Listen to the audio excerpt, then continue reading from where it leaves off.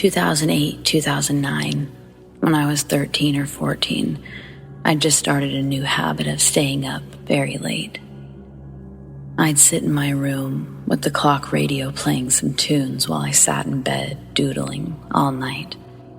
I can't pinpoint exactly when it started, but one of those nights, my radio began making this jacked up noise. Like a distorted, terrible noise over the faint sound of music struggling to be heard. I immediately hated it, but changing the station did nothing. This went on for a few minutes and just stopped. I quickly shrugged it off. And then it kept happening. Every night. For a few minutes, the radio would just go nuts. If I wasn't being lazy, I'd get up and turn it down for a while. Most nights, regardless of how much it bothered me, I'd usually just suffer through it. It occurred to me that it seemed to always happen around the same time, so I curiously paid attention one evening. At 3:30 exactly, on this little clock, it started, and it didn't stop until it turned 3:34. So for a solid 3 minutes, this would go on. I was aware that there was some sort of significance to 3 a.m., and though I wasn't the type of person to believe in that kind of thing, still, it made me feel really uneasy. It felt so intentional. So I paid attention more nights. Every single night, 3:30 to 3:34, it happened. I tried telling my family. No one believed me or bothered to listen to my off-putting rants. You know how in horror movies, the adults, they never listen to the kids blatantly calling things out. You ever thought that was unrealistic? Well, it isn't. Everyone else in my house was asleep by 3 a.m. Until finally one night, my older brother and his best friend were awake, long enough for me to convince one of them, the friend, to please come check this out.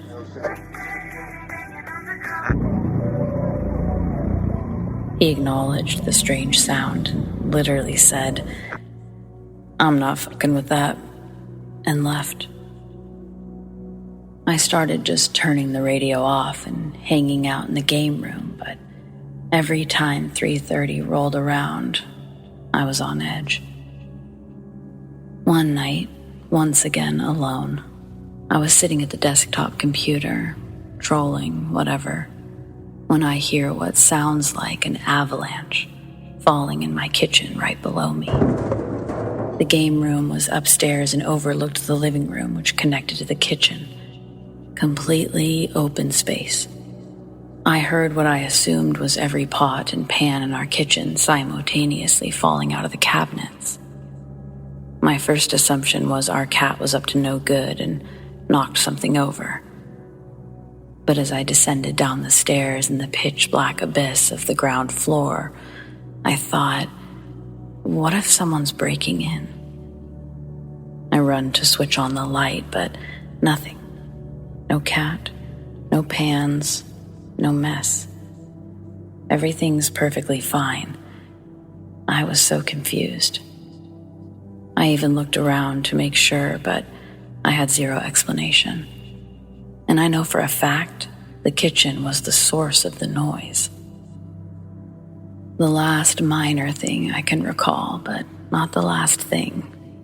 This was an incident where I was on the phone with my best friend, and mid-call, the phone went absolutely nuts. Hello? The call cut out and just screeched and gargled. Hello? I can't quite describe it, but I've never stared at something in pure terror like that before. It was a landline, and it's not like something similar hasn't occurred, but this was different. Just awful. I didn't even call her back. I just left, walked down the street to her house. Fuck this shit. Finally, the kitchen again. It's a Saturday evening, and previously mentioned best friend was over at my place. My mom was on a date. It's probably important to mention my dad had died in 2007. Well, it was around 7 or 8 p.m. We're making snacks when we hear my mom's car pull up. Keep in mind, we've been hanging out in the kitchen for at least 20 minutes, and we had light-colored floors. We go to meet them at the door. We're all headed back to the kitchen, my best friend and I highly anticipating the leftovers we're about to steal. Upon entering the kitchen, we all notice spots of blood on the floor. 20 or so nickel-sized spots of blood sporadically on the ground, all contained around the general area in front of the stove. My mom, being a mom, says, "Check your feet. It looks like one of you are bleeding." My friend was still in her socks. No blood. I check my feet, perfectly unbothered. My mom looks for the cat, asleep on the couch. Probably hadn't moved for hours. We couldn't find the source. We even looked at the ceiling, just in case. My mom's boyfriend wiped some up on a paper towel and sniffed it. "This is definitely blood," he said. Mom just cleaned it up. She even made some remark about how we were probably just trying to scare them. To this day, my friend, whom I'm still very close with, brings it up like, "Yo, you remember that time there was blood all over your kitchen? Like, seriously, what the fuck was that? Your house was haunted, dude." On top of these things, I just felt awful. I was already depressed, dead dad and shit. I started having terrible, vivid nightmares almost every night. I no longer slept in my bed. I created a sort of safe haven in my closet. After everyone went to bed for the night, I was always on edge. Another night of me snuggled up in my closet, I was listening to my radio and time somehow escaped me. The radio did its thing and I was done. I felt terrorized, targeted, and afraid. I just started crying. I hated it. Whatever it was, I just absolutely despised it. I begged it to stop. I can't remember exactly what I said, but it was along the lines of, "Stop, stop, stop, please stop, for fuck's sake, leave me alone, please." And it did. 3:32. I'll never forget it. Radio went back to singing clearly. If anything strange happened after that, I didn't bother noticing. A while later, when my mom was in her messier stage of grieving, after distracting herself with dating and work had failed, she was drinking herself to death on the couch again and brought up the blood in the kitchen to me. "You remember when we saw all that blood in the kitchen? You know what that reminded me of? Your dad. When he was almost gone and the diabetes was taking him, his feet would split and bleed, and I'd have to clean up all the little spots of blood that he'd leave behind. Oh, what a terrible time for us."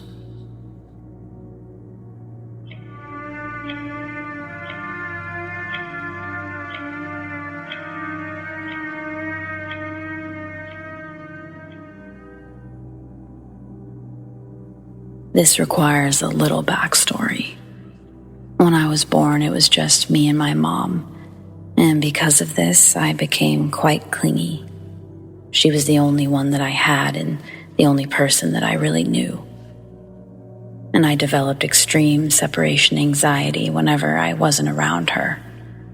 So in order to sleep in my own room, I needed her to come in and say goodnight. And often, I would sneak into her room in the middle of the night and sleep there.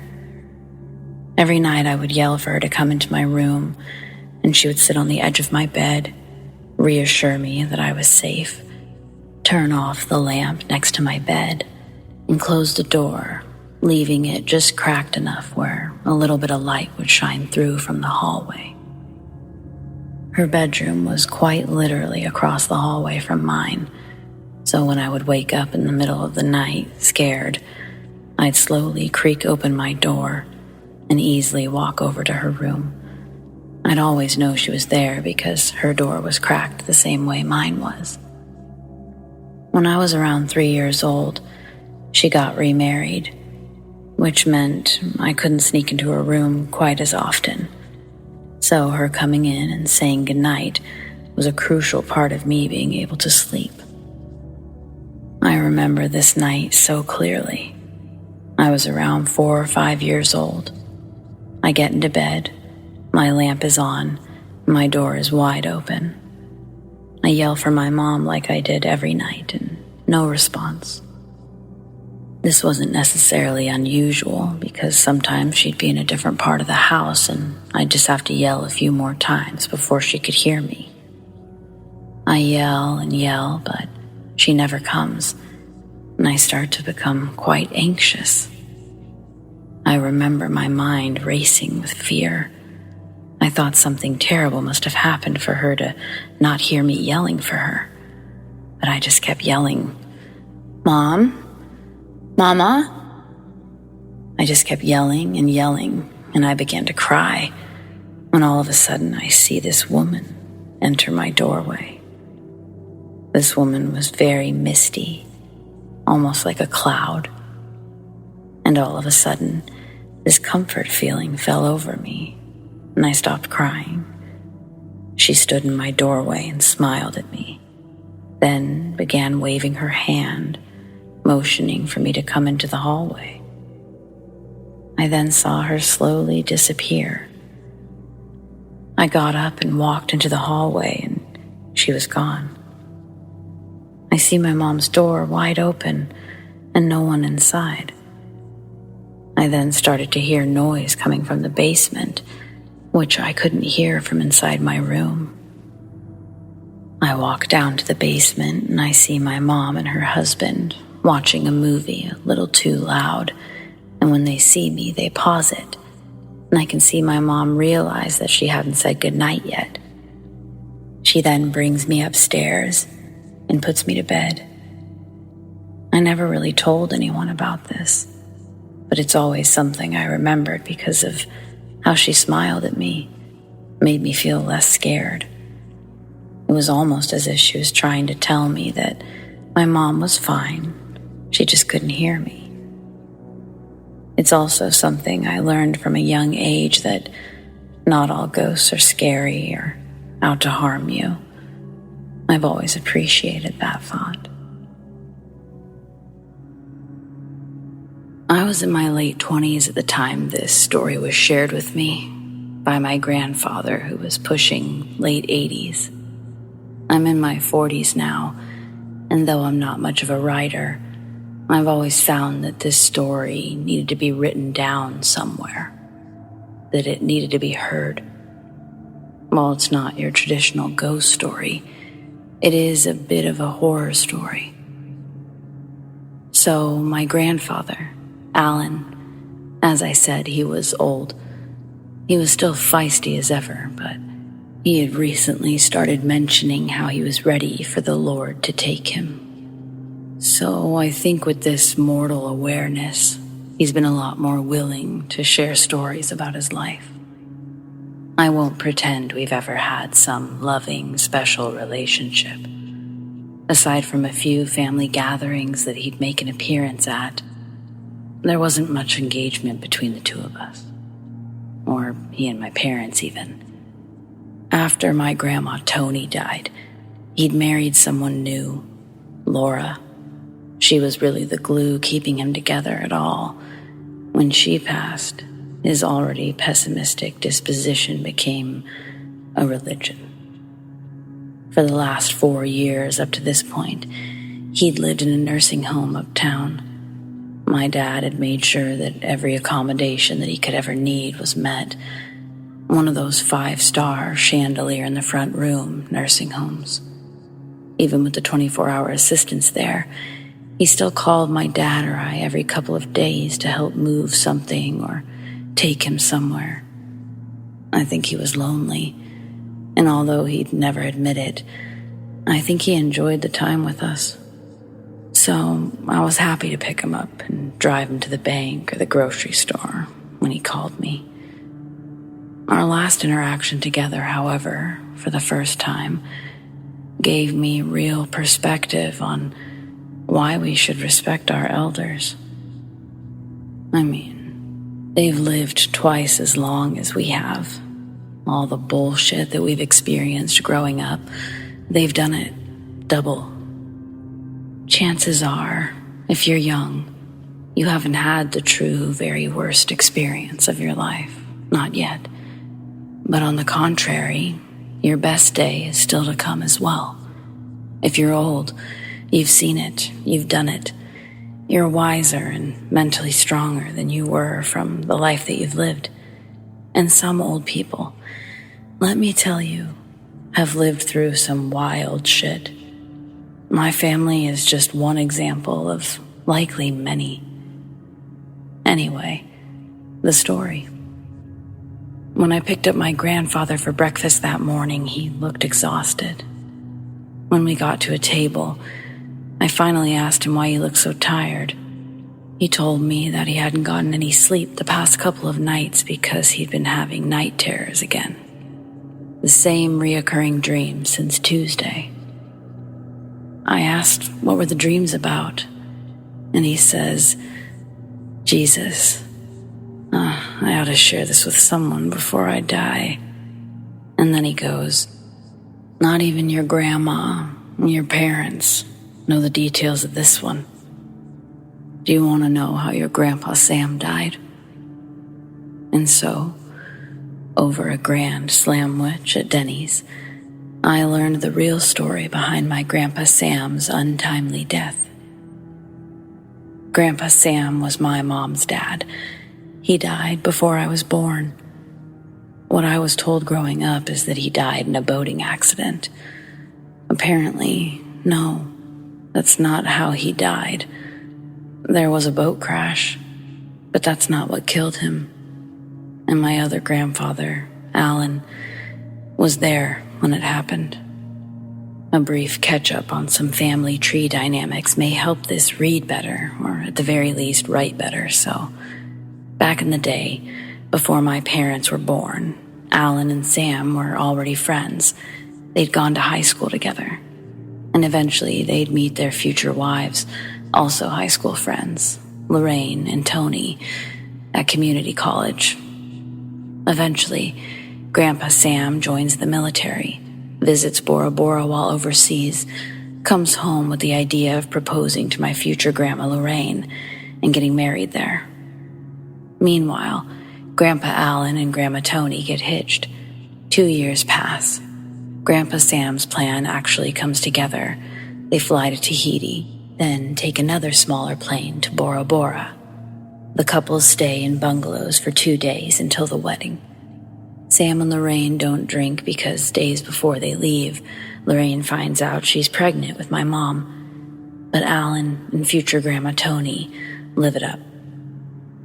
Morning of day 2, Sam asks Alan if he wants to go fishing. They can rent a little speedboat in town. Alan's hungover but feels bad that Sam hasn't been able to let loose on this trip.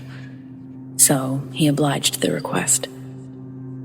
The speedboat that they rent is a small wooden vessel with an old motor on the back, built into the back of the boat with a real homemade welding job, creating the illusion of stability. Sam fires it up, and they leave the dock as Alan tries to read a paper map of the islands provided by the boat shop. Sam starts really pushing the engine on this motor, and they're flying through the water. He's yipping and laughing, but Alan, still being violently hungover, begs Sam to slow down. Sitting on the front bench with his head tucked in between his knees, Alan continues to feel the boat skip the clear tropical waters. Miles go by before Alan lifts his head and starts to scream at Sam to cut the engine. Sam finally releases the throttle and the boat jostles to a stop. He then apparently had a breakdown, crying to Alan that he's not ready to be a dad yet. The following hour, him and Alan have a real heart-to-heart, and he talks Sam down from his emotional peak. Within this hour span of bonding, they're unaware how much further out their boat has been pushed by the current. The designated markers indicated by the map are no longer in sight. The gas remaining in the tank slowly dwindles away, and they're forced to use the oars located under the wooden benches that Alan was dry heaving on hours ago. As the waves around them grow, one of the swells brings them to a height where Sam sees a landmass. Another hour passes on Alan's wristwatch as they battle the choppy waves in the direction Sam said to go, and the landmass is now clearly ahead in the distance. A beacon of hope just on the horizon line. They were both aware that it could take them until nightfall to actually reach the shore. Close to 100 yards away, they're navigating the jagged reef below, as the water goes up and down, revealing their sharp points when they rise and detract back into invisibility. The combination of a tall wave and its force against the bottom of the boat launches Alan and Sam straight up. Alan breaks his nose on the metal motor, while Sam lands upside down, halfway in the boat, under the bench and tackle box, while the rest of his body folds in the opposite direction, landing outside of the boat, paralyzing him. My grandpa says that Grandpa Sam immediately started shouting that he couldn't feel his legs. He had to leave Sam lodged under the bench and try to navigate this wooden boat to shore by himself. Alan manages to keep the boat stabilized and paddles the remaining distance. Drifting towards the shoreline, Alan starts to hear gurgling. Reef damage had sprung leaks in the boat, and Sam is struggling to keep his head from submersion. Alan's at a point where he can jump out of the boat and reach the ground to pull it into the sand. Alan then grabs Sam out of the boat and pulls him further onto land before collapsing from exhaustion. It was night by the time they arrived, but the humid tropical weather kept the air warm and comfortable. Finding shelter and building a fire wasn't a necessity for survival through the night, so they both just laid in the sand. Sam winced through the pain and quiet tears until he passed out. The only thing Alan could do was reassure him that someone will come looking for them. Both of them were significantly bloodied from open wounds and gashes from meeting with the reef. Unable to catch his own sleep, my Grandpa Alan decides to get up and explore a little bit of this island. For all he knew, civilization could be right past the tree line. The moon is bright enough to provide adequate light, enough to get a small bearing of the terrain that they're calling home for the night. When he approaches the tree line, he discovers the rules for the moon do not apply in there. The tree canopy is too thick for its light to penetrate. There's no sign of civilization, no artifactual light in the distance, no indication that this island is even inhabited. Alan decides not to travel further into the forest. Instead, gather palm tree branches and begin to make a giant SOS on the beach. Alan continues to make trips further and further down the tree line, collecting branches and bringing them back. But he says it's on his fourth trip down. He hears Sam let out a breathless holler. Alan drops what he's carrying and pushes his tired legs to run back to where Sam is laying.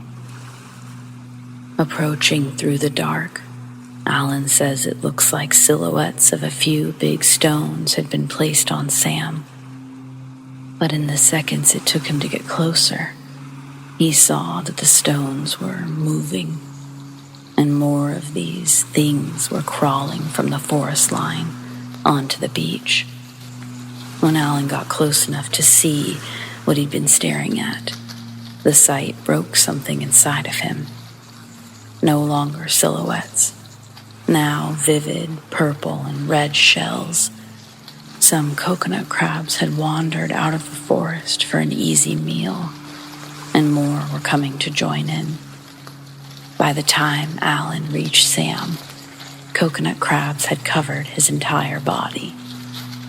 Alan ran to the boat and retrieved an oar, and he started swinging at the increasing number of coconut crabs, but was eventually outnumbered to the point of needing to flee himself to avoid sharing the same fate. My grandpa Alan had to watch from afar as the coconut crabs eventually dragged separated body parts of Sam into the forest. By the time the sun had risen, Sam's body was entirely gone. In agony, Alan finished the SOS sign and was spotted by an aircraft later that evening. When he got back to the bungalows, he had to break the news to everyone. It was earth-shattering. He never wanted to go into detail, and he'd never told anyone about seeing Grandpa Sam's body. But every decade or so, he's plagued with night terrors about being back on that beach. We both cried at Denny's that day. I cried when I dropped him off, too. I'm really grateful that he told me about this repressed memory. I always hoped that it helped him release the reoccurring nightmares that he was having. I personally don't think that my jaw has closed since that Denny's trip. Talk to your grandparents. Ask them about when they were young. You might be as surprised at what they say as I was.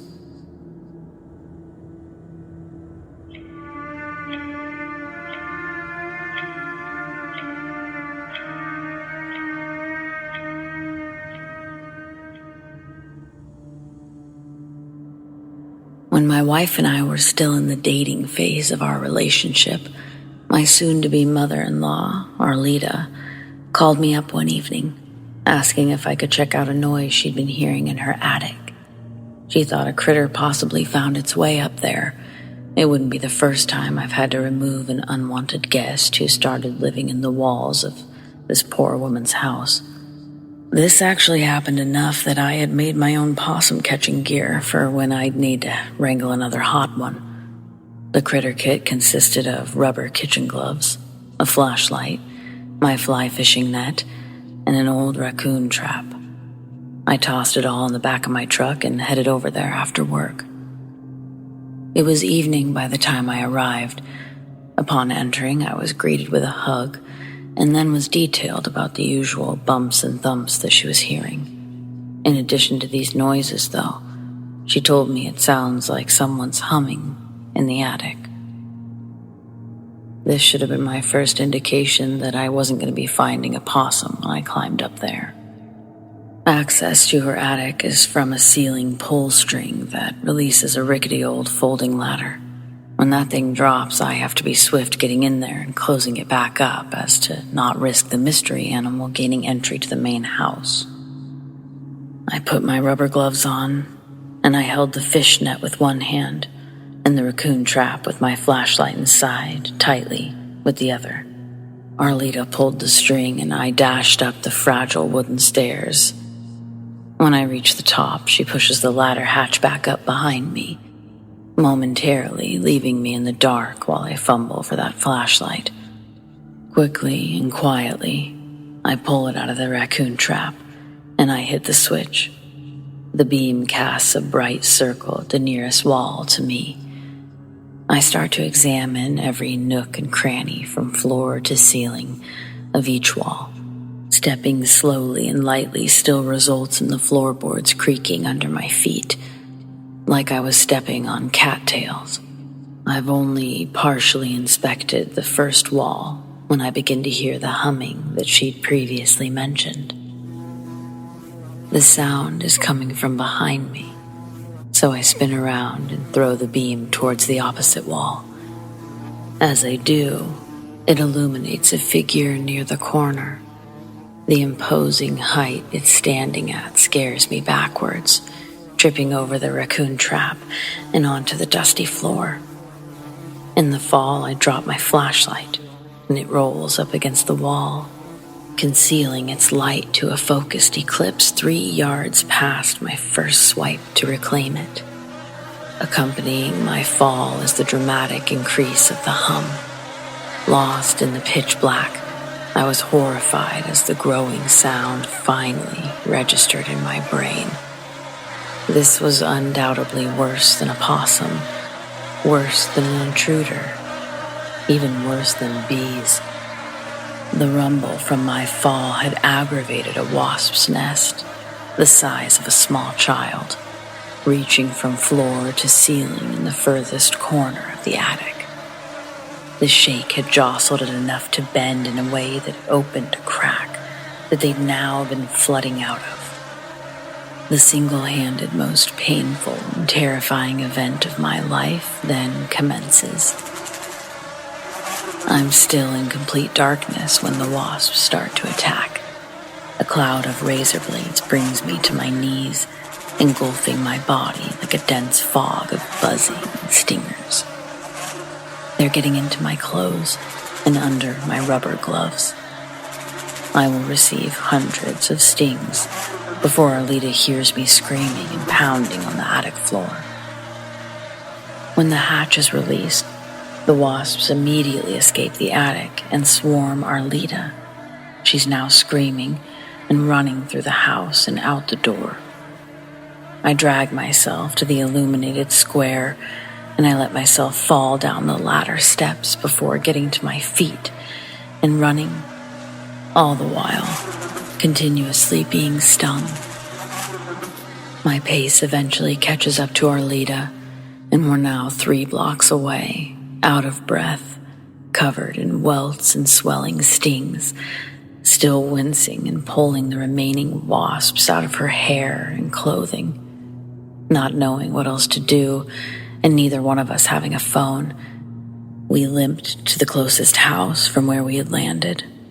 I sat on the street as Arlita knocked and was greeted by a look of shock. The homeowner brought the phone out to her, sliding it between a slit in the screen door, letting her use it on the porch. Arlita called her daughter, and she left work to come pick us up. We then went to the hospital. After the hospital, the 2 of them stayed the night at my family's house until we could figure it out in the morning. In retrospect, this trauma, I'm sure, inevitably made all of our relationships stronger. May very well have been some subconscious bonding block for us. When your mother-in-law loves you, you know you're going to be golden with your partner.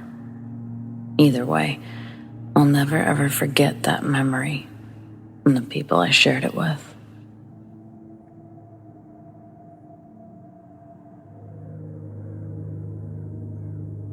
I live alone in a small 1-bedroom apartment. Earlier this week, I was called into work to help fix some coding problems, and I ended up getting home around 1 a.m. Opening my door, I walked in to see a bowl of popcorn sitting on my couch. My next steps are for the umbrella leaned against the wall to my left. It was the closest object I could find to arm myself with as I proceeded to look under furniture, my bedroom, tear down the coats in the closet to see if anyone was hiding behind them, even tore down the shower curtain, all while holding this small umbrella with a death grip. Again, I live alone and was gone all evening. Seeing a bowl of freshly popped popcorn left me more than a little shaken. The apartment didn't smell of any unfamiliar odors. It didn't even smell like popcorn had been popped. Walking back to the couch, I slowly picked up the bowl and inspected it. It was my bowl, and the discarded wrapper led me to believe that it was my Orville popcorn, which I'd just recently purchased. The popcorn was still warm, but had absolutely no scent. I was at a complete loss for words. My Ring doorbell had never sent me a notification during the day, nor was there anything out of the ordinary on the recordings I viewed. I dumped the popcorn into my garbage can, and then I sat back on the couch, trying to figure out how this could have happened. My next sinking thought was that maybe I had done it and forgotten about it, like really forgotten about it. Even though it was warm and I hadn't been home all day, maybe there was a carbon monoxide leak in my apartment. No, that was my next inspection. Everything was fine. Sitting back on the couch, defeated and angry at my confusion. It's almost 3 a.m. and I'm gonna play some Xbox and go to sleep. Reaching for the controller, I notice it's not in its usual port. I swore I left it charging before I went into work. I scour the place, but don't spend too much time because I'm exhausted. So I chalk it up to another action performed mindlessly by me. The TV remote is next to me, so I switch it on, but instantly turn it back off. Because right next to me, I hear, "Yo, what?" Too close to be mistaken for my neighbor talking through the walls. Not to mention, it was nearly 3 o'clock in the morning. Odds were I was the only one awake in my unit. I jumped right off the couch, ran to my bedroom, and slammed the door. I hear what I think is my front door opening and slamming shut. Honestly, I didn't even go out to investigate. I just locked my bedroom door from the inside and tried to fall asleep. This was too much, and if all of these oddities somehow did turn out to be a burglar, congratulations, you can have my shit. I was all done for the night. It was time to shut down, reducing the risks of the growing sense of dread evolving into unhinged hysterics.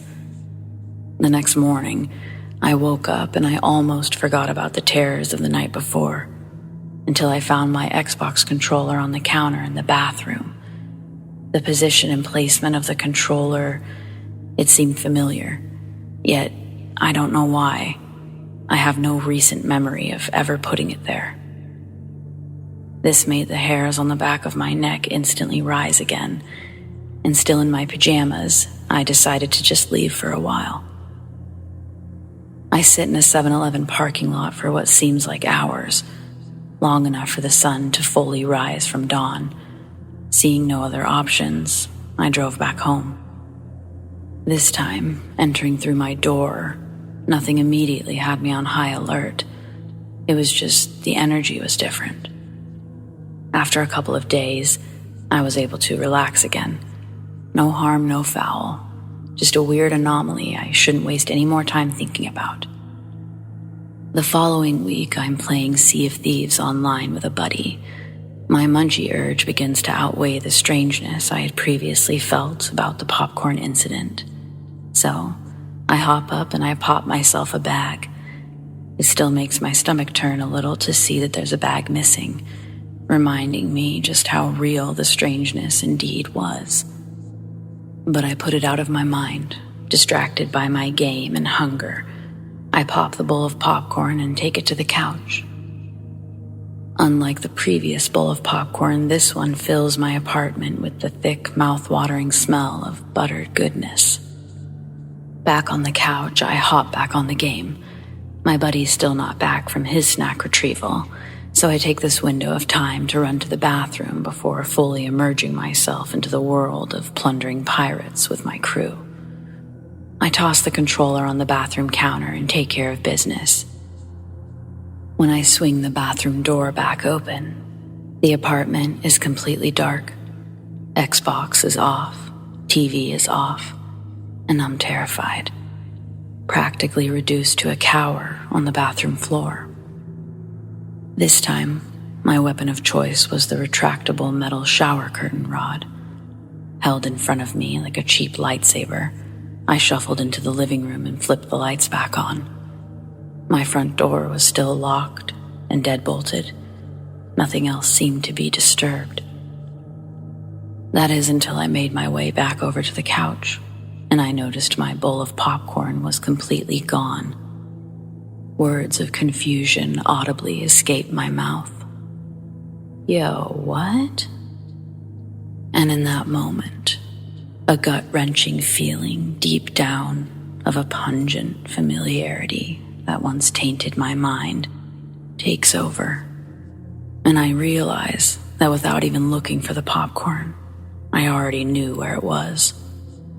I walked into the kitchen, and sure enough, just behind the aluminum trash lid, nearly at the bottom of the black bag, laid my popcorn, discarded amongst the collected rubbish of the day. The pit grows in my stomach, as if I'm approaching the peak of madness like a roller coaster's edge. Then, my bedroom door slams so hard it shakes the walls, and my roller coaster of emotion descends into freefall. I grab my keys and escape the squeezing feeling of terror that's compressed my lungs. I slept in my office that night. One of my coworkers found me sleeping on the couch, and they praised me for how hard I've been working on this project. I didn't bother correcting their assumptions. I also didn't bother confiding in anyone about what happened because, well, I don't even know how I should be approaching this. It's either like the most twisted case of deja vu ever, or something. The other option is that it's something actually based in reality. Did a small burglar enter my house unnoticed and then decide not to take anything, but dump my popcorn for some reason? Is this paranormal? Who keeps wasting my popcorn, and why?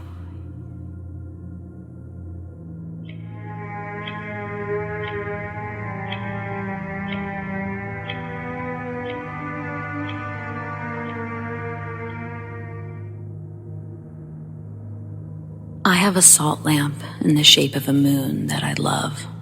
I used to use it as a nightlight, but since the bulb blew out 7 or 8 months ago, it became just an ornament on my nightstand because I couldn't find the right bulb for it. And it's a pain because you have to pull the whole thing apart to replace it. I have one outlet with 2 plugs near my nightstand. It's above my bed near the pillow where I sleep. When the lamp stopped working, I unplugged it so that I wasn't wasting an outlet. I use those plugs to charge everything while I sleep. And I've plugged and unplugged multiple chargers from it almost daily in the last 8 months. The cord to the lamp just remained laying beside the nightstand, unplugged since it didn't work anymore. I recently took a surprise trip home to surprise my dad for Father's Day. The whole trip home, I kept having a super strange feeling like I wasn't supposed to be there, or that the last-minute impulsive choice to fly home was a choice I shouldn't have made. I don't know, it was weird. The whole trip felt like a dream. After a few days of visiting family, I flew back home, ate dinner, played with my dog, went to bed, woke up the next day, and went to work. All was fine and normal. It was only a 2-hour flight, so it's not like it completely exhausted me or turned me into a zombie. I'd gone to bed at my normal time. That night, after my first day home, I do my same routine, but when I shut my bedroom light off, I noticed that the moon lamp is glowing. I was so confused, I turned my light back on, and I noticed that it was plugged into the outlet above my pillow. The only people who have access to my house are my sister and my boyfriend, who both acted completely confused about why the hell I was asking them if they replaced a bulb and plugged in a random lamp, and they swear it wasn't them. The thing is, it wasn't lit up the previous night when I got back from my trip.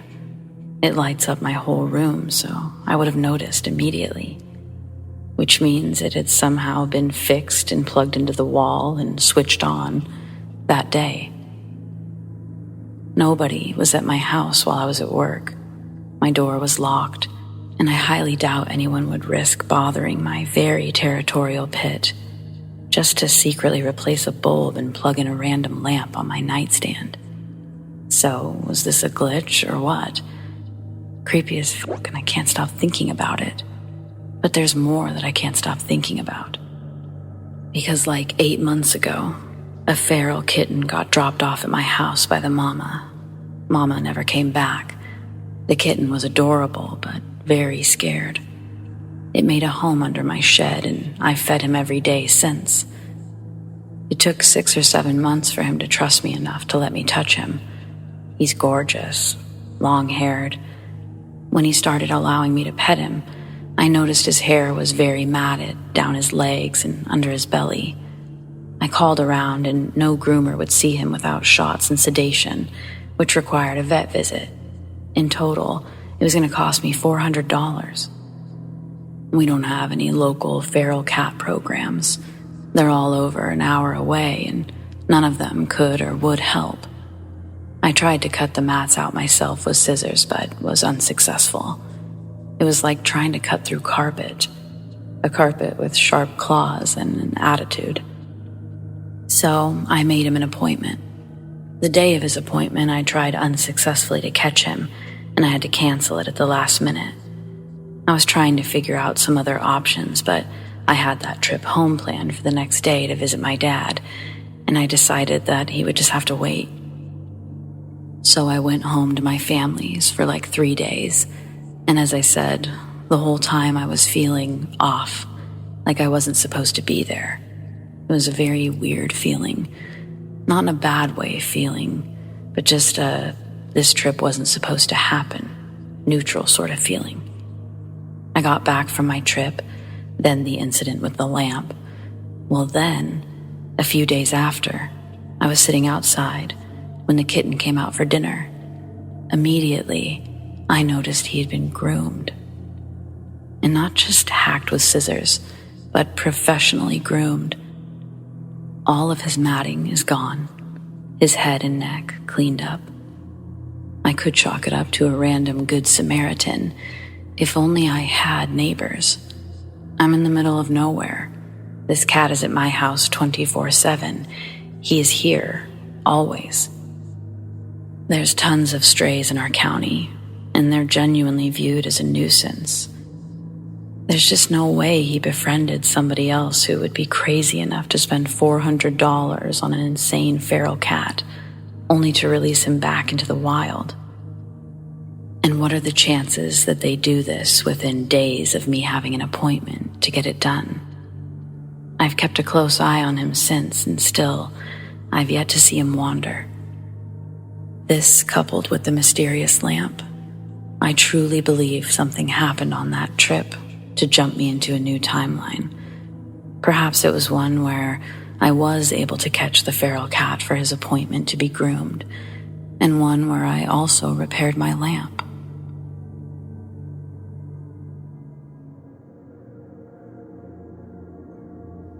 So I'm pretty sure that my neighbor is possessed.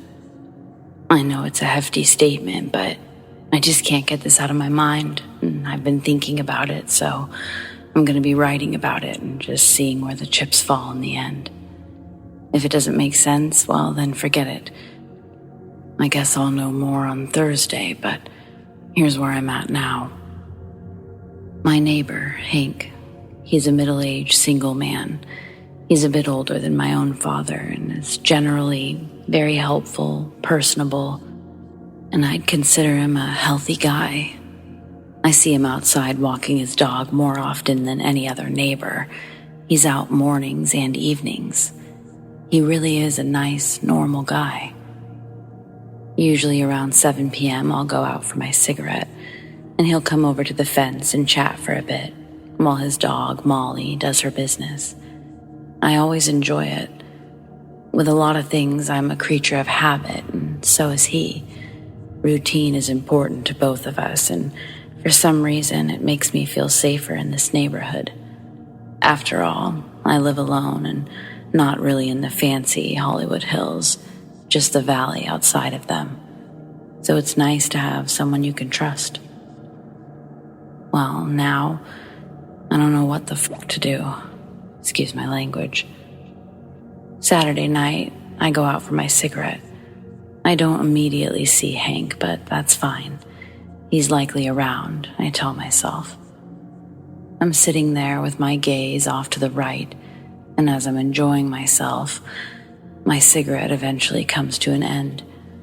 I turn to put it out, and there's Hank, standing almost where he normally does, just staring.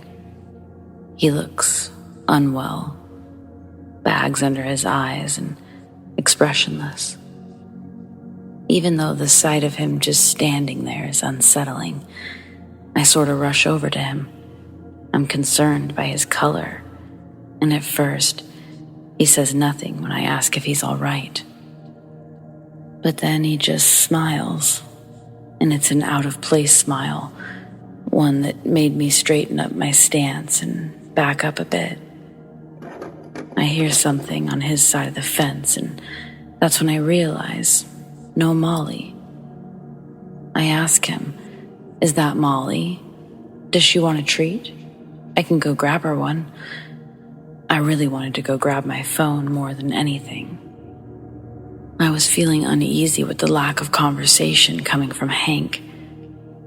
He doesn't answer me about Molly, and now the fact that I'm not seeing her, combined with his stance and behavior, it's making me nervous. Had something happened to her and he was in a state of shock? Then the sound again, or still, catches my eye. The scratching. It sounds like it's against the wooden fence, but I still don't see Molly. I start to sort of lean over my side of the fence to his, and he abruptly says, "No." He didn't put his hands on me or anything. He actually never moved his hands at all, not that I could see. But the way that he said no, he sounded mean. Then, just past him, through the window, I see Molly. She's now pressed against the glass, barking. The whole scene feels tense, and I don't really know what to do. I still hear the sound of scratching, and Hank, he's still staring at me. I decide to leave. I tell him that I'm going to head inside, but I'll see him tomorrow for church. Another routine of ours. At first, still nothing. And then as I'm walking away, he laughs. It's longer than necessary, and it's an out-of-place laugh. Just like his smile.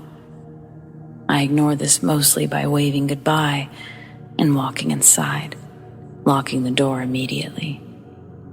I head straight for my kitchen window, which gives me a view of where I just left Hank, and a bit further towards our backyards. He's still standing at the fence, staring forward. I'm truly panicked, thinking I'm going to have to call the police or something. Someone other than me is going to have to check on my friend if he basically stays out there all night. As I stood there, watching him, I realized that he was scratching at the fence. Eventually, I really don't know how long, he seemed to snap out of it. He seemed scared for just a moment, and then he ran back inside his house through the front door. It was all so wrong, but now it was out of sight, out of mind, for the most part. Until it wasn't. 10 hours later, I head over to see if Hank is ready for church. But as I reach his side of the fence, making my way up his front steps, I'm horrified to see that his fence is just covered in bloody scratch marks, right where he was standing the night before. I stop in my tracks, but I know that I have to keep going. This is my friend, after all. I get to his door, and I'm immediately faced with more blood. This time, it's across the front door. It looks sort of brown, but I know it's blood. I ring the doorbell, and almost immediately, Hank opens the door. He looks like my friend again, albeit he's messy and distressed, but his color is different. His eyes are more lively. He asks me if I want to come in for a second. I explain that it's Sunday, so it's time for church. He looks bewildered. He reaches for a non-existent phone and looks at a non-existent watch. He tells me that he's sorry he doesn't know what's happened to all of his things or the time. "You're sure it's Sunday?" he asked me. I shook my head and I told him, "Hey, it's okay if you need a minute to get ready, or if you're not feeling well, I could take you to the doctor's." Almost cutting me off, he snaps back at me. "You think I'm going to spend my day sitting in a fucking church?" I'm taken aback. I've never heard him swear, yet alone raise his voice like that. He sounded awful. A deep rasp I'd never heard from anyone, yet alone Hank. Dumbfounded, I tell him, "Well, if that's all, I better get going. I'll check on you after church." I start to leave before he stops me. "Look, oh gosh, I'm so sorry. Gosh."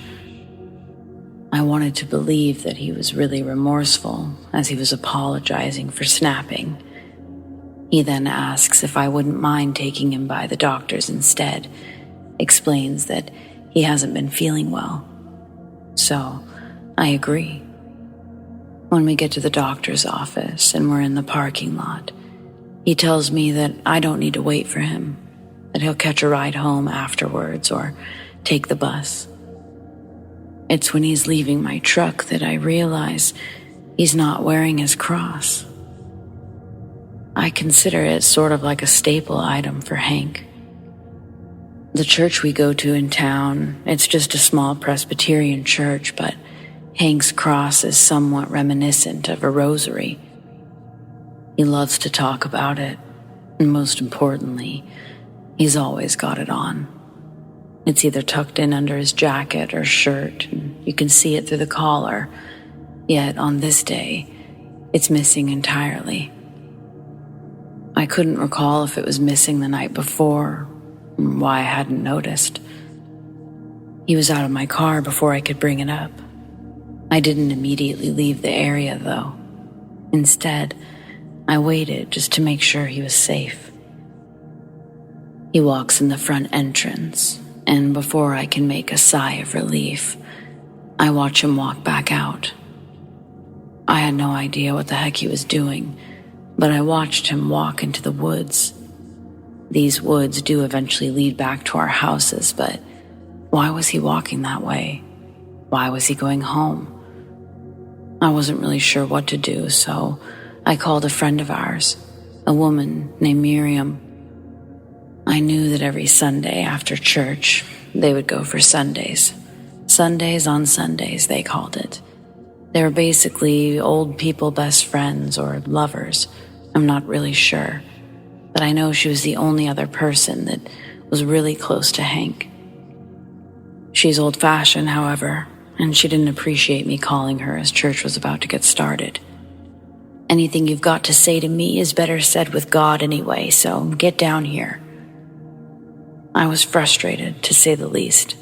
When I showed up, she looked concerned. I figured that she would when she saw that I was in fact not with Hank. About 30 minutes into Sunday service, I get a phone call. Normally, I keep my phone off, but the buzz of the morning had me all messed up and I must have forgotten. I don't immediately recognize the number, so I let it go to a message. But they don't leave one. Instead, they call again, and I excuse myself. It's a local sheriff's deputy asking me if I'm indeed who I am. I confirm, yes, I am she, and he continues. "Your neighbor," he says Hank's name. "He's asking for you, ma'am. We've got him here at the station. He's not under arrest, but he's in pretty bad shape." The rest is just sort of a blur as I frantically agree to meet them as soon as possible. When I get inside the station, I see that Hank looks terrible. He's sitting and facing a wall, not in a cell, just a bench in the lobby. No police even greet me as I enter and walk around. I tell Hank to sit tight, but he's already ahead of me, frozen, staring at nothing. Without much of anything, they let me walk him out of there. I ask them, did anybody call the hospital? Should I take him there? Nobody knows what to do.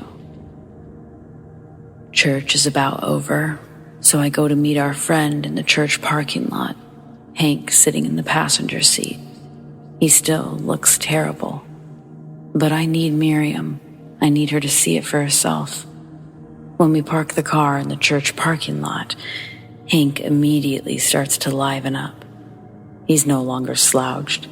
Instead, he's huffing a bit.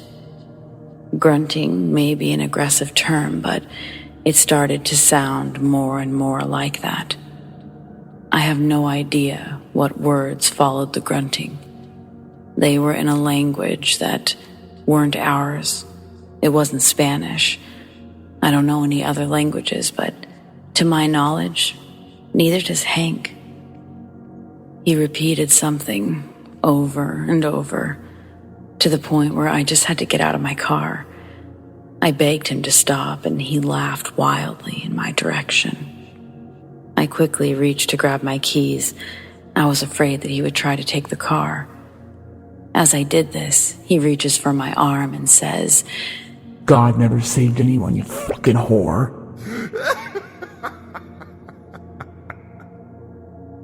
And he continued to laugh wildly. I ran in the direction of the church doors, and as everyone filed out, I grabbed Miriam.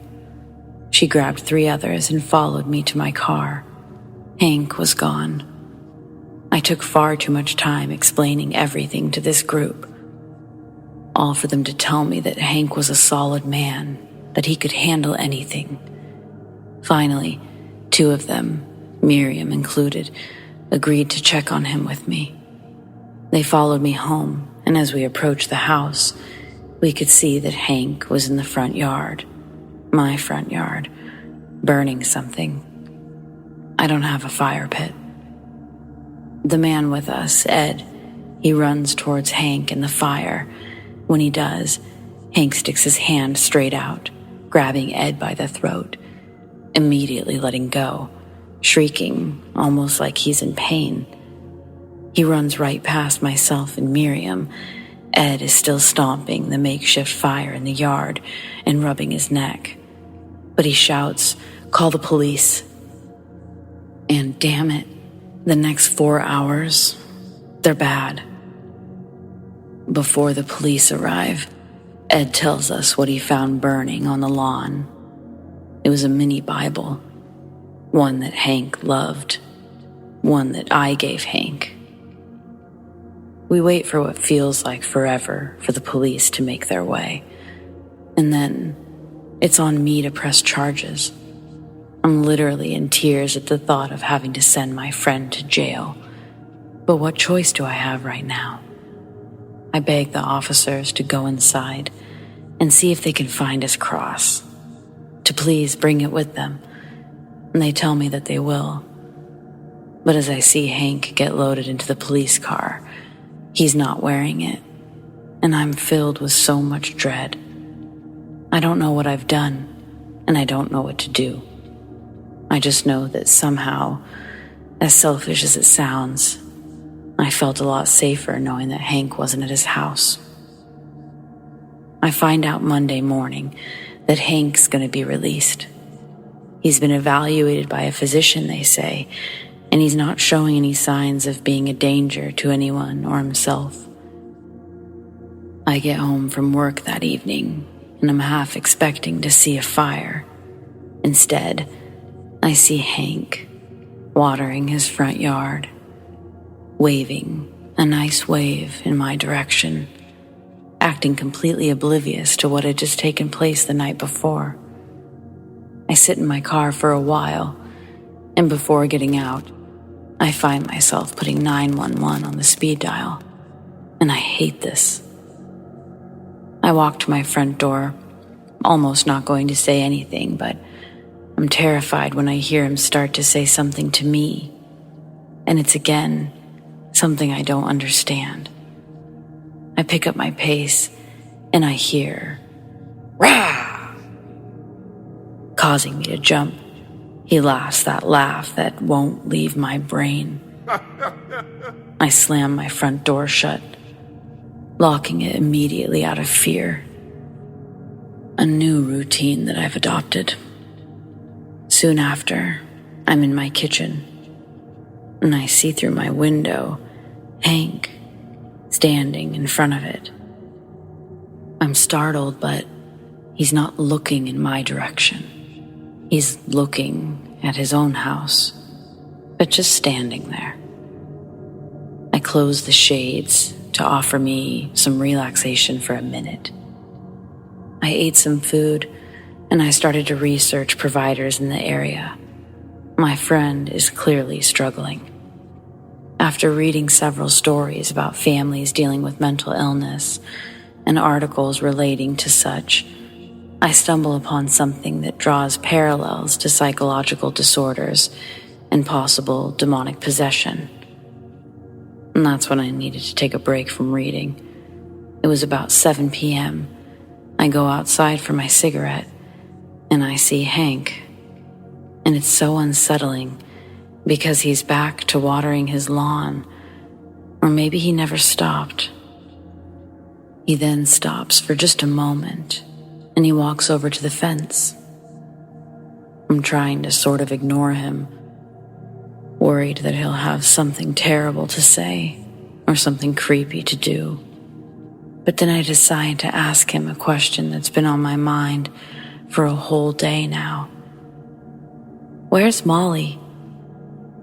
He looks down, smiles this new smile that I despise, and he tells me, calmly and almost sarcastically, "Oh yeah, Molly? Yeah, she was a good girl and all, but I just had to get rid of her, you know? I'm just getting too old to keep up with her, you know?" No, I don't know, Hank. What the fuck? It's not like Molly is a spring chicken. He's had her as long as I've lived here, which is about 4 years now, and Hank loves her. My heart just broke and I started unexpectedly crying. Hank, though, he just smiled. He was pleased to see me so sad. He sighed like a fake sigh, and he looked away, continuing to smirk and continuing to water his lawn. That was last night. I didn't hardly sleep, and I didn't go to work today. And for hours, I've done nothing but call every Catholic church I can in search of a priest who can help identify possession and obsession. I've been told that someone will visit us on Thursday, but that seems ages away. The days are long and the nights are longer. It feels heavy around here. I miss my friend. I miss his dog. Someone please tell me that there's hope after something like this.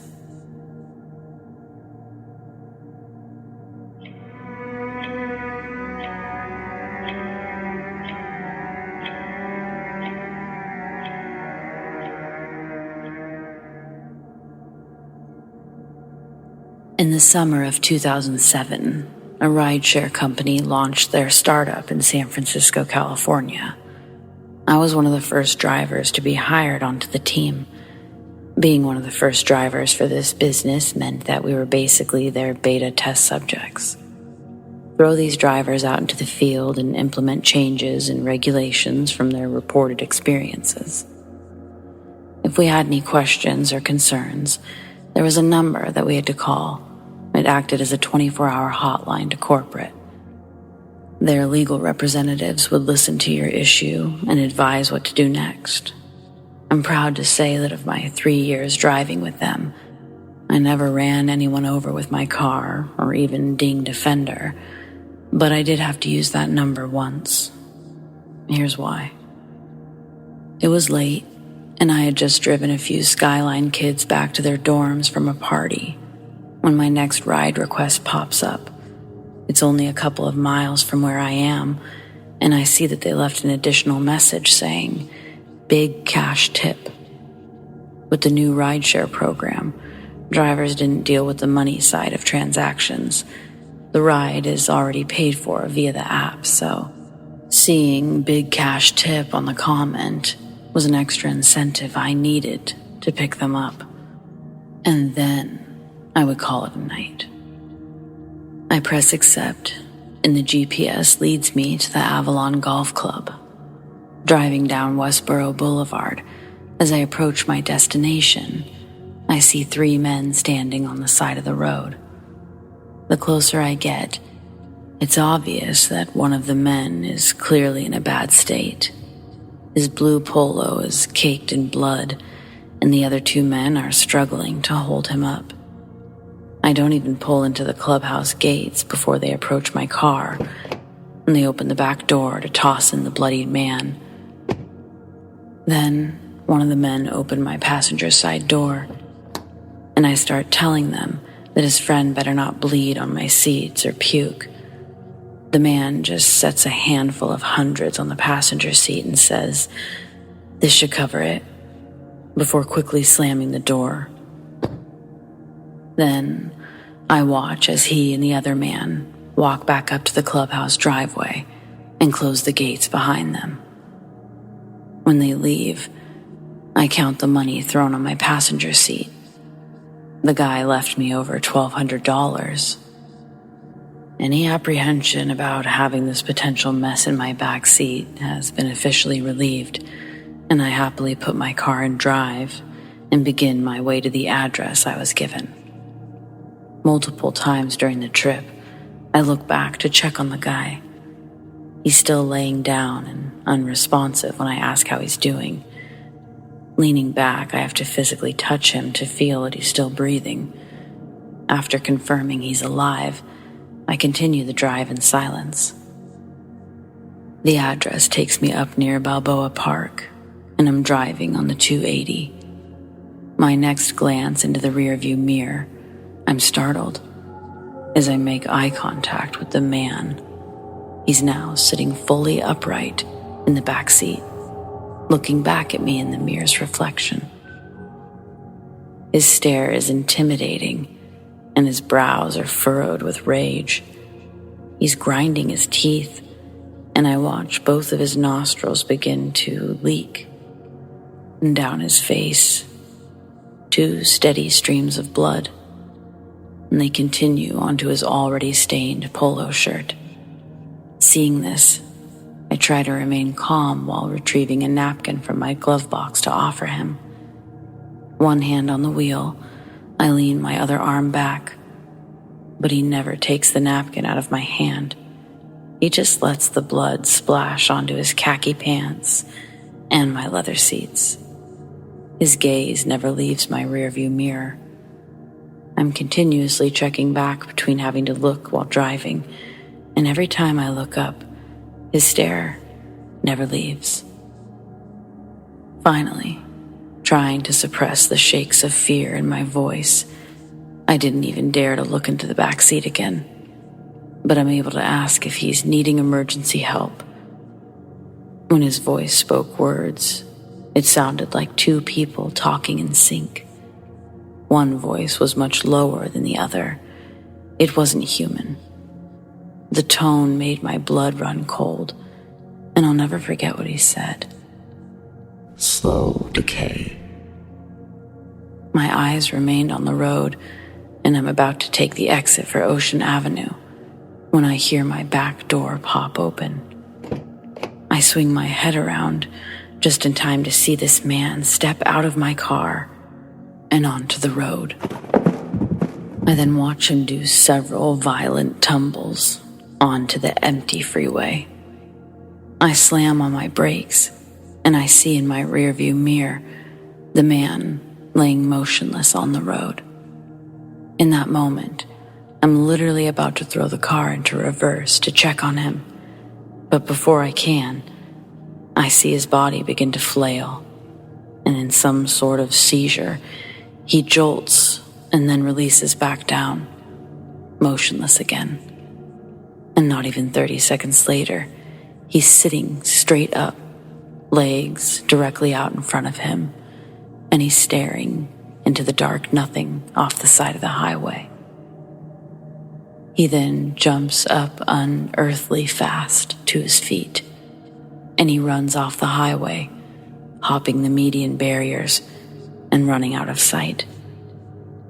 I sat there in shock from what had just happened, not knowing what to do. I turned off my in-service for the rideshare, and I drove home.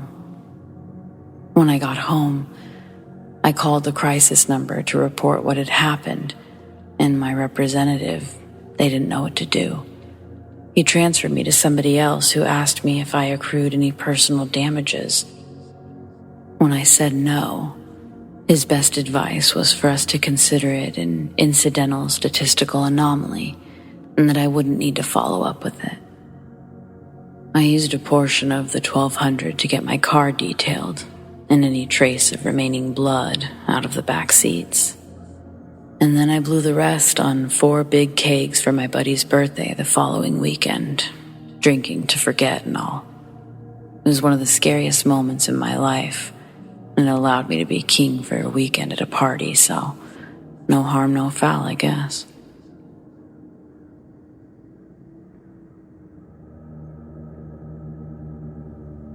When I was in elementary school, I had an experience that I believe was paranormal. My family has since moved, and we've lived in Puyallup for over 15 years, but this was when my family still lived in Stillicum in Washington. My school was pretty old. I think at one point it was smaller, but they built onto it a little bit. Either way, the area where we had library, it was the front office and the gym, it was the oldest part of the school. Our class would do library once a week, which was always a drag because it was my favorite part of school. I loved reading, and basically everything else in school was hard, including making friends. It wasn't like I was actively trying or that I wanted a lot of friends. I just kind of wanted people to leave me alone. Being a target sucks. Why was I a target? It was likely due to the fact that I was traditionally different than most of the kids. Symbrachydactyly, a congenital hand disorder that one, such as me, is born with. If you haven't Googled it already, it means one of my hands, my left, is smaller and underdeveloped in comparison to the right. An over-exaggerated example of this, but subjectively funny, would be Scary Movie 2. It's okay. You can feel uncomfortable, or you can laugh. I'm funny now. Anyway, the library. I loved free reading time. I had a perfectly hidden nook that I quite enjoyed tucking myself into as I read the latest installment of Magic Treehouse. I'd chosen this spot because a specific classmate had taken a liking to messing with me when I sat in the general circle area or at any of the tables. You know, he was one of those kids that either didn't know how to read or just didn't like to. As a child, I was smart enough to know that adults should be doing something to help me, to stop this, but I also wasn't going to do anything about it. I wasn't going to tattle or make a scene. It never worked out for other kids. I'd seen it time and time again fail for others, so the nook, that was my solution. And just for a moment, I'd like to talk about this nook more specifically.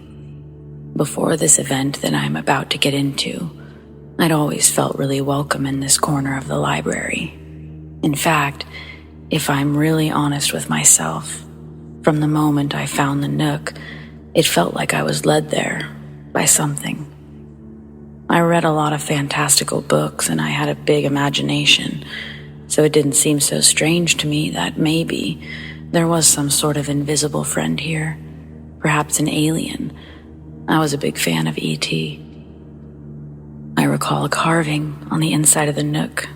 CL was here.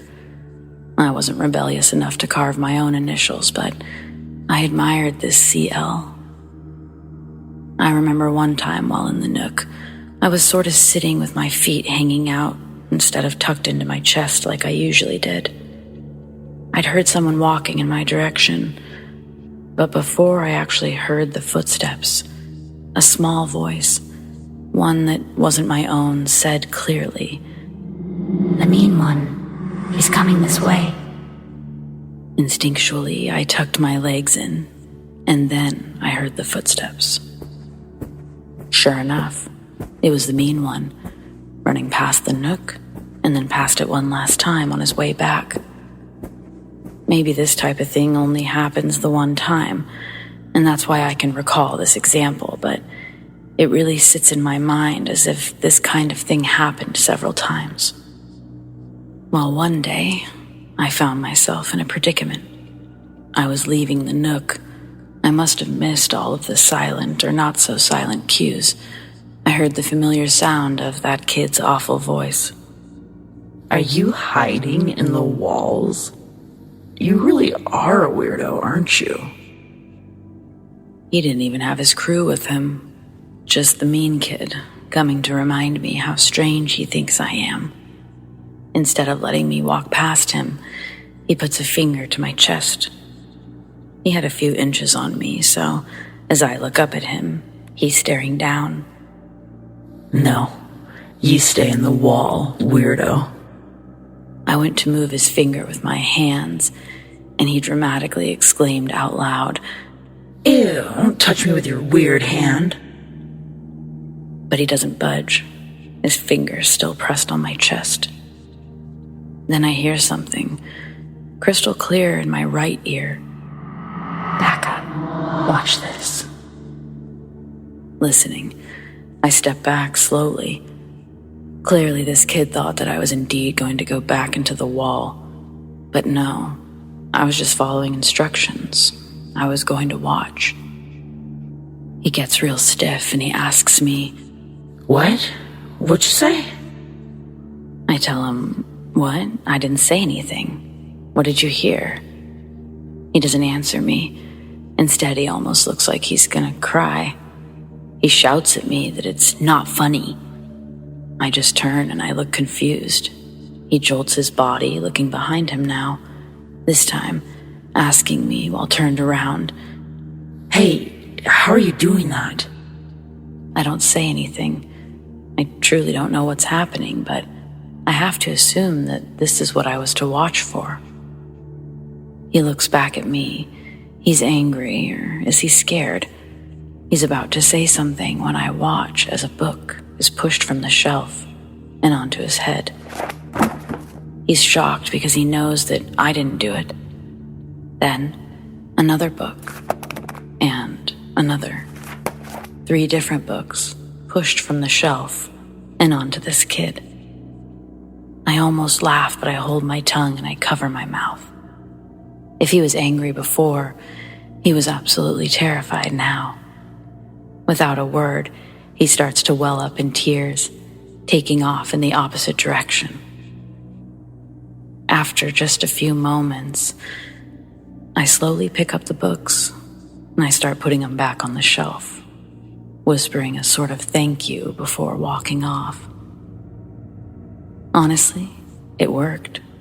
I wasn't bothered the rest of the year, and the next year was middle school, a whole different ballgame. I do wish that I could have spoken to that kid afterwards, but in some sort of weird role reversal, he was now afraid of me. So even though I'll never know exactly what was said to the kid, I'll always be grateful for the spirit that resided in that library. I have to assume that's what it was anyway. Perhaps it was the infamous CL from the Nook, or an old librarian. I don't know. All I know is it wasn't something that followed me, because I've never felt or seen anything like it since.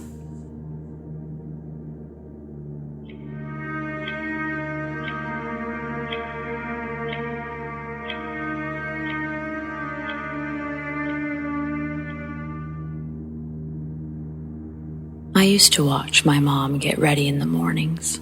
I would sit behind her on the bed, and I'd watch her put on her makeup, take the curlers out of her hair, smiling at me through the mirror. But my favorite part was at the very end. It's when she would let me get a tiny spritz of her perfume.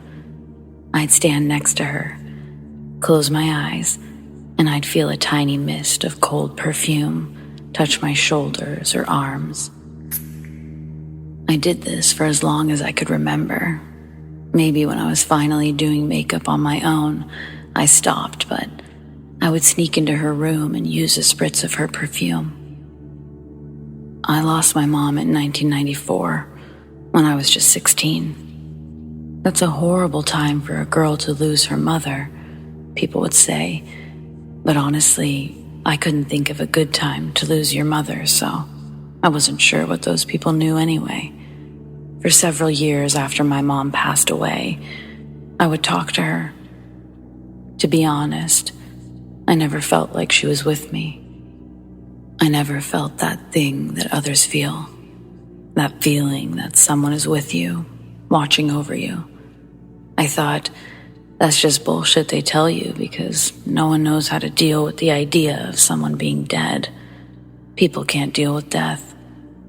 So, I stuck with that for a very long time. I think in some ways it helped me cope. In other ways, I felt entirely alone.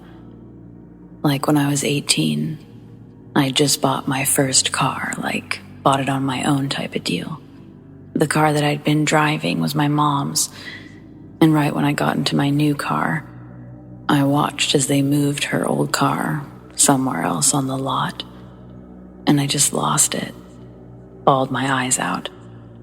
I know it's strange, but half of me was expecting her to just show up, that her ghost would just be there and comfort me. Of course, that didn't happen, and it felt like for a long time I didn't cry.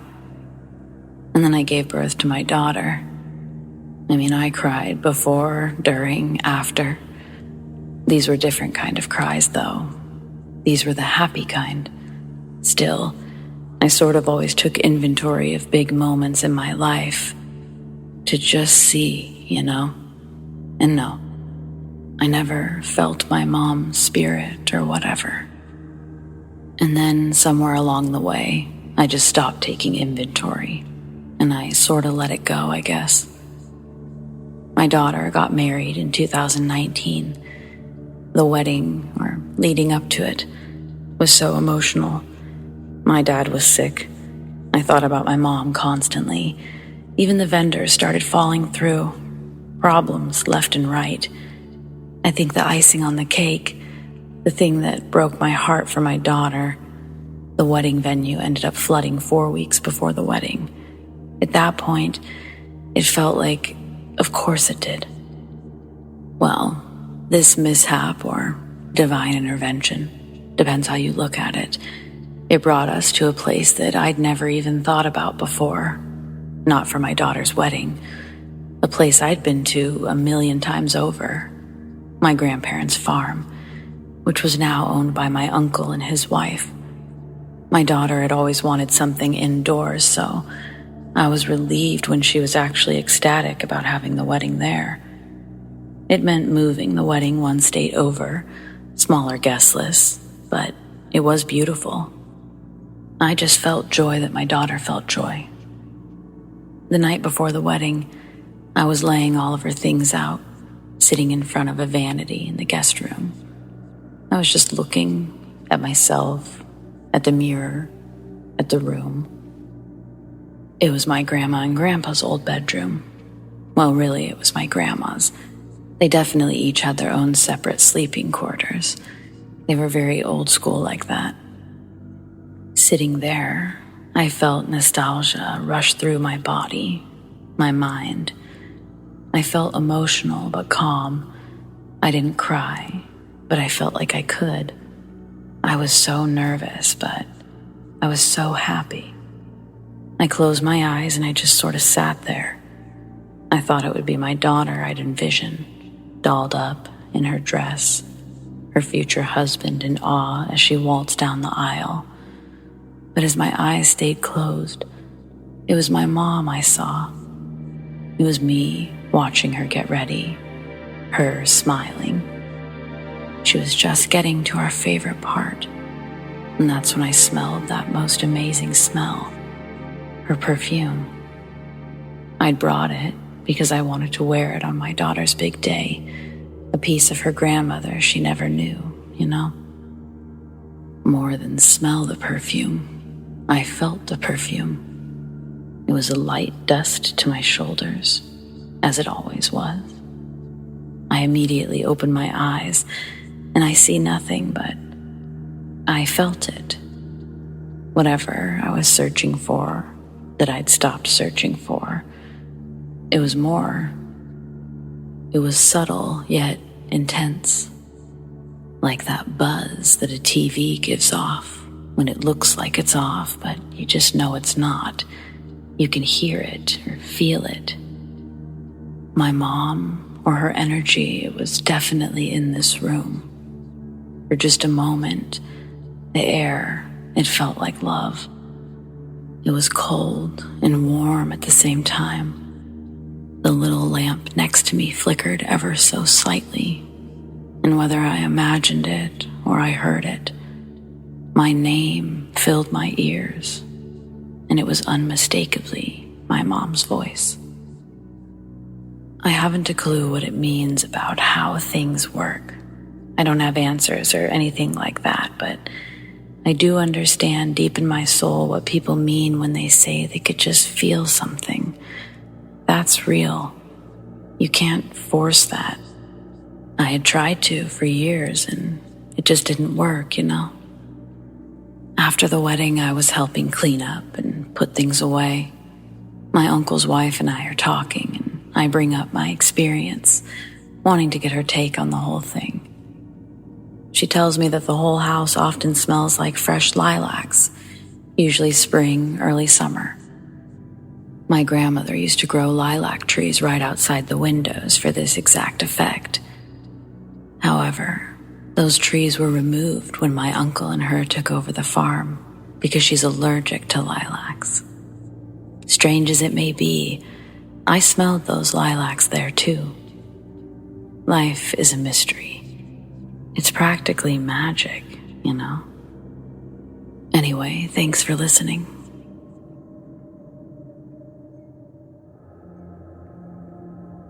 For years, I've taught elementary school, but this year, I'll be teaching middle school. I'll be starting at a new school in less than a month. I've been really excited about it, actually. Orientation for me was actually just before summer started, so I've been able to get my classroom set up, and I've been familiarizing myself with the school. I've been the only one there on most days, especially in the beginning.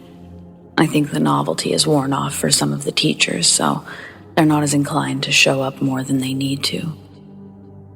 I sort of enjoyed the quiet. I knew the halls would be filled soon enough. So, as I said, I've been excited. I'm still excited, but there's definitely something strange about this school. Specifically the second floor, where my classroom sits. For obvious reasons, I'm not going to name the school, but it's truly not that old of a building, only having been standing since the late 1980s. It's also located smack dab in the middle of a pretty well-known, populated area. I guess all this to say that it never really struck me as the type of place that could be haunted. It wasn't ominous by any means. But I think maybe it could be. I don't usually get involved in anything fantastical, right? I'm not one who actively believes in ghosts. I don't dismiss everything I don't understand, obviously, but still, ghosts? I've just never thought about it much as a topic at all. I mean, I teach children, so ghosts just haven't been part of my lesson plan. Why do I think this, though? What brought me here? I'll say it as it is or as it was, and then maybe someone with some experience can explain to me what's going on. About a week ago, I decided to bring my plants into the classroom. There's this window that faces the sun during the day, and that's where I'm going to have the reading nook. I bring 4 of my plants from home, all very easy to care for. A snake plant, aloe, and a couple of ponytail palms. All pretty drought resistant, and they like the sun. These plants have survived 2 moves, 1 across country. They've been with me for over 6 years. I set them up, no problem. As I'm leaving my classroom, it's early evening. I turn around to give my room that final proud look before heading out. The leaves on one of the palms seems to move. Strange. I wasn't near the nook before leaving. The window is closed. I didn't dive into the strangeness further. Instead, I just headed to my car and I made the trip home. I go back the following day, actually the following morning. I remember that the file folder on my desk actually has registration for CPR. I'm expected to complete the class the following day. Without the forms, I have to pay over $100 out of pocket. And let's be honest, there's not a middle school teacher in the United States who can afford to let that kind of money just slip away. Not willingly. So I walk into my classroom, head straight to my desk, and the folder's not there. Without too much effort, I find it on the ground, just to the right of the desk. It must have gotten knocked over. As I lean down to pick it up, I hear a door in the distance shut. I never heard it open, but I absolutely heard it shut. Grabbing the folder, I fast walk into the hallway, thinking that maybe I'll see another staff member. I see nothing. I head back inside to make sure I haven't forgotten anything. Last minute, I decide to check on my plants. I know they're fine, but it's good to talk to them. But when I do, I notice that they're not fine at all. I have no idea how, but they're all practically on the verge of death. I'd be lying if I said I wasn't a bit emotional in that moment. First, I've had these plants for years, but secondly, it all feels like some sort of bad sign. From alive to dead, less than 24 hours in a new space, this was unreal.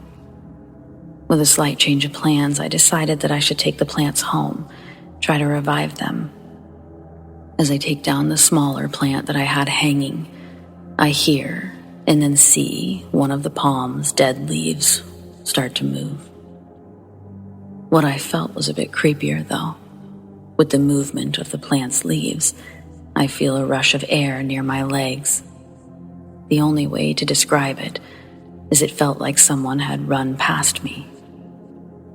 I hear nothing immediately, but in the distance, I hear smaller, quieter footsteps. I keep removing the plants and I place them in the large box I used to transport them. I start my walk down the long hallway towards the stairs. As I do, I peek through each classroom, searching for my mystery person. But the school, it's empty. Just to be sure, I go to the main custodial area. On one occasion, I've seen the janitor there, but when I arrive, it's clear that they haven't made it in yet. Outside of the sun filtering through the various windows, the school is still dark. Realizing that I'm alone, but that I've been hearing things, feeling things, I quicken my pace and I make my way down the stairs. As I do, several pairs of footsteps build behind me. I don't turn around, but I do run. Right as I hit the last step, I feel coldness touch my legs. I feel a rush of wind past, not by me, but through me. As it passes, I lose the grip on the box that I'm holding, and by no control of my own, I drop it, and the box lands on the floor, spilling the contents all over the bottom of the stairs. I sat in the parking lot for almost an hour, just waiting for the janitor to show up. They never did show up, and I never did go back inside that day.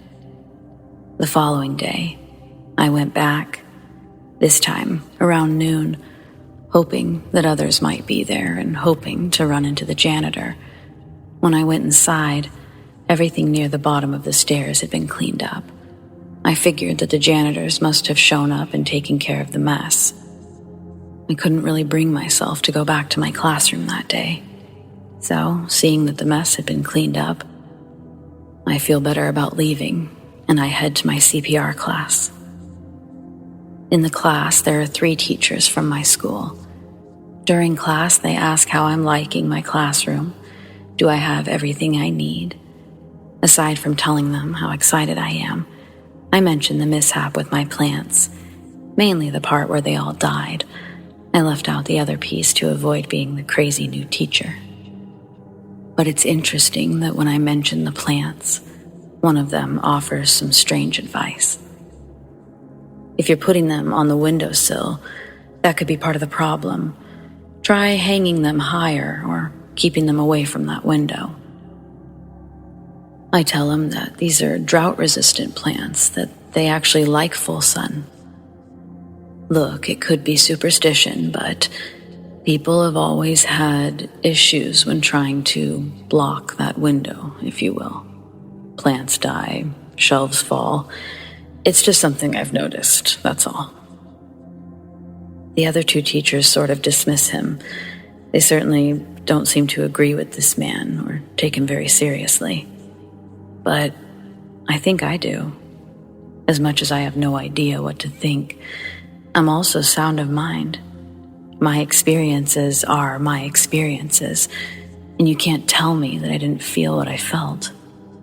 Maybe you could debunk it, but can you explain how 2 of my plants ended up back in my classroom? Our janitor said that they had cleaned them up, but they'd set the plants in their very sad state in the office staff lounge area. Yet, 2 of my plants were sitting in my classroom. Not near the window, but just beside my desk. Each time I've gone back since, I haven't been alone. Other staff members have been present, so the noises I've heard could be explained as someone else. But the footsteps, they're not like the ones I heard on the stairs. Even the doors closing don't sound the same. So, is someone, or a group of someones, severely messing with me? Or is my new school haunted?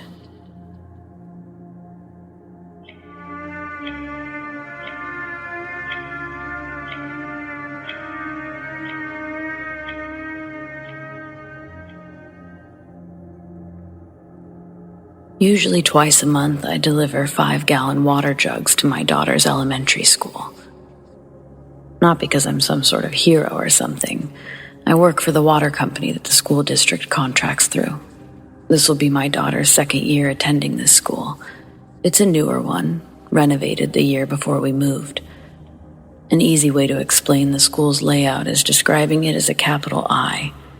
The front block is the office and library. Then one long hallway that has 2 classrooms on each side, with a big frosted glass window in between. At the end of that hallway is the last block. Going left or right, it leads you to the classrooms. Going straight leads you to the staff lounge. My routine has been to drop one off in the front office and one off in the staff lounge. During the school year, I usually pop into my daughter's classroom and say hello before I leave. But during summer break, I've been dropping the jugs off with the weekend janitor. My daughter's first year was a weird one. The natural stress of transitioning to a new school was expected, but my daughter had a great teacher and quickly found a good group of friends. One day in November, my daughter comes home looking rather sad. I ask her how her day was, and she tells me she doesn't want to talk about it. My daughter's a very outspoken girl and a great communicator for her age, so her not wanting to talk about the things happening in her day, it was strange. After multiple questions regarding why she looked so sad, my persistence was rewarded with the slurry of tears that she'd obviously held back all day. She told me that her hall pass had been stolen while she was using the bathroom in one of the stalls. She tells me there's a hook on the outside of the stall door for them to hang up the hall passes while using the bathroom. Each classroom has 2 different hall passes. She explains the girls' hall pass is a rope tied to a cowbell. The boys is a novelty giant eraser, and they both have a G on them for Miss G's class. My daughter tells me that while she was in the stall, looking down, she could see the bottom of a girl's yellow dress on the other side of the door. Then she heard the cowbell shake and the feet outside of her stall run away. She told this to her teacher, but her teacher didn't believe her because nobody in her class had a yellow dress on. To prove a point, she and Miss G went to the other 2 classrooms in the unit to find the girl, but nobody had a yellow dress. Then, when Miss G went to check the girl's bathroom, she found the hall pass. Her teacher must have thought that she was trying to lie about forgetting it, so she kept my daughter in from the last recess that day.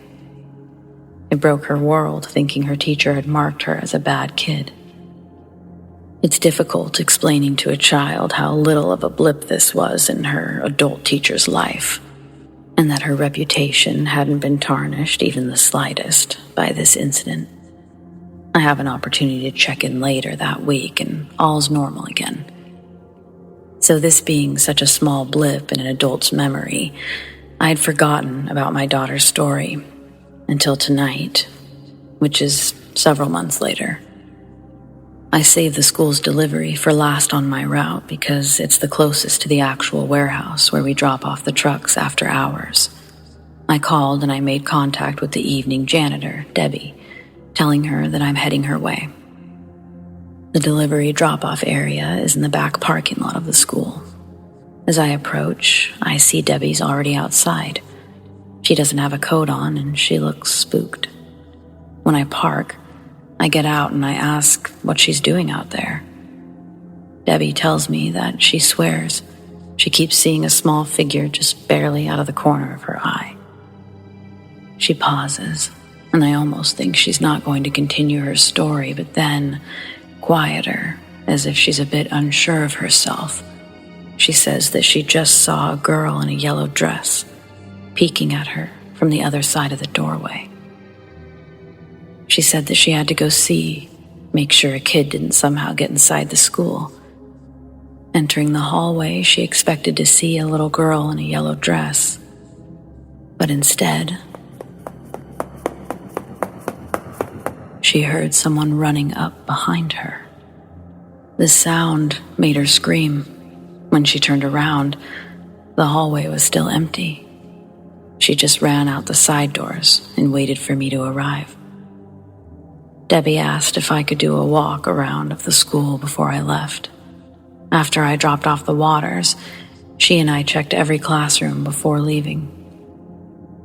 Full disclosure, I didn't personally feel anything. I didn't see anything out of place either. But Debbie's oddly specific account, it reminded me of my daughter's story. It seems hard to miss that the 2 are connected. I probably won't be asking my daughter about the girl in the yellow dress because I don't really want to scare her or bring up something that was negative for her. But next time I see Debbie, I'll ask if there's been anything new and I'll give an update. Until then, happy trails to you.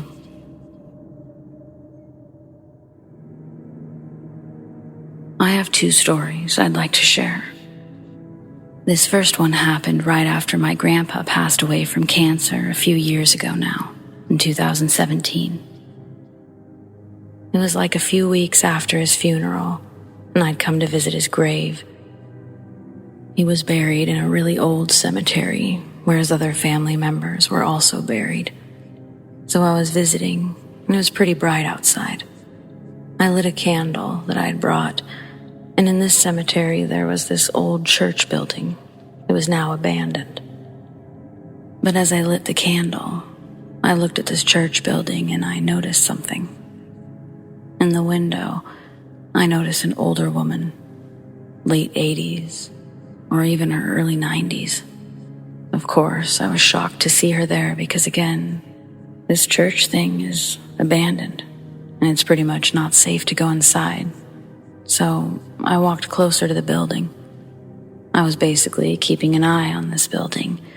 There was only one possible exit route, and that was the front part of the building that you couldn't really get to safely due to the floor being very old and just broken. So I walked even closer to this building, and I looked back on the window, and she's still there. And as I'd gotten to the entrance, where you could pretty much see inside this place, she just fucking vanished. I, of course, called out. I asked the basics, if she needed help, if there was anyone there. No response. I waited there for a while, and I looked around the building, confused and slightly freaked out by this whole thing.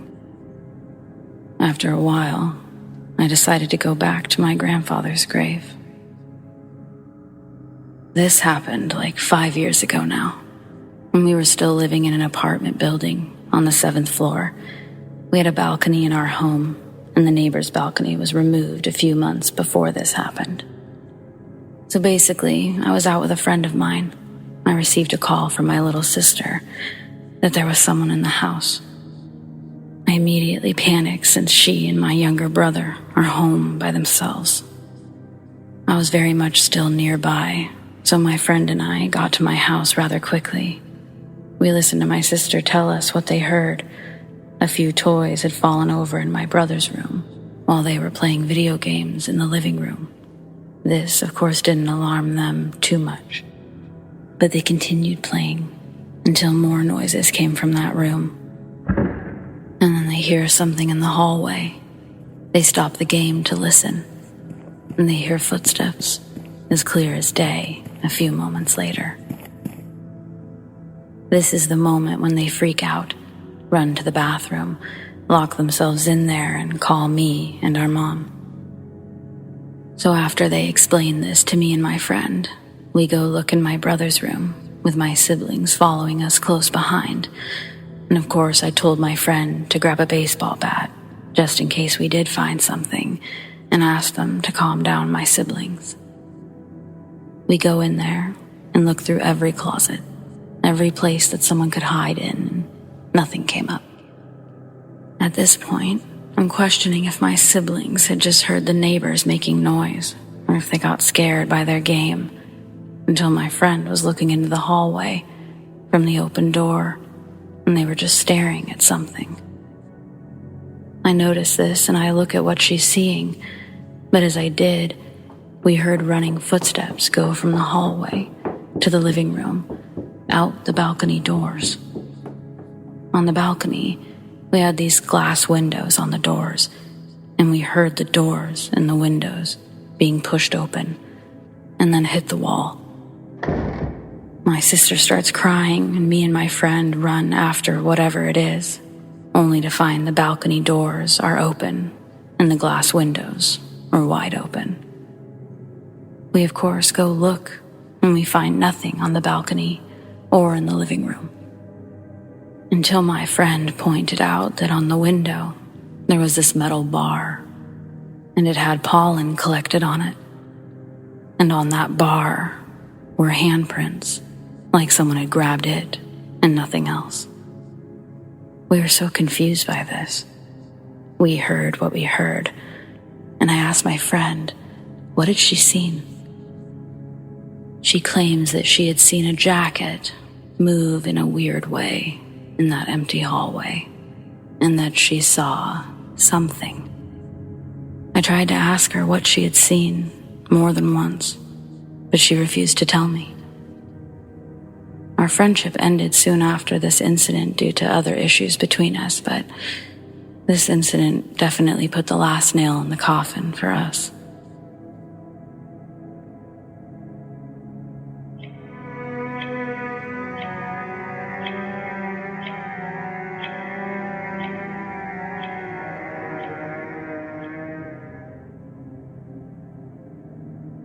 This story isn't personally mine. I came in after the fact. I'm a custodial supervisor for about 30 employees at a college. I have this one employee who's a skeptic. She doesn't believe in ghosts or anything supernatural. She'd made this very clear on several occasions. I had her cover the library for a week when someone was on vacation. So it wasn't a building she spent a lot of time in before. But she still knew enough at the time that she was fine on her own. One morning, around 4:30 a.m., she calls and asks, "What time do the staff start to show up here?" I go on to tell her they start to show up between 7 and 8 a.m. I could then tell that she was flustered by her reply. "No, you're wrong.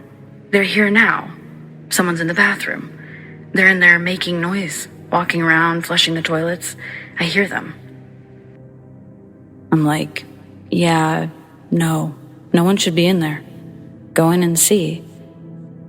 "No, I'm not going in there. Get over here and tell them to get out," was her response. So I'm like, "Okay, I'll be there in 2 minutes. I'll stop by." I get there, and she's standing in front of the bathroom, and she's yelling at me to go in and tell this person to get out of the bathroom, that they shouldn't be down there. I walk in the bathroom, check every stall, come out of the bathroom, and I look her in the eye, and I tell her, "Nope, no one's in there." She then accused me of lying, said that there's no way, said that she'd been standing in front of the door the whole time, and she didn't see anyone leave. And she heard the same noises till right before I got there. I told her to relax. It wasn't a big deal. There was no one in there at all. That it was more than likely the normal library ghost. Of course, at first, this didn't get me anywhere. She still didn't really believe that no one was in there. I then went on explaining to her why I say it was a ghost. Years ago, in the 70s or 50s, I won't lie, I can't remember which now, they'd been doing some work on the elevator. Unfortunately, a little girl who was in the library with her father fell down and died at the bottom. So basically, the basement. I even showed her the plaque that was for the little girl. The bathroom that she heard everything in was in the basement, right across from the elevator, no more than 10 feet from where the little girl died. This happened a couple of years ago, and just last month, the same employee was going on about ghosts not being real, and then I reminded her about her time in the library. And then she admitted that every time she's in that building, cleaning in the morning, she makes a point to tell them not to bug her, to leave her alone, or they have to help her work. Though she still sticks to the same, they don't exist.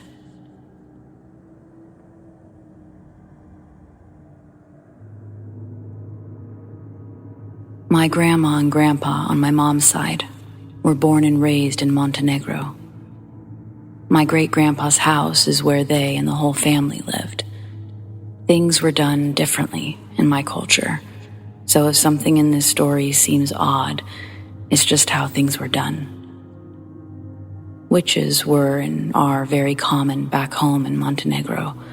Most people couldn't afford doctors, and like my family, when you live surrounded by mountains and no one owns cars, you would go to the village witch doctor. This woman, who was a known witch, married my grandpa's brother. Before she could get pregnant, my grandpa's brother was murdered. So even though she didn't bear any children, my great-grandfather still kept her in the house as his daughter-in-law. The only thing I've heard about her is that she was an evil woman. Her and my grandparents lived in the same house. My grandma got pregnant for the first time and had a dream that a woman in a wedding dress came to her and said, "Congratulations, you're pregnant and it's a boy. But do not get excited, because he's going to die." My grandma had the baby, and before he was a couple of months old, he died. My grandma got pregnant again, and the same woman visited her in her dreams and said, "Congratulations, you're pregnant and it's a boy. But just like before, don't get excited, because this child will be taken from you too. Sure enough, it happened again. Before the baby was a year old, he died. The third time my grandma got pregnant, she believed the land or something had been cursed, so she had the baby far away from home. After a year or so, she woke in the middle of the night to the baby dying. She can't explain to us exactly what the baby was doing because our language doesn't have a lot of descriptive words. But she called the witch to come help. The witch cracked an egg on the baby's chest, and my grandma said that she saw the yolk slowly move up to the baby's neck and stay there. The witch turned to my grandma and said, "The baby won't die with you in the room. You have to leave." And suddenly, my grandma was not in the room. My grandma said the moment both of her feet were outside of the house, she heard her baby die. My grandma had 11 children, and only 5 of them are alive today. The worst she went through was when they had a son in Italy while they were refugees coming to America. And when he was 8 years old, he got hit by a car when his ball rolled into the street. My grandma and my family are convinced that the witch cursed her. This next story, it's about the Florida house. This was my dad's house in Clearwater, Florida. My grandparents moved out there in the early 90s, and the whole family experienced things there. And I wonder if anyone who's lived in the house after them, or even now, experiences it as well.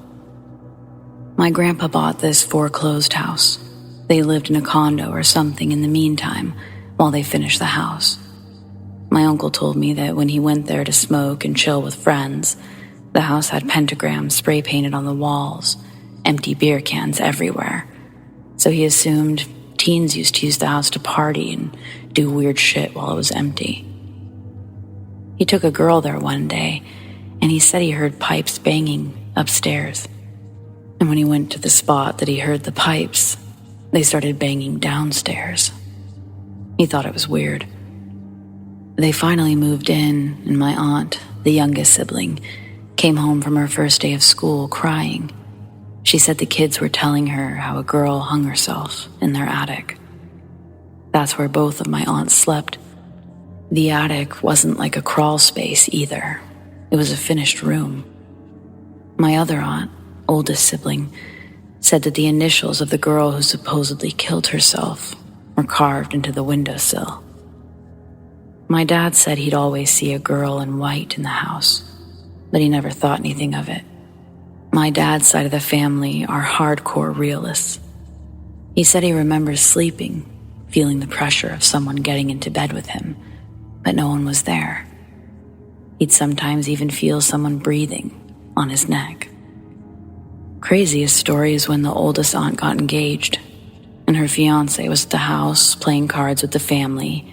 They both told me that they, clear as day, saw a woman walking or floating in the kitchen in the attic.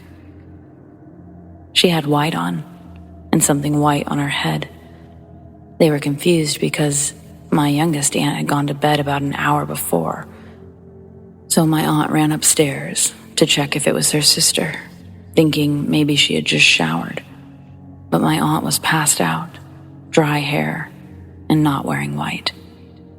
My grandpa, who is a foreign Albanian man, which is important because Albanian men have a toxic way of thinking that talking about this kind of stuff is embarrassing and that no man should mention it. So the fact that he admitted that it was true means it was definitely true. Well, he said that he would also see a girl walking around the house, and that one time he got so upset that she wasn't answering him, thinking it was his daughter, that he walked around the entire house looking for her. And one day, one of the family members, years after moving out, mentioned how they used to see a girl walking around, and everyone had one of those, "Oh my God, I saw it too," moments.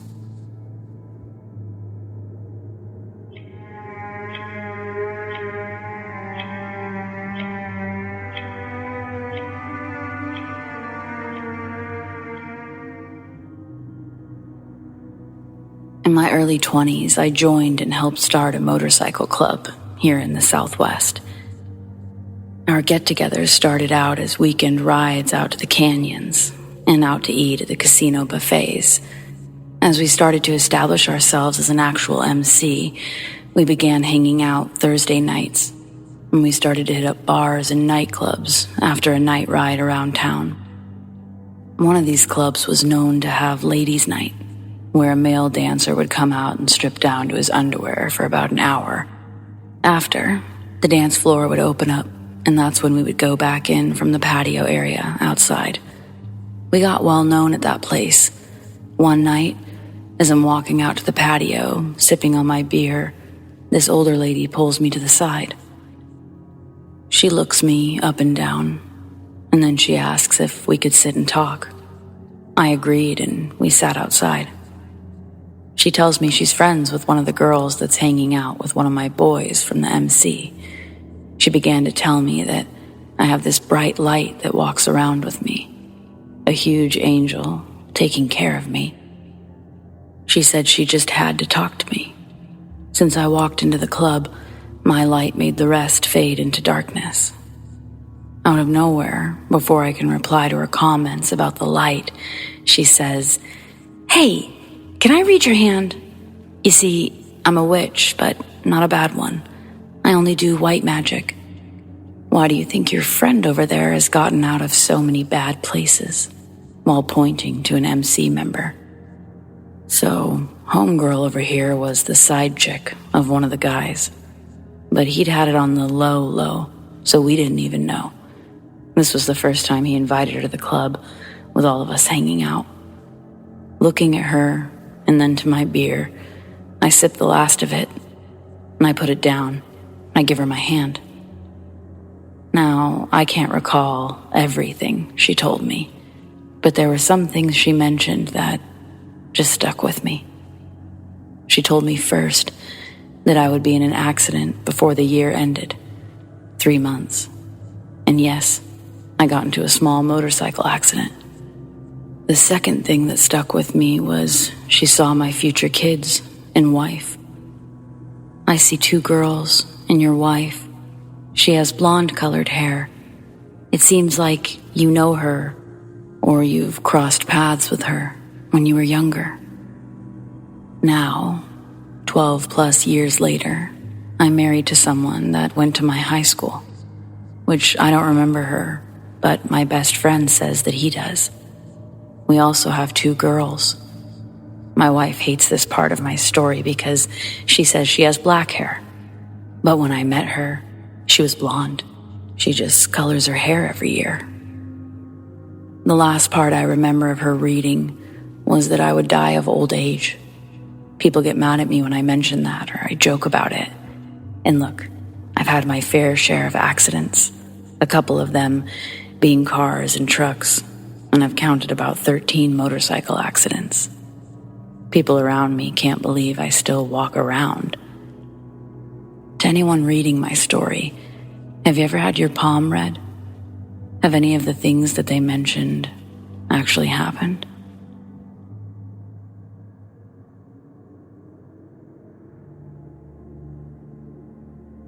Me and my entire family, including aunts, uncles, cousins, grandparents, we've encountered odd things throughout our lives. Not sure if it's a ghost, angel, demon, or what we've all separately experienced is something different. I plan on posting them, but I'll start with my experience as a kid. When I was 6 years old, I remember having the same dream every night for months. In the dream, I'd wake up and I'd look under my bed to glowing eyes staring at me. Then I'd be chased by this tall, dark figure. Every kid has nightmares, but what was scary is when I would wake up, I would hear a man whisper my name. Elizabeth. Elizabeth. Elizabeth. In my ear. I still honestly remember the voice. It was calm and monotone. I'd get out of bed to look around the house and see who's calling me, and whenever I looked in the kitchen, The clock on the oven always said it was around 3 a.m. Then, I'd make my way to my parents' room and ask if they were calling me, and they obviously weren't, and I'd end up sleeping at their feet. My mom said she remembers me waking them up every night. That's my first experience, and it's kind of creepy, but I never thought it was that deep until I learned so much more about my family members and what they've experienced. It makes me think that maybe the voice wasn't just in my head.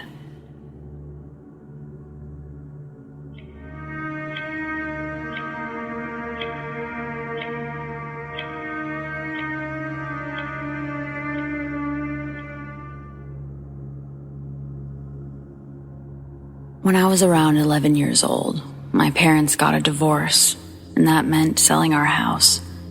I had the choice to stay with my mom or my dad, which, by the way, it's a really shitty choice to give a kid, but it's fine. Long story short, I chose my dad because I didn't want him to live alone. I knew my mom would be fine. Plus, my mom would probably just end up picking me up a lot of the time anyway, so it felt like the better of the shitty choices. So my dad ends up moving into a mobile home park, somewhere further than my mom, just outside of Fresno, in a little place called Clovis. The mobile home is nicer than I expected to be. Right away, I could see that I had my own room. I wasn't sure my dad was going to even think about that sort of thing in his mad dash to find a place. You could tell that old people used to live here. The coloring on the walls, blush tones, floral print, thick shag-like brown carpet. That weird old wood paneling covered the walls in all the places that weren't covered in wallpaper. The only place I'd seen anything quite like it was my granny's house, and she was old, so old people. I set up my bed and decided to go cruise the little neighborhood, see what the deal was as far as other kids go. I noticed almost immediately that it wasn't just my dad's house that was old school. Every single one of his neighbors, they had to be in their 60s or 70s. I get to the end of the loop, pretty quickly learning that there's just one exit in and out of this place, which seems like some sort of hazard or something. I turn my bike around, and standing in front of me is a super old woman, wearing nothing but a nightgown. A filthy one at that. She scares the crap out of me, and I jump back a bit. She takes a step towards me, and before it registers, she disappears. I don't know if I blinked or what, but this woman just vanished. I power biked it home to my dad's, and I ran inside. He's telling me to stop slamming doors. Something about taking off my shoes. Like, what? He's not even a shoes in the house kind of guy. But I comply, while not taking my eyes off the window to the outside. I tell my dad straight up, some old lady really just disappeared in front of me. It sounds insane leaving my lips, and my dad laughs.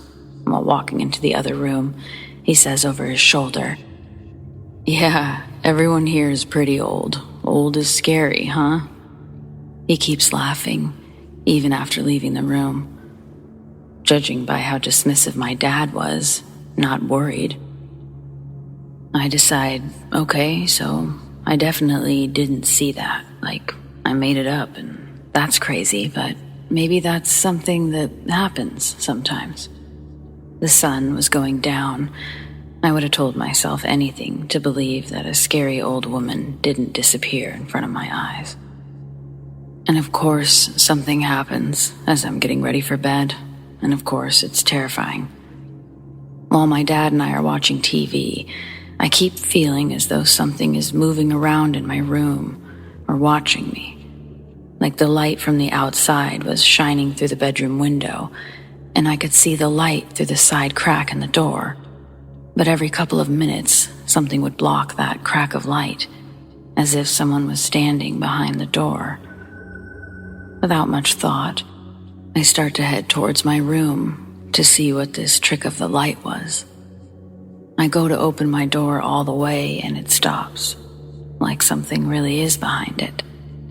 I turn to look, and as I do, I see something standing before quickly disappearing, causing me to sort of fall into the door and down a bit.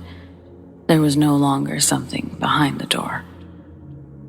My dad asks me, what is it with me and doors, and telling me to leave it alone. So I just decide to close the bedroom door and keep watching TV. I want to ignore this, but I can't, because now I can see the light being blocked from underneath the door. Again, as though someone is standing on the other side of it. I tap my dad and I ask him, doesn't it look like someone standing in my room? And I pointed to the door, saying, look at the light. He's watching, but nothing happens. I tell him to wait because it will, so he does. It's still not happening, but of course, right when he looks away, it happens. Someone moving on the other side of the door. I tap my dad, and as I do, my bedroom door handle moves slightly, the way that it would if you were opening it from the other side, followed by it immediately opening very slowly until it was fully open. A huge piece of me wants something more to happen so my dad can witness it with me. And like it could read my mind, the door starts to close, ever so slowly. I grasp my dad's arm and I ask him what the hell that is. And he sort of lets out a sigh, or a gruff, saying, well, obviously you falling and hanging on the doors isn't good for them. Guess you get to have the wonky door in the house. Sorry, kid. Was this man serious? Not even remotely rattled at a door opening and closing by itself? I tell my dad I'm not sleeping in that room, and he tells me like hell I'm not. He didn't splurge on 2 bedrooms just so I could sleep in the living room. So that plan goes out the window. Bedtime. I remember that night I prayed. It makes me chuckle because I wasn't like a religious kid. Sometimes my granny would make me go on an occasional Sunday, but that was it. However, when you're desperate, God seems like about the only option. I was asking for kid shit like, please don't let any old ladies in my room. Please let me have cool dreams. Stuff like that. Going to bed, I kept my window shades open and my door cracked so that I could have some light. I actually fell asleep pretty easily, but then I woke up. At first, I just laid there, wondering why I felt weird. And then I realized that the room was pitch black. The curtains were closed, my door was closed, but also, someone was with me. At first, I just felt their presence, but then, the feeling of someone climbing into bed with me, the covers being moved, the bed indenting slightly, and a horrible sound. It was like someone struggling to breathe through mud. I still hear it in my head sometimes. I have nothing to relate it to outside of this experience, but I just laid there, keeping my eyes shut tightly. I knew I wasn't paralyzed, but I was still afraid to move, so I screamed. It was the loudest scream I think I've produced, but oh, did it work to get my dad's attention.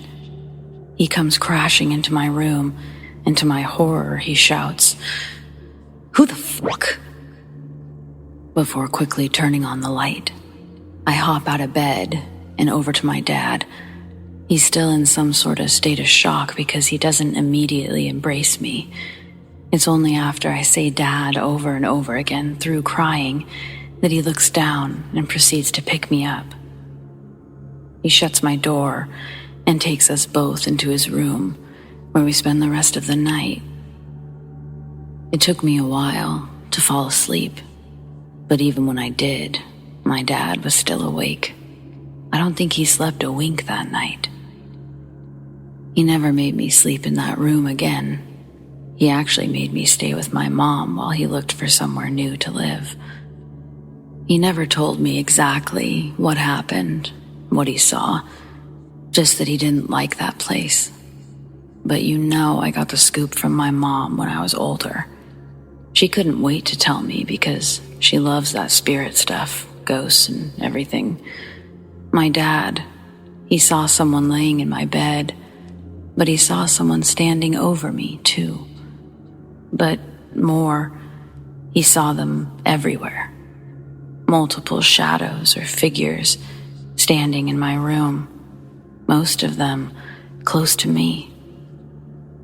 It was scary enough, all of it, but goddamn, I'm glad I never opened my eyes.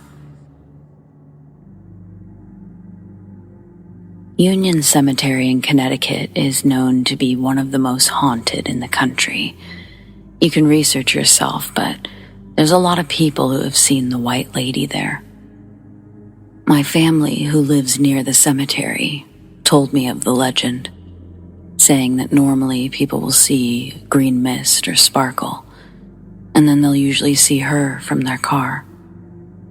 Whenever I visit them, I pass the cemetery more than 5 times a day. It's definitely creepy looking. About 20 years ago, when my aunt and her family moved there, they all went and got ice cream one night. On the way home, they were all looking to see if they could spot the ghost. One of my younger cousins was acting very weird when they got home. He told his sister that he saw the woman, but they were just kids and she thought that he was just trying to scare her. That night, he woke up, screaming and crying. His mom and sister went to calm him down, but he didn't stop. Every night, he woke up crying and screaming, talking to someone, sleepwalking, all the stuff you could imagine. And whenever they tried to calm him down, he was totally unaware of anything that was happening around him, as if he was in another world. They'd shake him aggressively, and he wasn't responsive, ever. My aunt said that she took him to see a spiritual doctor, and it was the doctor who healed him. Nothing has happened to him since. Fun fact, Ed and Lorraine Warren, the one the Conjuring movies are based off of, lived less than 10 minutes from my family's house. I drove by it last year, and it was crazy to think that the Annabelle doll was in that house. Lorraine wanted to visit my cousin's high school because the catacombs were supposed to be haunted, but the school didn't let her.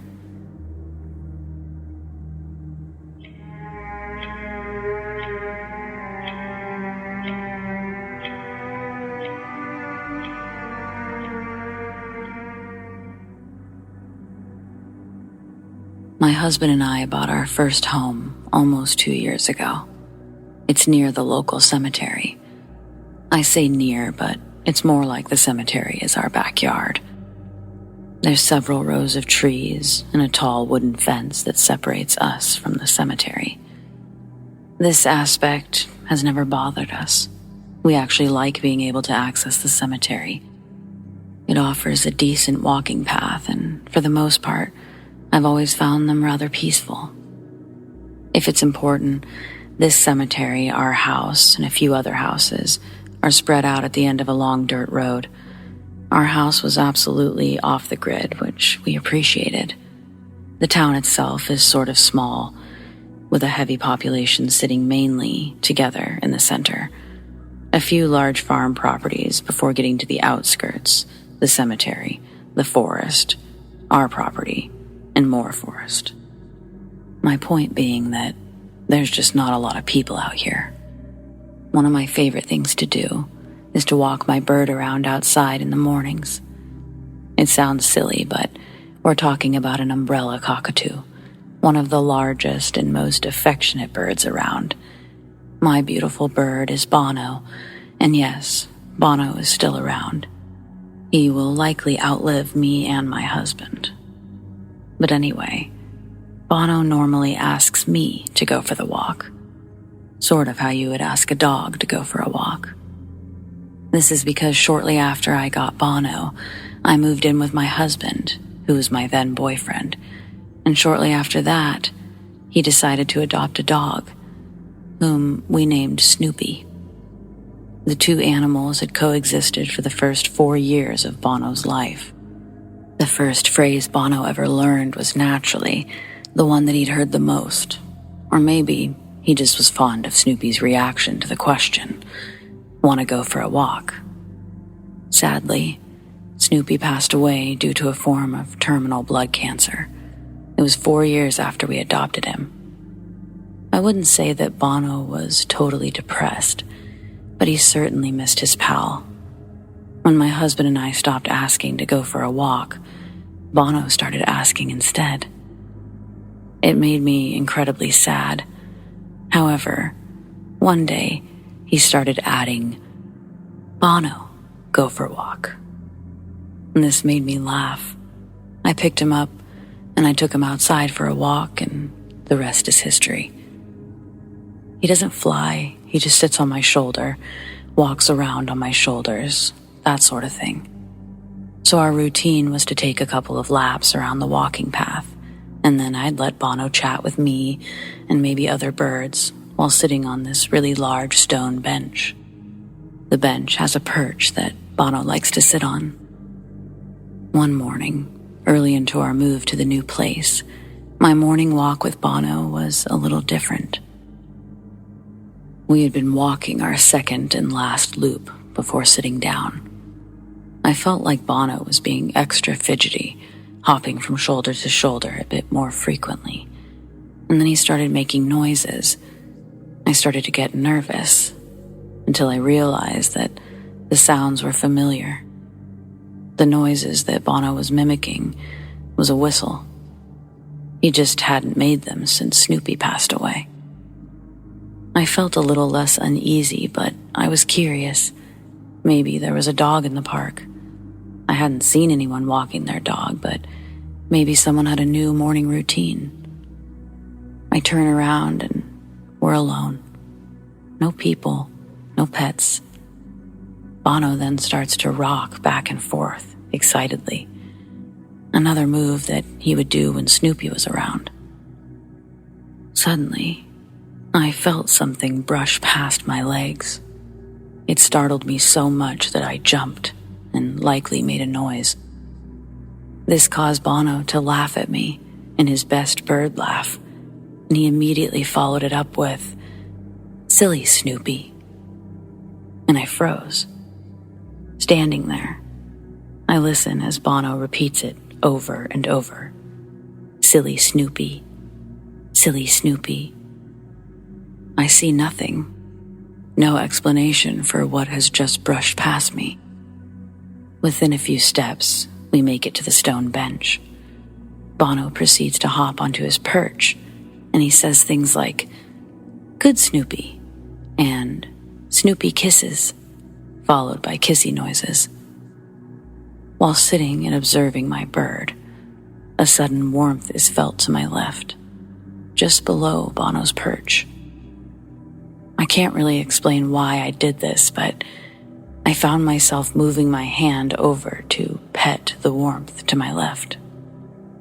When I did, I felt nothing physically, but I swear my entire body was saying, "Snoopy." And then I felt the warmth sort of disappear. For about a half a second, I felt really silly.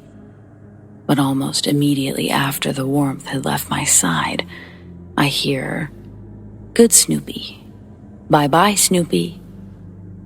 Turning to look at my bird, I see he's still excited, rocking back and forth. "Bye-bye, Snoopy." He stops with all the familiar noises shortly afterwards, and for a few minutes we just sit. I remember crying, but not because I was sad or anything. Honestly, I was sort of moved by the whole thing. What I find so special and so strange about this encounter is Bono had never made these noises or had these conversations, not on our walks through the same area, and he hasn't done it since. Shortly after, I recall asking Bono on one of our walks, "Snoopy?" And he actually responded to me, saying, "No, Snoopy, Ha ha. And also, just to say it, before this, I had never experienced anything like it. And I haven't since. The feeling of a phantom dog or phantom anything brushing against me, the warmth, it all felt like it really meant something. Oddly enough, my husband had a dream about Snoopy that same morning. We just hadn't talked about it yet. He's not sure about the whole thing being paranormal or connected, but he agrees that it's definitely strange and cool. When Snoopy left to the puppy hospital that day, over a year ago, none of us knew that it would be the last time we saw him. But at least my husband and I got to say goodbye, you know? Part of me feels like this was actually Snoopy saying goodbye to Bono. So I don't know that we'll ever encounter him again, but I'm glad we all shared this moment. Hug your pets and have a blessed day.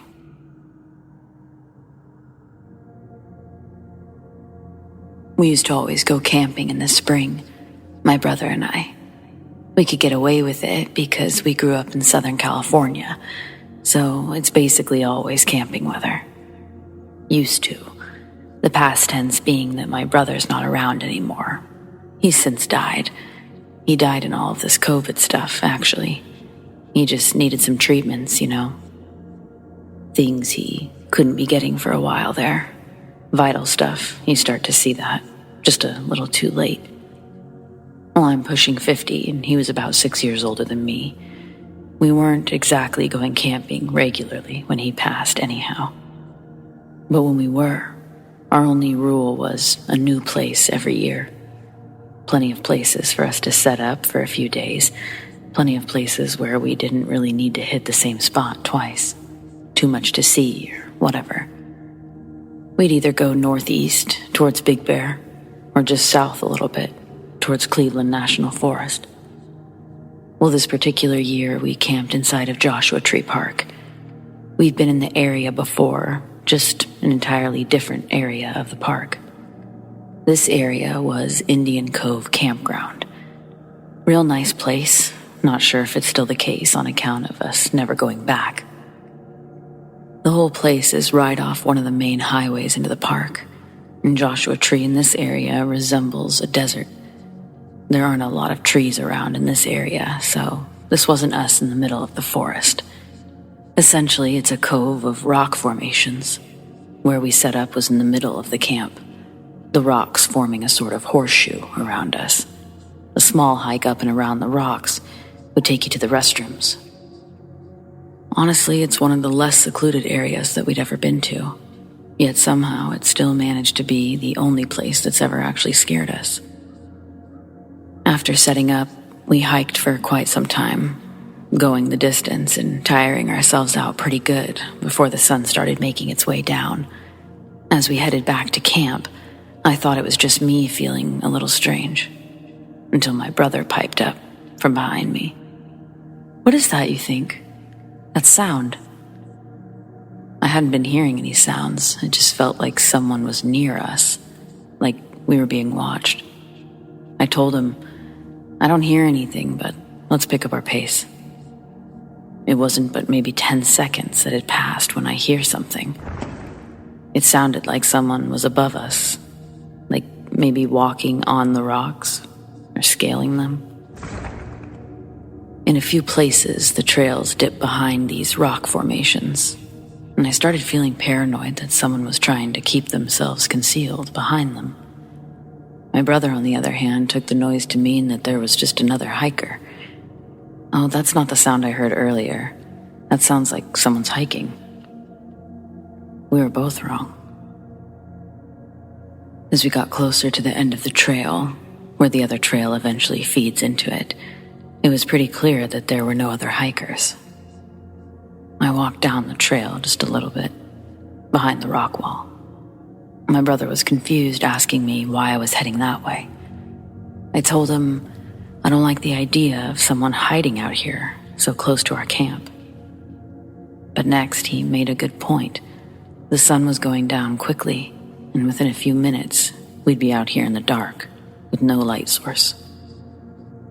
We decide that we'll go back to the campsite, grab some flashlights, and come back just to be sure no one was hiding away. Back at the campsite, it was dark now. We'd set up some lanterns and took a flashlight with us to check the rocks. Before approaching the entrance of the trail, I heard something moving from above us.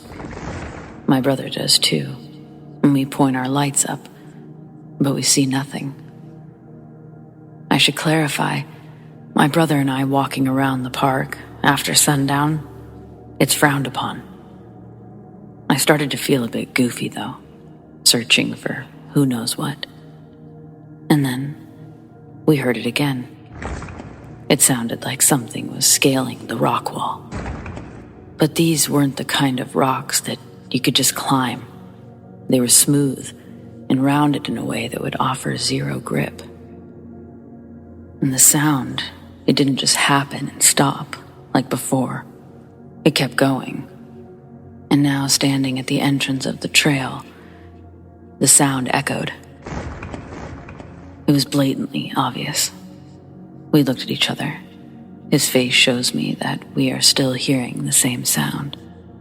Our flashlights were now wildly bouncing around. We would have expected to at least see an animal, but there was nothing. Just the sound of something large scaling the rocks. Then, our flashlight catches the glimpse of something. It's only for a moment, but it's enough to end the search and send us running in the other direction. What we saw, it was something long, pale, skinny. It was almost transparent. It was a limb of some kind. It was unclear if it was an arm or a leg or what, but it definitely wasn't human. We ran. I kept looking back. I saw nothing, but we both heard a screech. A loud one. And look, I've got nothing to compare the screech to. I've heard screeching owls. I've heard bats, big cats, coyotes, people, tires, all the screeching things, and nothing has ever come close to what we heard. We didn't stay about another 10 minutes, packed up our gear, and decided to head back south, home. We'd make up for it about a month later, camping elsewhere. But at the time, there was nothing we wanted more than to just go home. We hardly even spoke until we'd been on the road for about an hour. Even then, we were silent with our theories for several years. No idea what we saw that night, but it was enough to send 2 grown men running. So, I don't think I'd choose to encounter or mess with that thing again. Any idea what we saw all those years ago? Has anyone else ever had strange experiences at Joshua Tree?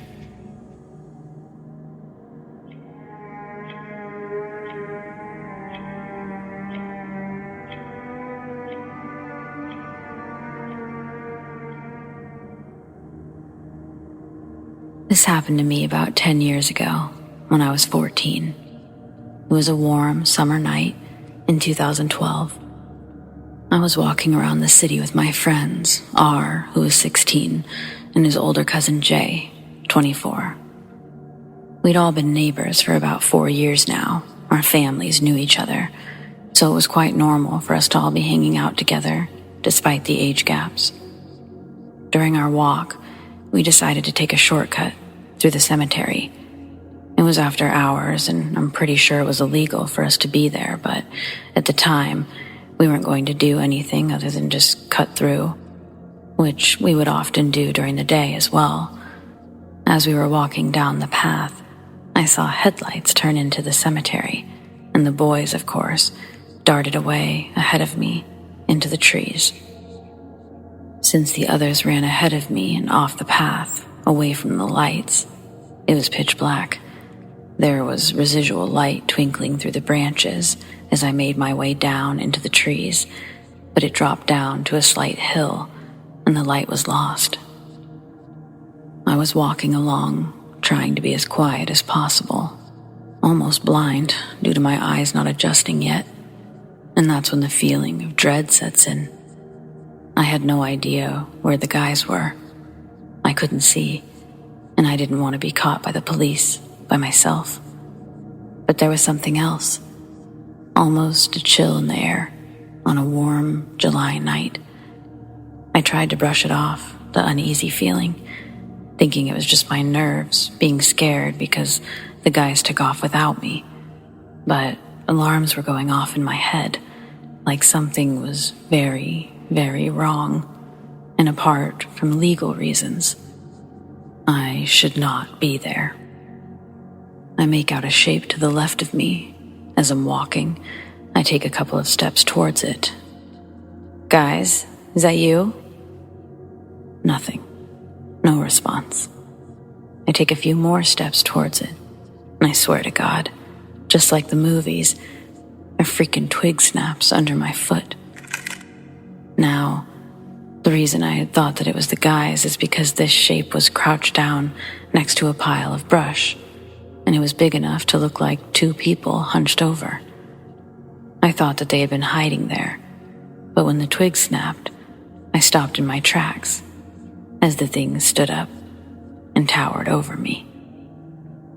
I was about 5 foot tall at the time, and this thing was easily two of me stacked right on top of each other. Whatever this thing was, it was only 15 feet or so away from me, and I was frozen in horror. It was facing away from me at first, and then its neck, its head, it almost swiveled around like an owl, and I was met with an oval-shaped gray face, no nose or mouth, only 2 pitch-black, hollow eye sockets. The rest of this thing's body was pitch black against the dark trees, the light from the path no longer streaming through the branches. It was just me and this thing that seemed like the personification of darkness itself. This thing and I stared at each other for what felt like an eternity.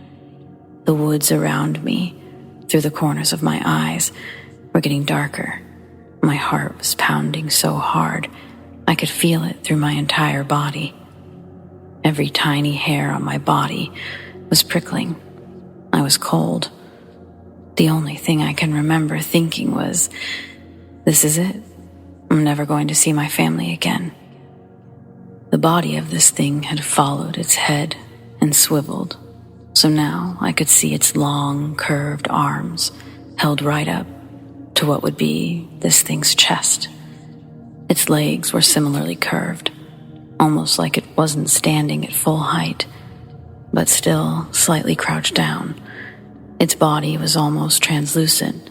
It looked like it was wearing some kind of hooded cloak that was see-through as well. The only thing that was 100% solid was its face and its void-like eyes that made me feel like I was staring right into the depths of hell. Neither of us moved. We were locked in the most terrifying staring contest. It felt like an eternity, until a strange feeling came over me. I felt like I could move again, and I had the energy to run a 5K marathon without breaking a sweat. Then I heard a very calm but stern voice say, "Go. Now. Run." It's kind of hard to explain where the voice was coming from exactly. It was sort of in my head, but all around at the same time. I'm getting chills as I write this. I know the voice did not come from whatever this thing was in front of me, because when I heard the voice speak, it looked as if this horrid creature recoiled at the sound of it, like it took a step or two backwards and kind of ducked its head down. I saw this as my chance, and I turned away from this thing, and I started bolting down further into the tree line, and no longer caring about being quiet and crashing around through the bush like an animal being chased by a predator. I could almost feel this thing right on my tail, But after running about 200 feet-ish, I run directly into the guys, literally crashing into them. I'm obviously scared and pissed, so I ask why the fuck they left me out there like that, and they apologized.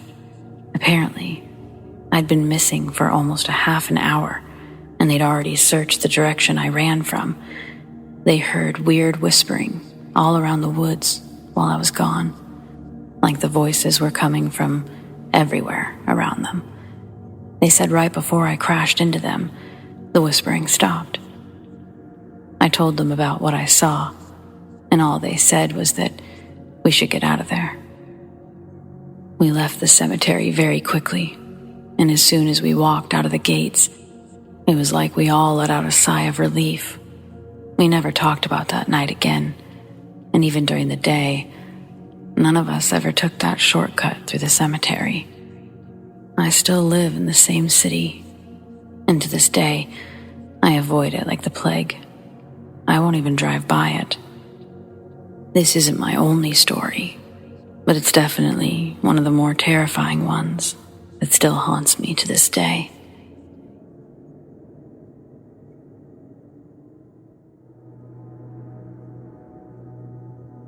I've always attributed my bad luck to having multiple encounters or run-ins with the paranormal, from skinwalkers to ghosts.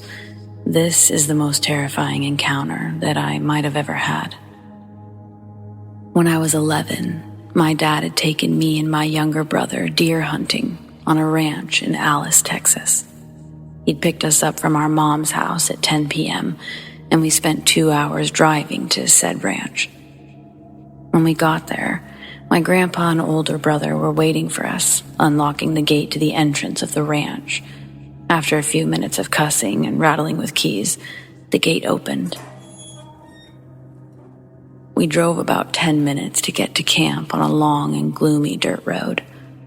When we got there, my dad unpacked his and my bags, and I helped unpack my little brother, who was 7 at the time. My dad woke us up around 5 in the morning to get ready for hunting, and I drew the short end of the straw and had to take my little brother. I'm not that much of a complainer type, but when it came to my little brother, back then, he was quite clumsy and noisy. Anyways, he walked us to one of the 5 or 4 deer blinds around the property and gave us a quick briefing about gun safety.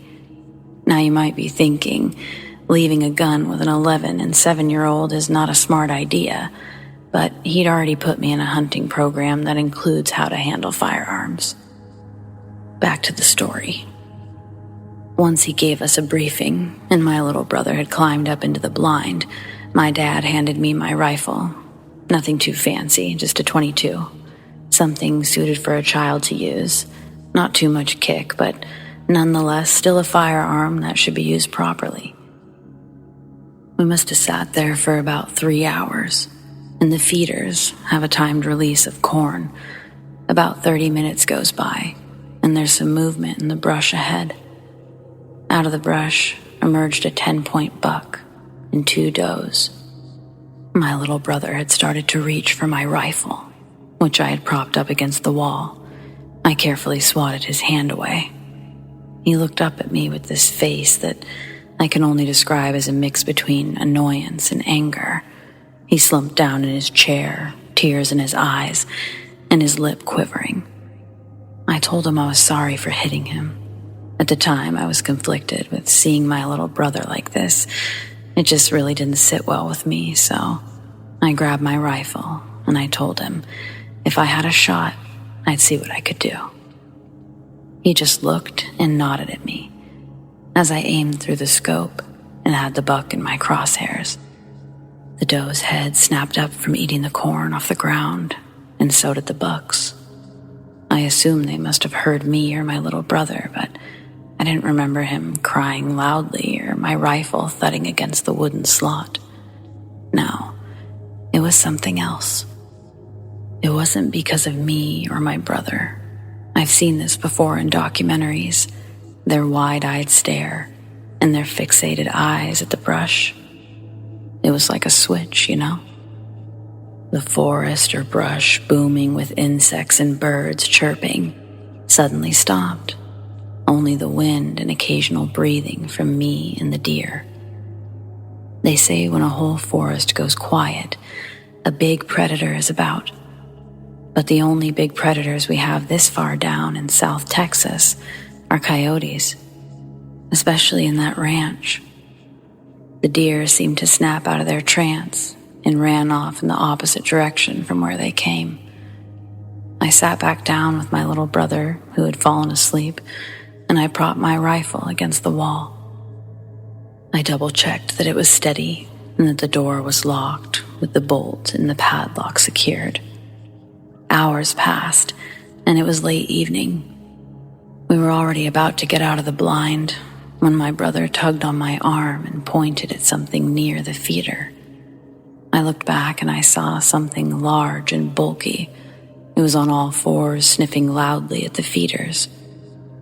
Assuming it was a wild boar, which are present on the ranch, I grabbed my rifle. I sat down in my chair and took aim.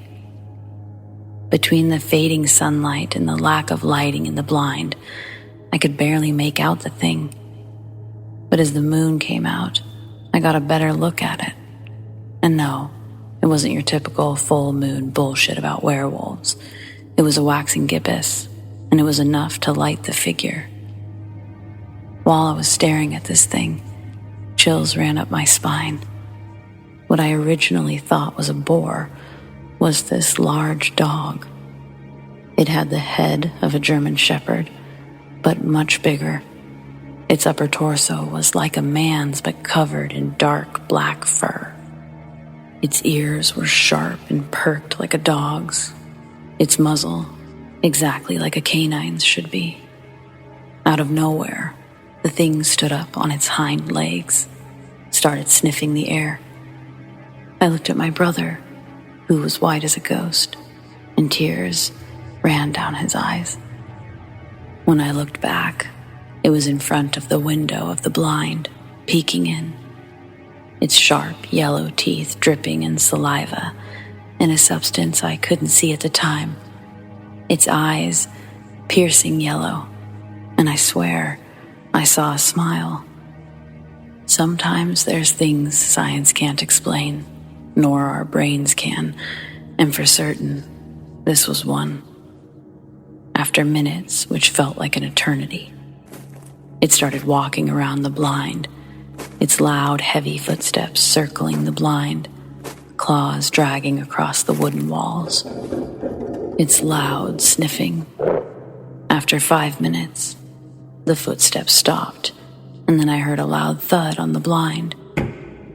It was on the roof. The blind was at least 5 feet tall, and the thing was just as tall, if not taller, as it was able to peek through the window of the blind. I took my rifle off the safety, and I took aim at the roof and I shot. I hit something as a blood-curdling howl erupted from the rooftop. Then a loud thud and quick, heavy footsteps running towards the brush. A few minutes later, our father picked us up and we told him about our experience.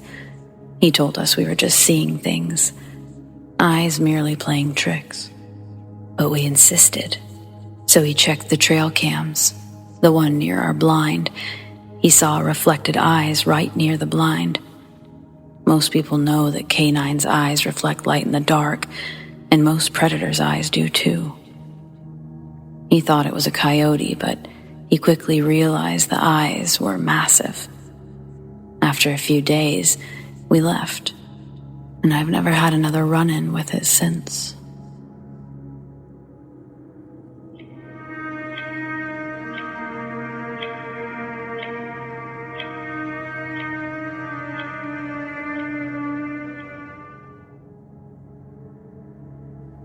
This incident happened in late summer 2018. It was in the mountains of North Georgia.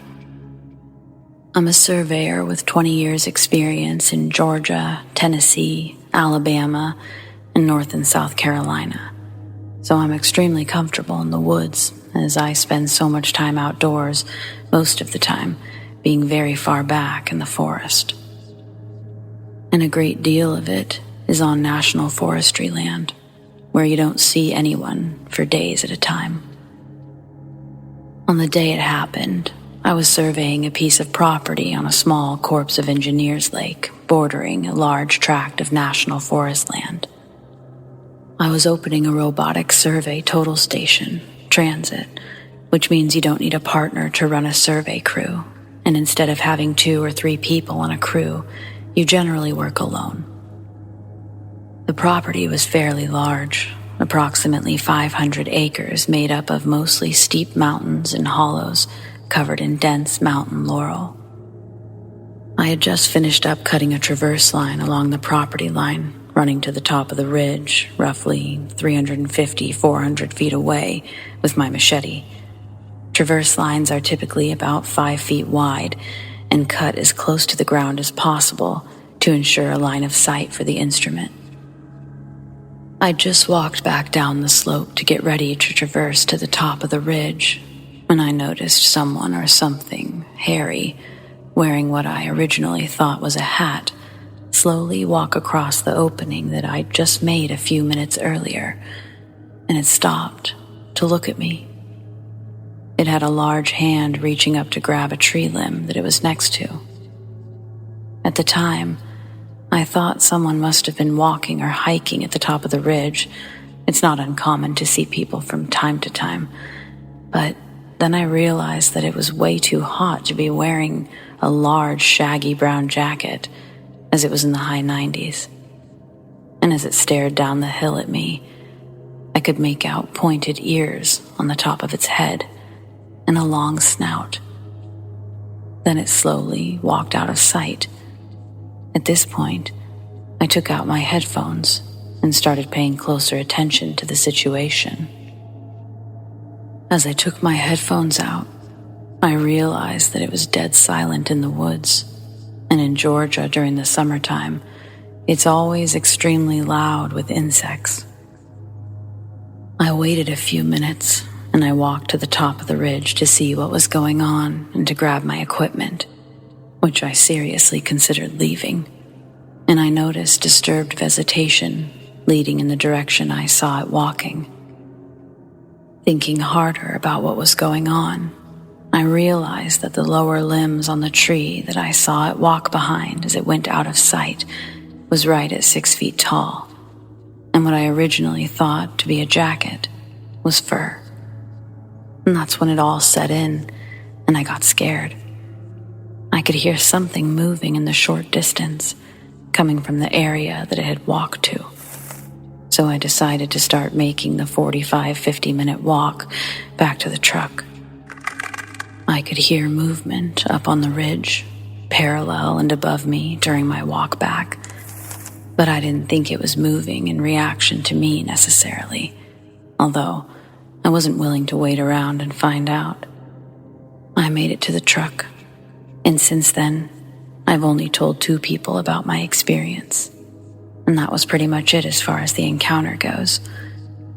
I know it wasn't a bear, as I've been around them my whole life, and I see them all the time.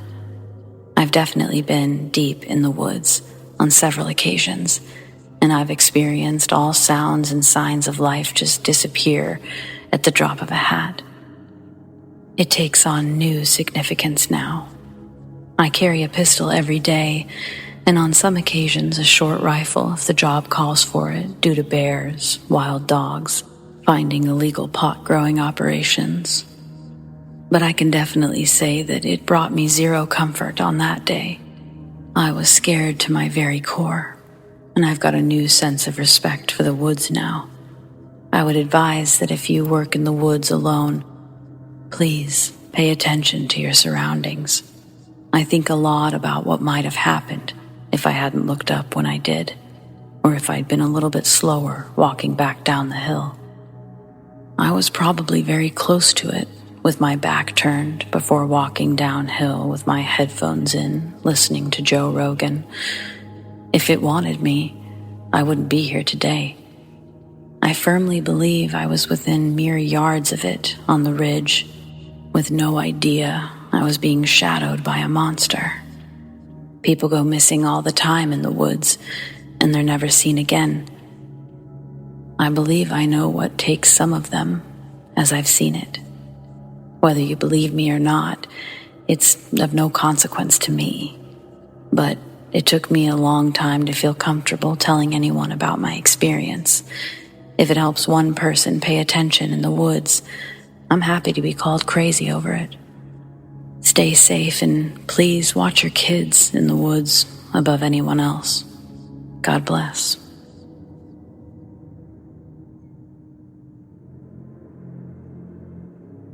I'm half Japanese, and every summer I would go to Japan to visit my relatives. There are some occurrences which haven't left my mind today, so I wanted to write them down a little bit. Excuse my writing skills. I don't have any experience in this, and mostly the reason why I write this is for myself. As probably most Japanese people I know, my family believes in spirits, ghosts, and superstitions. My great-grandfather died when I was about 2 years old or so, and my grandparents, they had a shrine called Butsudan in honor of him in their house. It was set up in the old room of one of my uncles at the second floor. There was this ritual I had to do ever since I was 8 or 9 years old while I stayed there. In the morning, fill up a little bowl of rice, bring it up to the shrine, hit the sound bowl that was always set up there 2 times. At 6 p.m., I had to take the bowl of rice back to the kitchen on the first floor. This sounds simple and kind of boring, but I hated it, and I was somehow scared to go upstairs alone. One reason was my memories from when I was younger. I didn't know why, but my grandparents let me and my older sister play in this room often. The room was tiny, just the shrine and an old desk.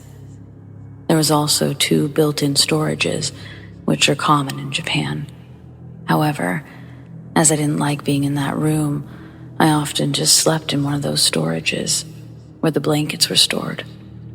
It was always kind of cold in that room, even though there was no air conditioner, and summers in Japan can get unbearably hot. One day, as I was napping in the storage, I heard someone talking to me.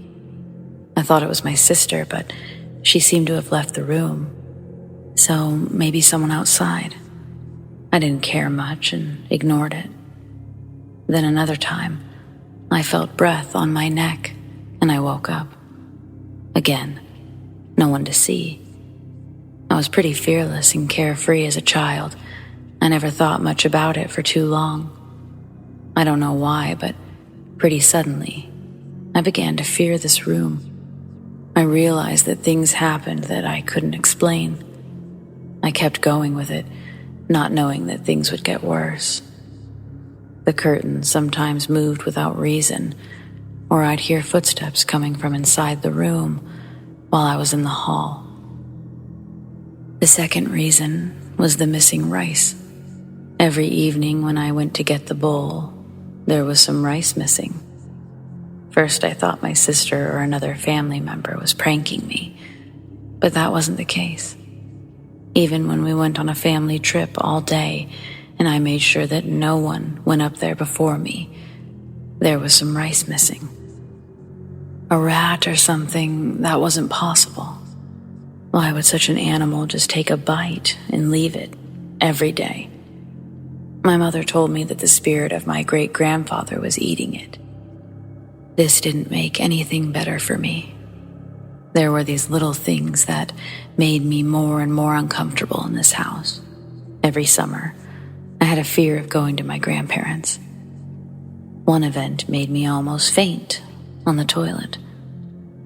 I never have to wake up to pee in the night, but maybe because of jet lag or the climate, I always woke up at 3 or 4 a.m. when I went to Japan.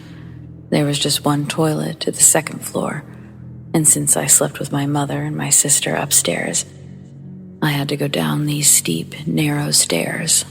The toilet is one small room, just enough to stand or sit at the toilet, The door had a little peephole, like most front doors have. What I hated most was that the light switches were so badly placed. I didn't have any light until I got to the toilet. On that one night, I reached the toilet already feeling uncomfortable. I finished peeing. I stood up, flushed, and turned to the door. I was just the height of the peephole, so naturally, I looked at it. There was this eye staring right back at me. I couldn't scream or move in any way. Just staring back and hoping that it would move away. I stood there, frozen and trapped. I don't know how long this lasted, but suddenly, I heard steps coming closer. A knock on the door. "Are you in there? Speed up. I need to pee." It was my sister. I opened the door, almost crying, and told her about the eye. She was scared by my experience, so I waited for her while she left the door open. Since then, we always woke each other up to go pee and left the door open.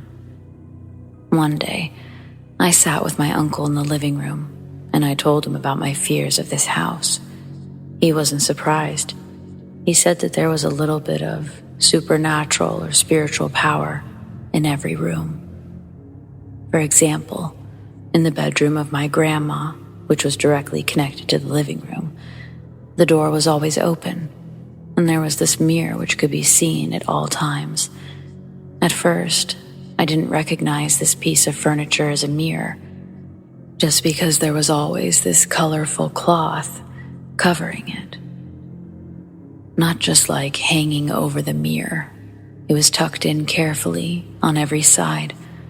I just knew that there was a mirror because one time I tried to move the cloth, and I saw a little bit.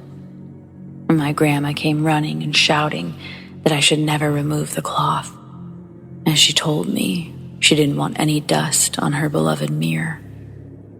My uncle had another story to tell. The mirror was kind of cursed. A woman who was living inside of it. According to him, he's kind of like a medium, and he sees many spirits. When he was younger, he tried to communicate with every spirit he saw, and he tried to help.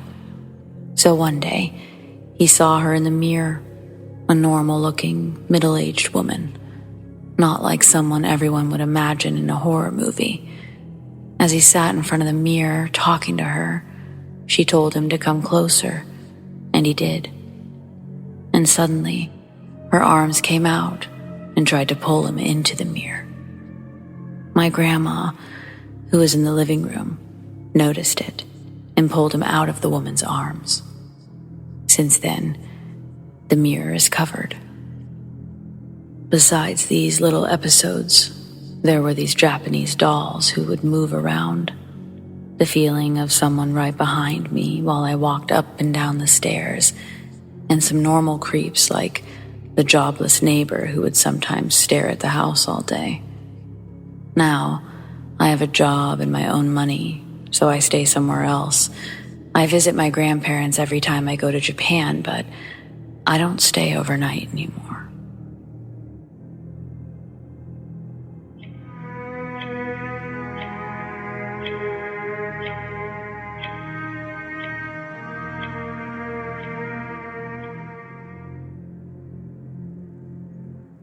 So at the time of this story, I still lived with my mom, but I was 21 and I had a job, so I was paying rent.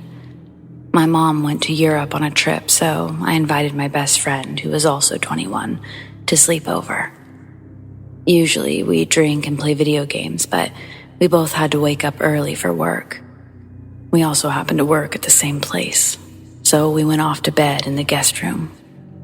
And yes, we both sleep in the same bed because we've both had too many ghost experiences to sleep alone. Hence why I invited him over to begin with. Anyway, we were laying down and trying to sleep with my dog sleeping next to us. It's around 3 o'clock in the morning when all of a sudden we both hear a weeping, crying sound coming from the door or the closet.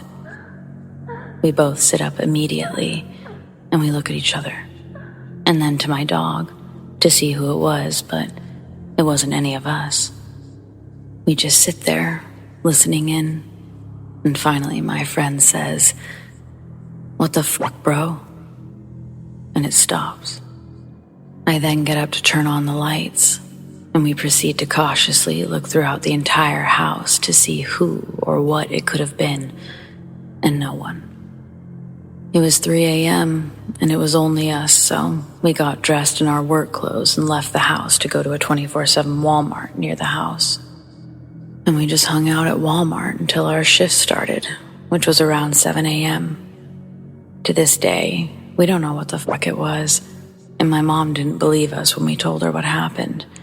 It was crystal clear, a girl's voice, and she sounded like she was crying, mixed with laughing. Creepy as fuck. Also, another friend I have who doesn't believe in ghosts was over at my house one day, and at night, he was leaving to go home, and in our driveway, he heard a girl calling out to him, and he told me he looked around, and he saw no one. He ran to his car and sped off. It was around 1 a.m. when he left, so I doubt any of my neighbors would be out at that time. What if it was the same girl? Well, thank God I don't live there anymore.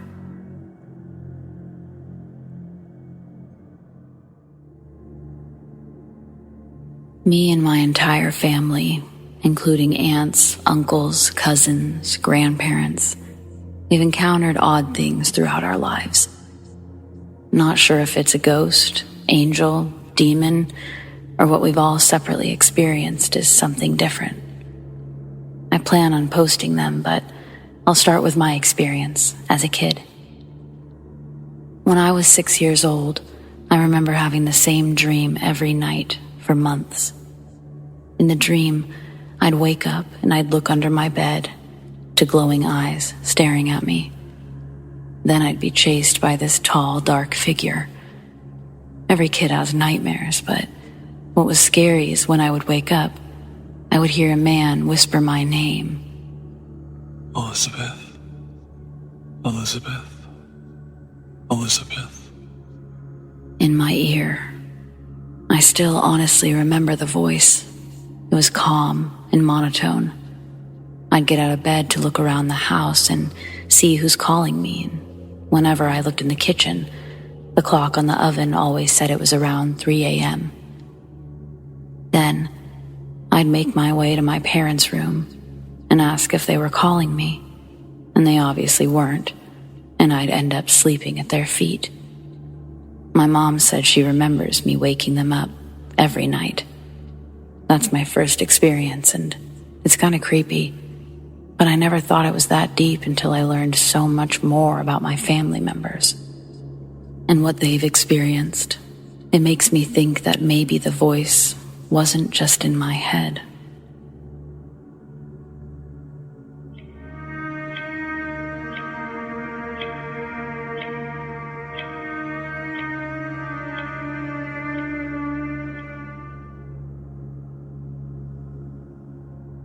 When I was around 11 years old, my parents got a divorce, and that meant selling our house. I had the choice to stay with my mom or my dad, which, by the way, it's a really shitty choice to give a kid, but it's fine. Long story short, I chose my dad because I didn't want him to live alone. I knew my mom would be fine. Plus, my mom would probably just end up picking me up a lot of the time anyway, so it felt like the better of the shitty choices. So my dad ends up moving into a mobile home park, somewhere further than my mom, just outside of Fresno, in a little place called Clovis. The mobile home is nicer than I expected to be. Right away, I could see that I had my own room. I wasn't sure my dad was going to even think about that sort of thing in his mad dash to find a place. You could tell that old people used to live here. The coloring on the walls, blush tones, floral print, thick shag-like brown carpet. That weird old wood paneling covered the walls in all the places that weren't covered in wallpaper. The only place I'd seen anything quite like it was my granny's house, and she was old, so old people I set up my bed and decided to go cruise the little neighborhood, see what the deal was as far as other kids go. I noticed almost immediately that it wasn't just my dad's house that was old school. Every single one of his neighbors, they had to be in their 60s or 70s. I get to the end of the loop, pretty quickly learning that there's just one exit in and out of this place, which seems like some sort of hazard or something. I turn my bike around, and standing in front of me is a super old woman, wearing nothing but a nightgown, a filthy one at that. She scares the crap out of me, and I jump back a bit. She takes a step towards me, and before it registers, she disappears. I don't know if I blinked or what, but this woman just vanished. I power biked it home to my dad's, and I ran inside. He's telling me to stop slamming doors, something about taking off my shoes. Like, what? He's not even a shoes in the house kind of guy. But I comply, while not taking my eyes off the window to the outside. I tell my dad straight up, some old lady really just disappeared in front of me. It sounds insane leaving my lips, and my dad laughs. While walking into the other room, he says over his shoulder, "Yeah, everyone here is pretty old. Old is scary, huh?" He keeps laughing, even after leaving the room. Judging by how dismissive my dad was, not worried. I decide, okay, so I definitely didn't see that. Like, I made it up, and that's crazy, but maybe that's something that happens sometimes. The sun was going down. I would have told myself anything to believe that a scary old woman didn't disappear in front of my eyes. And of course, something happens as I'm getting ready for bed, and of course, it's terrifying. While my dad and I are watching TV, I keep feeling as though something is moving around in my room or watching me. Like the light from the outside was shining through the bedroom window, and I could see the light through the side crack in the door. But every couple of minutes, something would block that crack of light, as if someone was standing behind the door. Without much thought, I start to head towards my room to see what this trick of the light was. I go to open my door all the way, and it stops, like something really is behind it. I turn to look, and as I do, I see something standing, before quickly disappearing, causing me to sort of fall into the door and down a bit. There was no longer something behind the door. My dad asks me, what is it with me and doors, and telling me to leave it alone. So I just decide to close the bedroom door and keep watching TV. I want to ignore this, but I can't, because now I can see the light being blocked from underneath the door. Again, as though someone is standing on the other side of it. I tap my dad and I ask him, doesn't it look like someone standing in my room? And I pointed to the door saying, look at the light. He's watching, but nothing happens. I tell him to wait because it will, so he does. It's still not happening, but of course, right when he looks away, it happens. Someone moving on the other side of the door. I tap my dad, and as I do, my bedroom door handle moves slightly, the way that it would if you were opening it from the other side, followed by it immediately opening very slowly until it was fully open.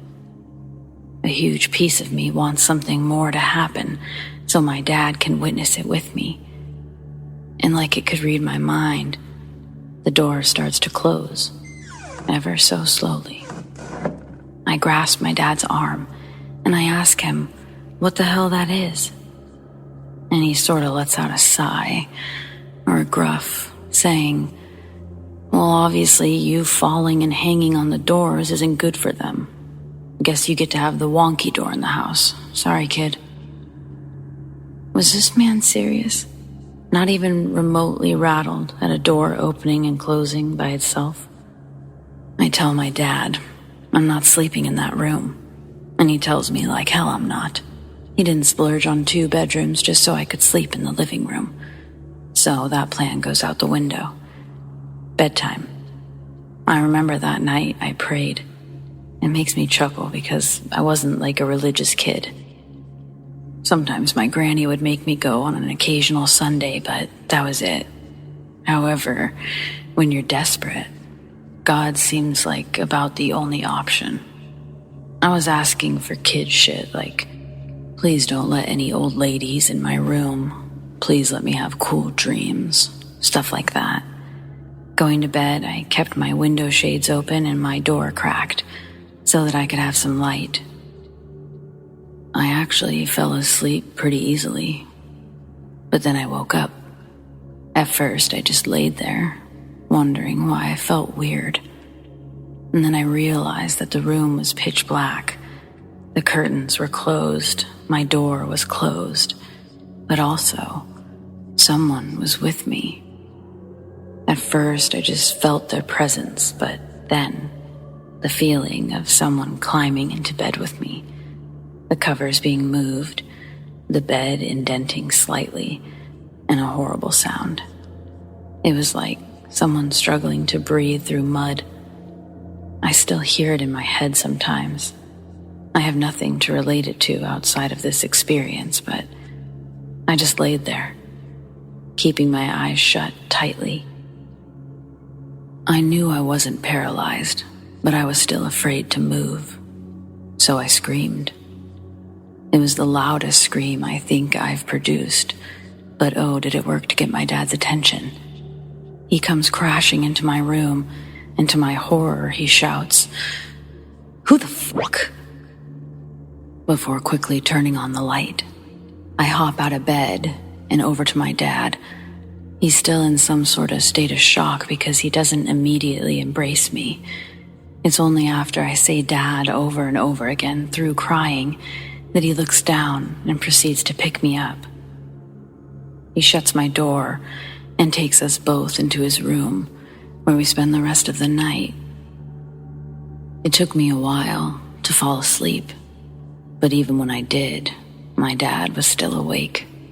I don't think he slept a wink that night.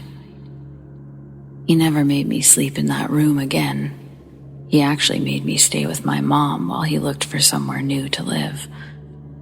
He never told me exactly what happened, what he saw, just that he didn't like that place. But you know I got the scoop from my mom when I was older. She couldn't wait to tell me because she loves that spirit stuff, ghosts and everything. My dad, he saw someone laying in my bed, but he saw someone standing over me too. But more, he saw them everywhere. Multiple shadows or figures standing in my room, most of them close to me. It was scary enough, all of it, but goddamn, I'm glad I never opened my eyes.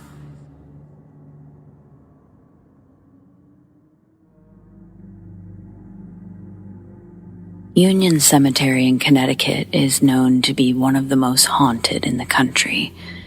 You can research yourself, but there's a lot of people who have seen the White Lady there. My family, who lives near the cemetery, told me of the legend, saying that normally people will see green mist or sparkle, and then they'll usually see her from their car. Whenever I visit them, I pass the cemetery more than 5 times a day. It's definitely creepy looking. About 20 years ago, when my aunt and her family moved there, they all went and got ice cream one night. On the way home, they were all looking to see if they could spot the ghost. One of my younger cousins was acting very weird when they got home. He told his sister that he saw the woman, but they were just kids and she thought that he was just trying to scare her. That night, he woke up, screaming and crying. His mom and sister went to calm him down, but he didn't stop. Every night, he woke up crying and screaming, talking to someone, sleepwalking, all the stuff you could imagine. and whenever they tried to calm him down, he was totally unaware of anything that was happening around him, as if he was in another world. They'd shake him aggressively, and he wasn't responsive, ever. My aunt said that she took him to see a spiritual doctor, and it was the doctor who healed him. Nothing has happened to him since. Fun fact, Ed and Lorraine Warren, the one the Conjuring movies are based off of, lived less than 10 minutes from my family's house. I drove by it last year, and it was crazy to think that the Annabelle doll was in that house. Lorraine wanted to visit my cousin's high school because the catacombs were supposed to be haunted, but the school didn't let her.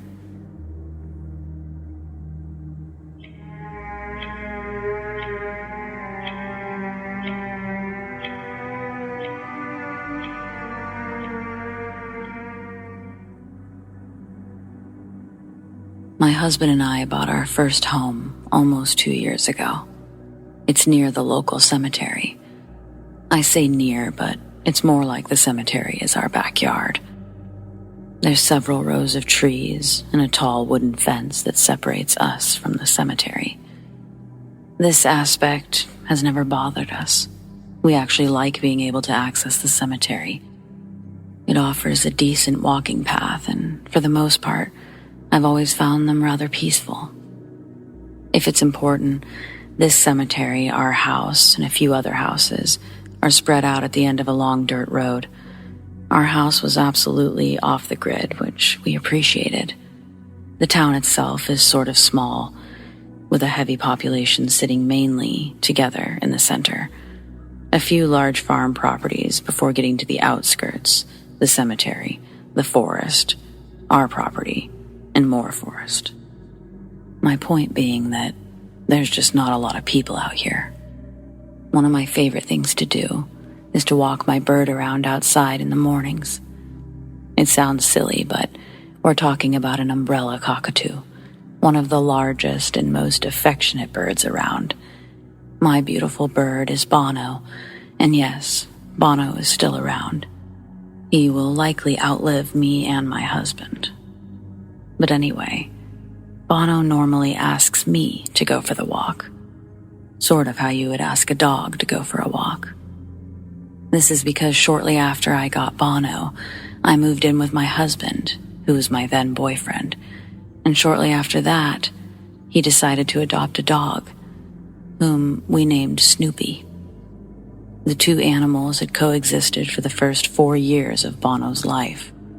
The first phrase Bono ever learned was naturally the one that he'd heard the most, or maybe he just was fond of Snoopy's reaction to the question, "Want to go for a walk?"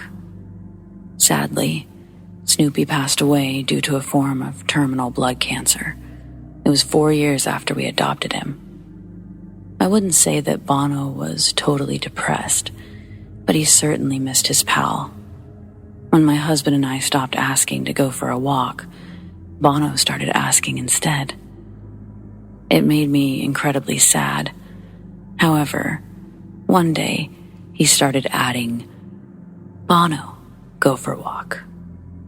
And this made me laugh. I picked him up and I took him outside for a walk, and the rest is history. He doesn't fly, he just sits on my shoulder, walks around on my shoulders, that sort of thing. So our routine was to take a couple of laps around the walking path, and then I'd let Bono chat with me and maybe other birds while sitting on this really large stone bench. The bench has a perch that Bono likes to sit on. One morning, early into our move to the new place, my morning walk with Bono was a little different. We had been walking our second and last loop before sitting down. I felt like Bono was being extra fidgety, hopping from shoulder to shoulder a bit more frequently.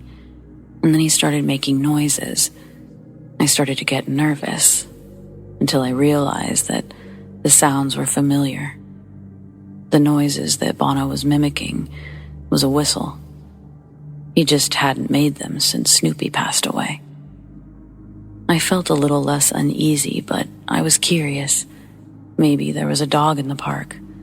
I hadn't seen anyone walking their dog, but maybe someone had a new morning routine. I turn around and we're alone. No people, no pets. Bono then starts to rock back and forth, excitedly. Another move that he would do when Snoopy was around. Suddenly, I felt something brush past my legs. It startled me so much that I jumped and likely made a noise. This caused Bono to laugh at me in his best bird laugh, and he immediately followed it up with, "Silly Snoopy." And I froze. Standing there, I listen as Bono repeats it over and over. "Silly Snoopy. Silly Snoopy." I see nothing. No explanation for what has just brushed past me. Within a few steps, we make it to the stone bench. Bono proceeds to hop onto his perch, and he says things like, "Good Snoopy," and "Snoopy kisses," followed by kissy noises. While sitting and observing my bird, a sudden warmth is felt to my left, just below Bono's perch. I can't really explain why I did this, but I found myself moving my hand over to pet the warmth to my left. When I did, I felt nothing physically, but I swear my entire body was saying, "Snoopy." And then I felt the warmth sort of disappear. For about a half a second, I felt really silly. But almost immediately after the warmth had left my side, I hear, "Good Snoopy. Bye-bye, Snoopy." Turning to look at my bird, I see he's still excited, rocking back and forth. "Bye-bye, Snoopy." He stops with all the familiar noises shortly afterwards, and for a few minutes we just sit. I remember crying, but not because I was sad or anything. Honestly, I was sort of moved by the whole thing. What I find so special and so strange about this encounter is Bono had never made these noises or had these conversations, not on our walks through the same area, and he hasn't done it since. Shortly after, I recall asking Bono on one of our walks, "Snoopy?" And he actually responded to me, saying, "No, Snoopy, ha ha." And also, just to say it, before this, I had never experienced anything like it, and I haven't since. The feeling of a phantom dog or phantom anything brushing against me, the warmth, it all felt like it really meant something. Oddly enough, my husband had a dream about Snoopy that same morning. We just hadn't talked about it yet. He's not sure about the whole thing being paranormal or connected, but he agrees that it's definitely strange and cool. When Snoopy left to the puppy hospital that day, over a year ago, none of us knew that it would be the last time we saw him. But at least my husband and I got to say goodbye, you know? Part of me feels like this was actually Snoopy saying goodbye to Bono, so I don't know that we'll ever encounter him again, but I'm glad we all shared this moment. Hug your pets, and have a blessed day.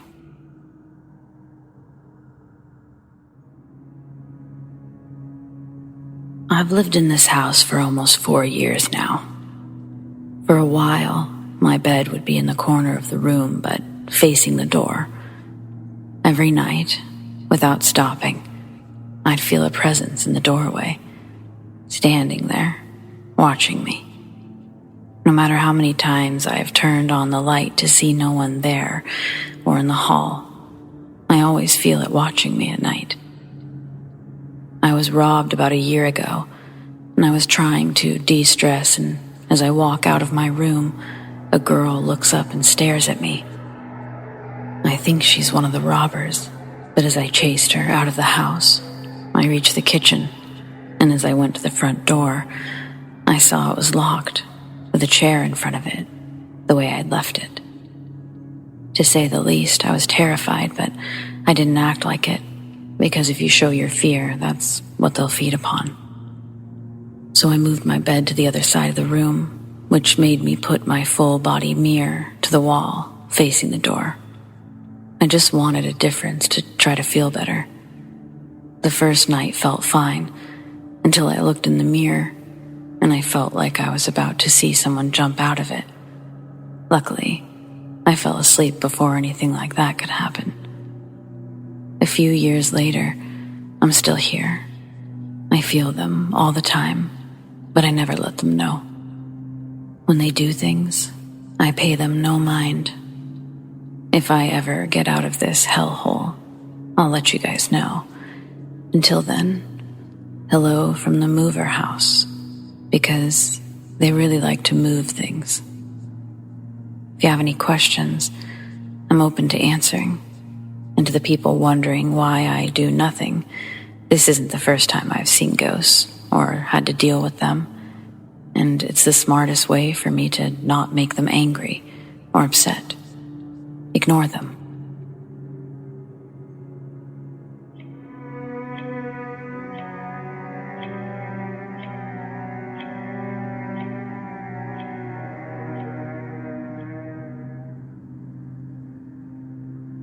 I grew up in an incredibly old farmhouse near York, Pennsylvania. It dated back to 1796. It was added on to and expanded almost 6 or 7 times.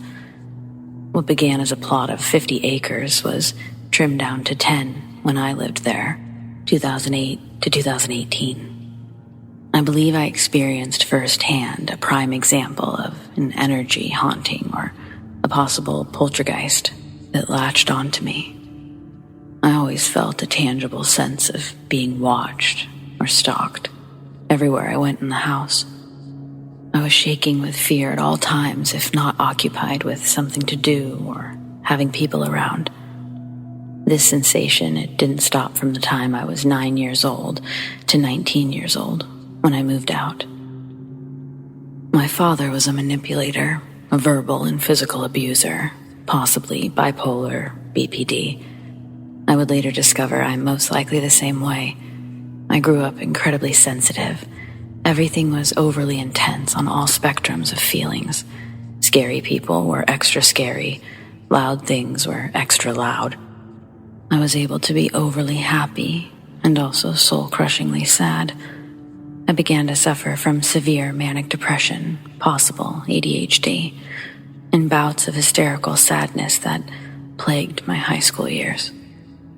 This has continued into adulthood, something I struggle to maintain grip of. My mother is a major empath, feels emotions incredibly intensely as well, good and bad. Things started mild, consistent footsteps and boards creaking all throughout the nights. When we were young, these examples were brushed off as old house, old bones from my parents. There was certainly old house dryness or energy stiffness. It felt unsettling when you were inside by yourself.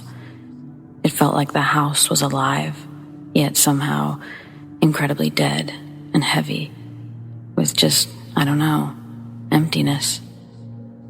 All of my friends from their young ages through high school, they all said it just had a feel to it. This house has been lived in feeling, or an intimidating feel. The early years. My brother and I shared a room for the first few years. Around month 9 or 10 after moving in, our bedroom door was slammed nearly off the hinges in front of my wide-awake, alert eyes. It was around midnight on a Saturday. It was storming out, and all of the windows, they'd been closed, leaving no possible draft. My brother woke one night to use the bathroom when he was maybe 10 years old. Directly across from the toilet, you could see out the window and into the driveway about 20 yards away.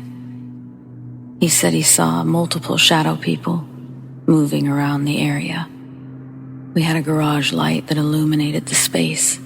He told me in tears the next morning.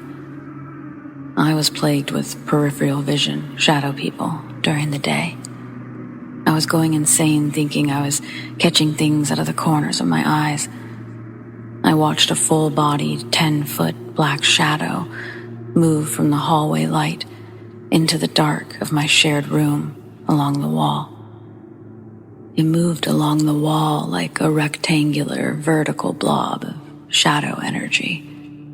I watched it dissipate after staring frozen in fear for nearly an hour. My mom told me for years that she consistently heard old record music, 40s or 30s radio-esque tunes, coming from upstairs while alone during the day. My mom was a homemaker, so she spent her days cleaning and prepping meals, laundry, etc. Well, she was downstairs in the basement on 2 occasions when she reported to us that she heard an animal-like, heavy scurry across the floor of the house from above her, only to investigate and find no signs of activity upstairs. My dad had his back turned to the living room every morning when he would get ready for work. Standing to eat breakfast at the kitchen island, his keys and belongings were in a drawer inside. He would leave early, around 4 or 5 in the morning. He said one morning he felt the hair stand up on his neck, like his gut told him something was behind him. He swears that he turned and he caught the tail end of a white gown or dress, like someone had just walked out of frame from the living room entrance as he turned to look. He started turning all of the downstairs lights on in the mornings. I want to tell the whole story and where it leads to. It's disturbing, but I hold great pride in what a great house it still was for my childhood experience. A house is a house. The things abiding in it are a different story. My middle school years. Just a loud bang. After my brother and I had split rooms, I used to go into my bedroom closet, and if I knocked on the wall, he would hear it against his bedroom wall. He knew it was me every night, and he'd still get super spooked. This was a ritual for a few weeks. This happened one night. He got particularly upset and screamed to stop. My dad yelled from downstairs to knock it off and to go to bed. I stepped into the bathroom to brush my teeth, and I heard the loudest slam I couldn't have conjured in my head. It was like an anvil was pushed off of a shelf and onto the floor, or like a car had slammed into a telephone pole. My brother screamed, "I told you to stop!" My heart sank into my stomach, and I was immediately flooded with tears. I begged my father to believe it wasn't me that time. The cuckoo clock. I had friends sleeping over downstairs in the living room with me. We were hanging out late one night, and we had this amazing old German cuckoo clock. It was on the wall. It hung for decoration. It never worked. I went upstairs to get some toiletries for the night, and I heard a loud giggling from beneath me. I came back, and there was noticeable chatter and shrieks for a moment. "What's up?" I asked, and they replied, "Your clock went off and it scared the shit out of us." I told them, "That clock doesn't work. It's never worked." They fully described the doors opening, the little men dancing, making music, and then it stopped. In the middle of me saying something like, "That's not possible," it went off as I was standing beside it. We got rid of the clock. She's coming down the stairs. That very night, we were all asleep in the living room. The wooden boards of our staircase were so old and creaky, it was actually obnoxious to walk on. It was so loud to traverse the steps, it would likely wake someone up. One of my friends woke to the sound of slow, heavy creaks, one by one, down the staircase. There may have been one living room lamp light on, but as you looked into the kitchen, the lights would have been pitch black, and the staircase off to the left was accessed from the kitchen. He heard the last step at the bottom make a noise, and then silence, as if someone had stepped onto the relatively quiet ceramic tile of the kitchen floor. No one appeared to be in view. Frozen in fear, he called out my dad's name. It was the only foreseeable person to be coming down so heavy-footed in the middle of the night. He called out a second time and gets no answer. He never heard anyone go back up the stairs. He stared into the kitchen, paralyzed. He told us the next morning that he turned all the lights on and waited out the night. He didn't come back for a few weeks. The progression was slow, few and far between, but when things happened, they were so intense and noticeable you didn't forget them. Rising tensions with my father, coming of age, and inner issues began to plague my subconscious. Starting high school, dating, pressures, sports, doing horrible in school, all compounded to the hours I spent locked in my room, night after night, for years, drowning in self-pity and hatred and sadness, only to be interrupted by hanging out with friends or family gatherings. I was an incredibly happy and popular kid who was already building this inner alter ego whom only I knew. The real kid, suffering alone. High school, 2013 to 2015. Walking in your sleep.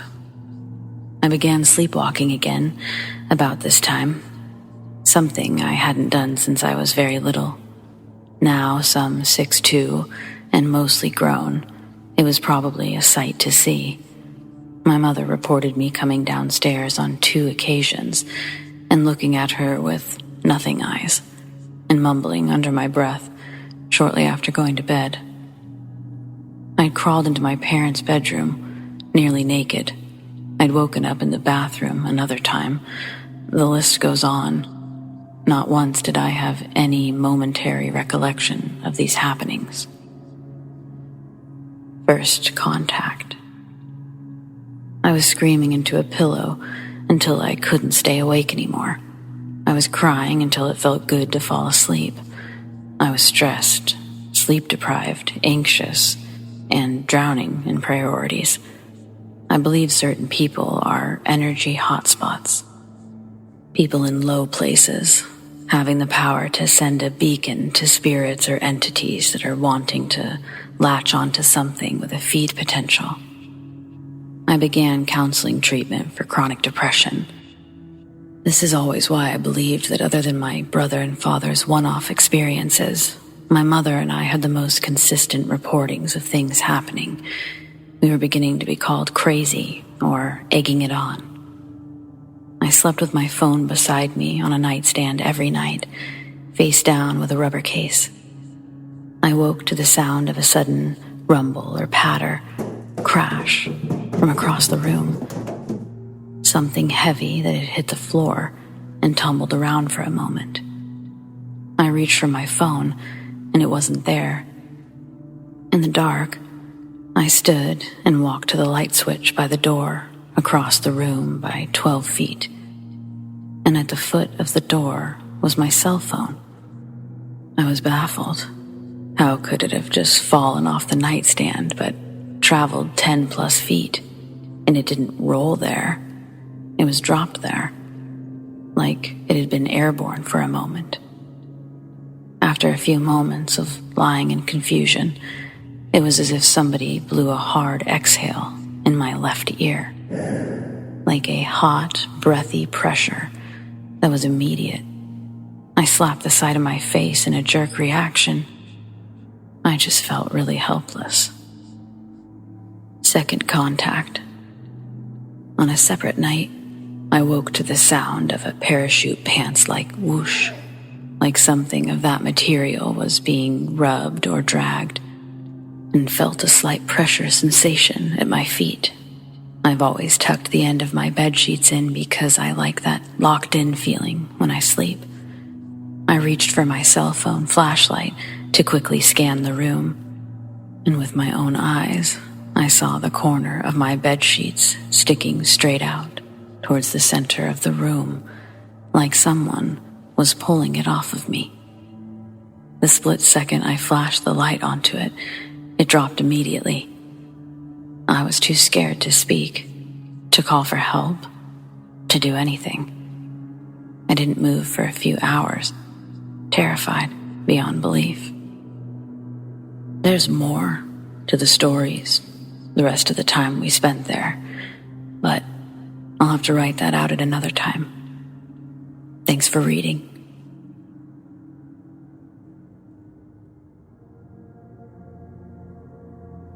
We used to always go camping in the spring, my brother and I.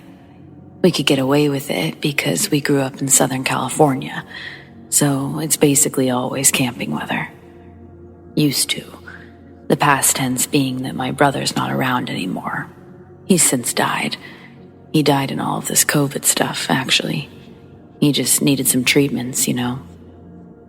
Things he couldn't be getting for a while there. Vital stuff, you start to see that. Just a little too late. Well, I'm pushing 50 and he was about 6 years older than me. We weren't exactly going camping regularly when he passed anyhow. But when we were, our only rule was a new place every year. Plenty of places for us to set up for a few days. Plenty of places where we didn't really need to hit the same spot twice. Too much to see or whatever. We'd either go northeast towards Big Bear or just south a little bit towards Cleveland National Forest. Well, this particular year we camped inside of Joshua Tree Park. We'd been in the area before, just an entirely different area of the park. This area was Indian Cove Campground. Real nice place. Not sure if it's still the case on account of us never going back. The whole place is right off one of the main highways into the park, and Joshua Tree in this area resembles a desert. There aren't a lot of trees around in this area, so this wasn't us in the middle of the forest. Essentially, it's a cove of rock formations. Where we set up was in the middle of the camp, the rocks forming a sort of horseshoe around us. A small hike up and around the rocks would take you to the restrooms. Honestly, it's one of the less secluded areas that we'd ever been to, yet somehow it still managed to be the only place that's ever actually scared us. After setting up, we hiked for quite some time, going the distance and tiring ourselves out pretty good before the sun started making its way down. As we headed back to camp, I thought it was just me feeling a little strange, until my brother piped up from behind me. "What is that, you think? That sound?" I hadn't been hearing any sounds. It just felt like someone was near us, like we were being watched. I told him, "I don't hear anything, but let's pick up our pace." It wasn't but maybe 10 seconds that had passed when I hear something. It sounded like someone was above us, like maybe walking on the rocks or scaling them. In a few places, the trails dipped behind these rock formations, and I started feeling paranoid that someone was trying to keep themselves concealed behind them. My brother, on the other hand, took the noise to mean that there was just another hiker. "Oh, that's not the sound I heard earlier. That sounds like someone's hiking." We were both wrong. As we got closer to the end of the trail, where the other trail eventually feeds into it, it was pretty clear that there were no other hikers. I walked down the trail just a little bit, behind the rock wall. My brother was confused, asking me why I was heading that way. I told him I don't like the idea of someone hiding out here so close to our camp. But next he made a good point. The sun was going down quickly, and within a few minutes, we'd be out here in the dark with no light source. We decide that we'll go back to the campsite, grab some flashlights, and come back just to be sure no one was hiding away. Back at the campsite, it was dark now. We'd set up some lanterns and took a flashlight with us to check the rocks. Before approaching the entrance of the trail, I heard something moving from above us. My brother does too, and we point our lights up, but we see nothing. I should clarify, my brother and I walking around the park after sundown, it's frowned upon. I started to feel a bit goofy though, searching for who knows what. And then we heard it again. It sounded like something was scaling the rock wall. But these weren't the kind of rocks that you could just climb. They were smooth and rounded in a way that would offer zero grip. And the sound, it didn't just happen and stop like before. It kept going. And now, standing at the entrance of the trail, the sound echoed. It was blatantly obvious. We looked at each other. His face shows me that we are still hearing the same sound. Our flashlights were now wildly bouncing around. We would have expected to at least see an animal, but there was nothing. Just the sound of something large scaling the rocks. Then, our flashlight catches the glimpse of something. It's only for a moment, but it's enough to end the search and send us running in the other direction. What we saw, it was something long, pale, skinny. It was almost transparent. It was a limb of some kind. It was unclear if it was an arm or a leg or what, but it definitely wasn't human. We ran. I kept looking back. I saw nothing, but we both heard a screech. A loud one. And look, I've got nothing to compare the screech to. I've heard screeching owls.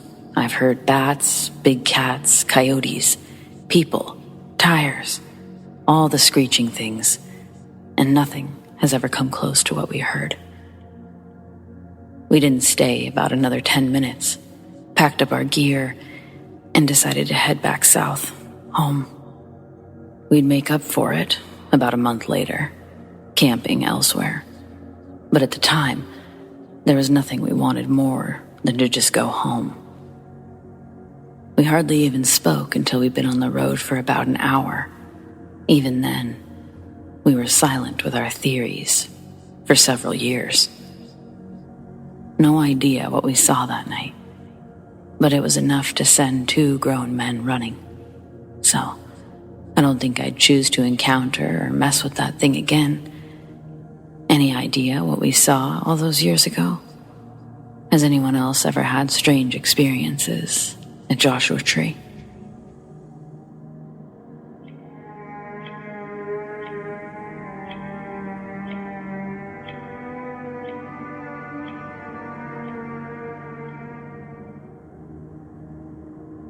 This happened to me about 10 years ago when I was 14. It was a warm summer night in 2012. I was walking around the city with my friends, R, who was 16, and his older cousin Jay, 24. We'd all been neighbors for about 4 years now. Our families knew each other, so it was quite normal for us to all be hanging out together, despite the age gaps. During our walk, we decided to take a shortcut through the cemetery. It was after hours, and I'm pretty sure it was illegal for us to be there, but at the time, we weren't going to do anything other than just cut through, which we would often do during the day as well. As we were walking down the path, I saw headlights turn into the cemetery, and the boys, of course, darted away ahead of me into the trees. Since the others ran ahead of me and off the path, away from the lights, it was pitch black. There was residual light twinkling through the branches as I made my way down into the trees, but it dropped down to a slight hill, and the light was lost. I was walking along, trying to be as quiet as possible, almost blind due to my eyes not adjusting yet, and that's when the feeling of dread sets in. I had no idea where the guys were. I couldn't see. and I didn't want to be caught by the police, by myself. But there was something else, almost a chill in the air on a warm July night. I tried to brush it off, the uneasy feeling, thinking it was just my nerves being scared because the guys took off without me. But alarms were going off in my head, like something was very, very wrong, and apart from legal reasons. I should not be there. I make out a shape to the left of me. As I'm walking, I take a couple of steps towards it. Guys, is that you? Nothing. No response. I take a few more steps towards it, and I swear to God, just like the movies, a freaking twig snaps under my foot. Now, the reason I had thought that it was the guys is because this shape was crouched down next to a pile of brush, and it was big enough to look like two people hunched over. I thought that they had been hiding there, but when the twig snapped, I stopped in my tracks as the thing stood up and towered over me. I was about 5 foot tall at the time, and this thing was easily two of me stacked right on top of each other. Whatever this thing was, it was only 15 feet or so away from me, and I was frozen in horror. It was facing away from me at first, and then its neck, its head, it almost swiveled around like an owl, and I was met with an oval-shaped gray face. No nose or mouth, only two pitch-black, hollow eye sockets. The rest of this thing's body was pitch black against the dark trees, the light from the path no longer streaming through the branches. It was just me and this thing that seemed like the personification of darkness itself. This thing and I stared at each other for what felt like an eternity.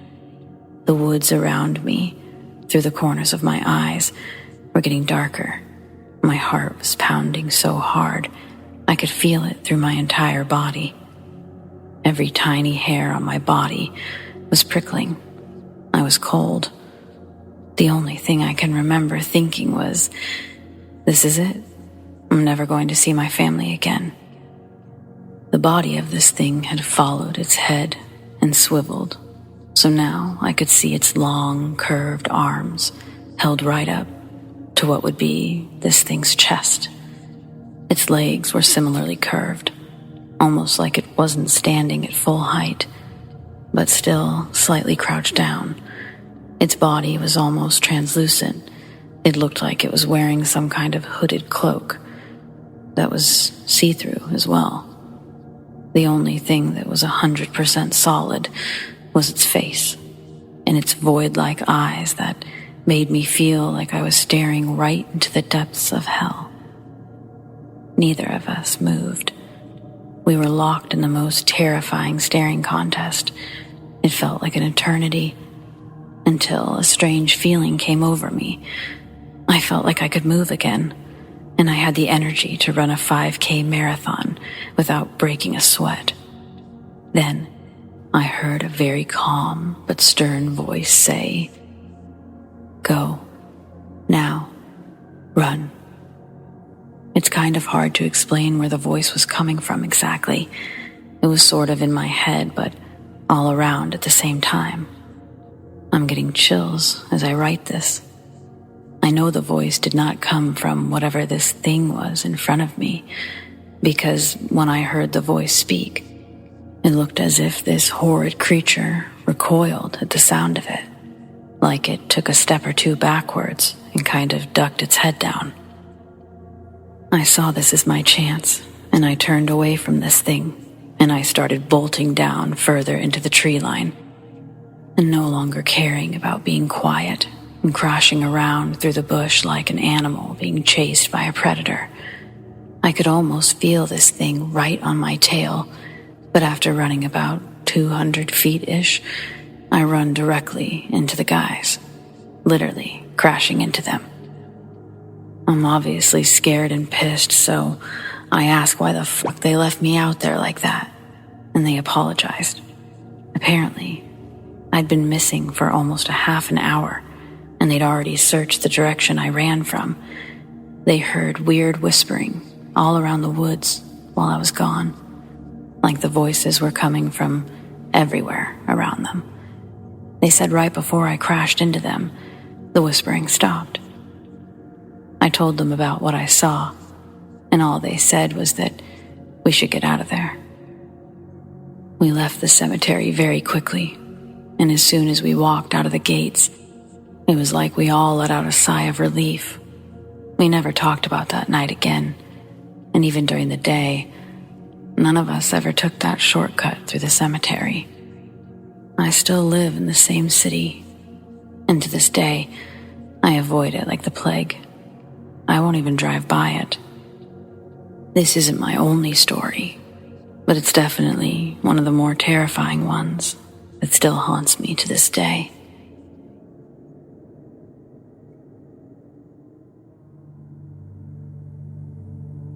The Bothell Hell House, Poltergeist, and the Disappearing Cross.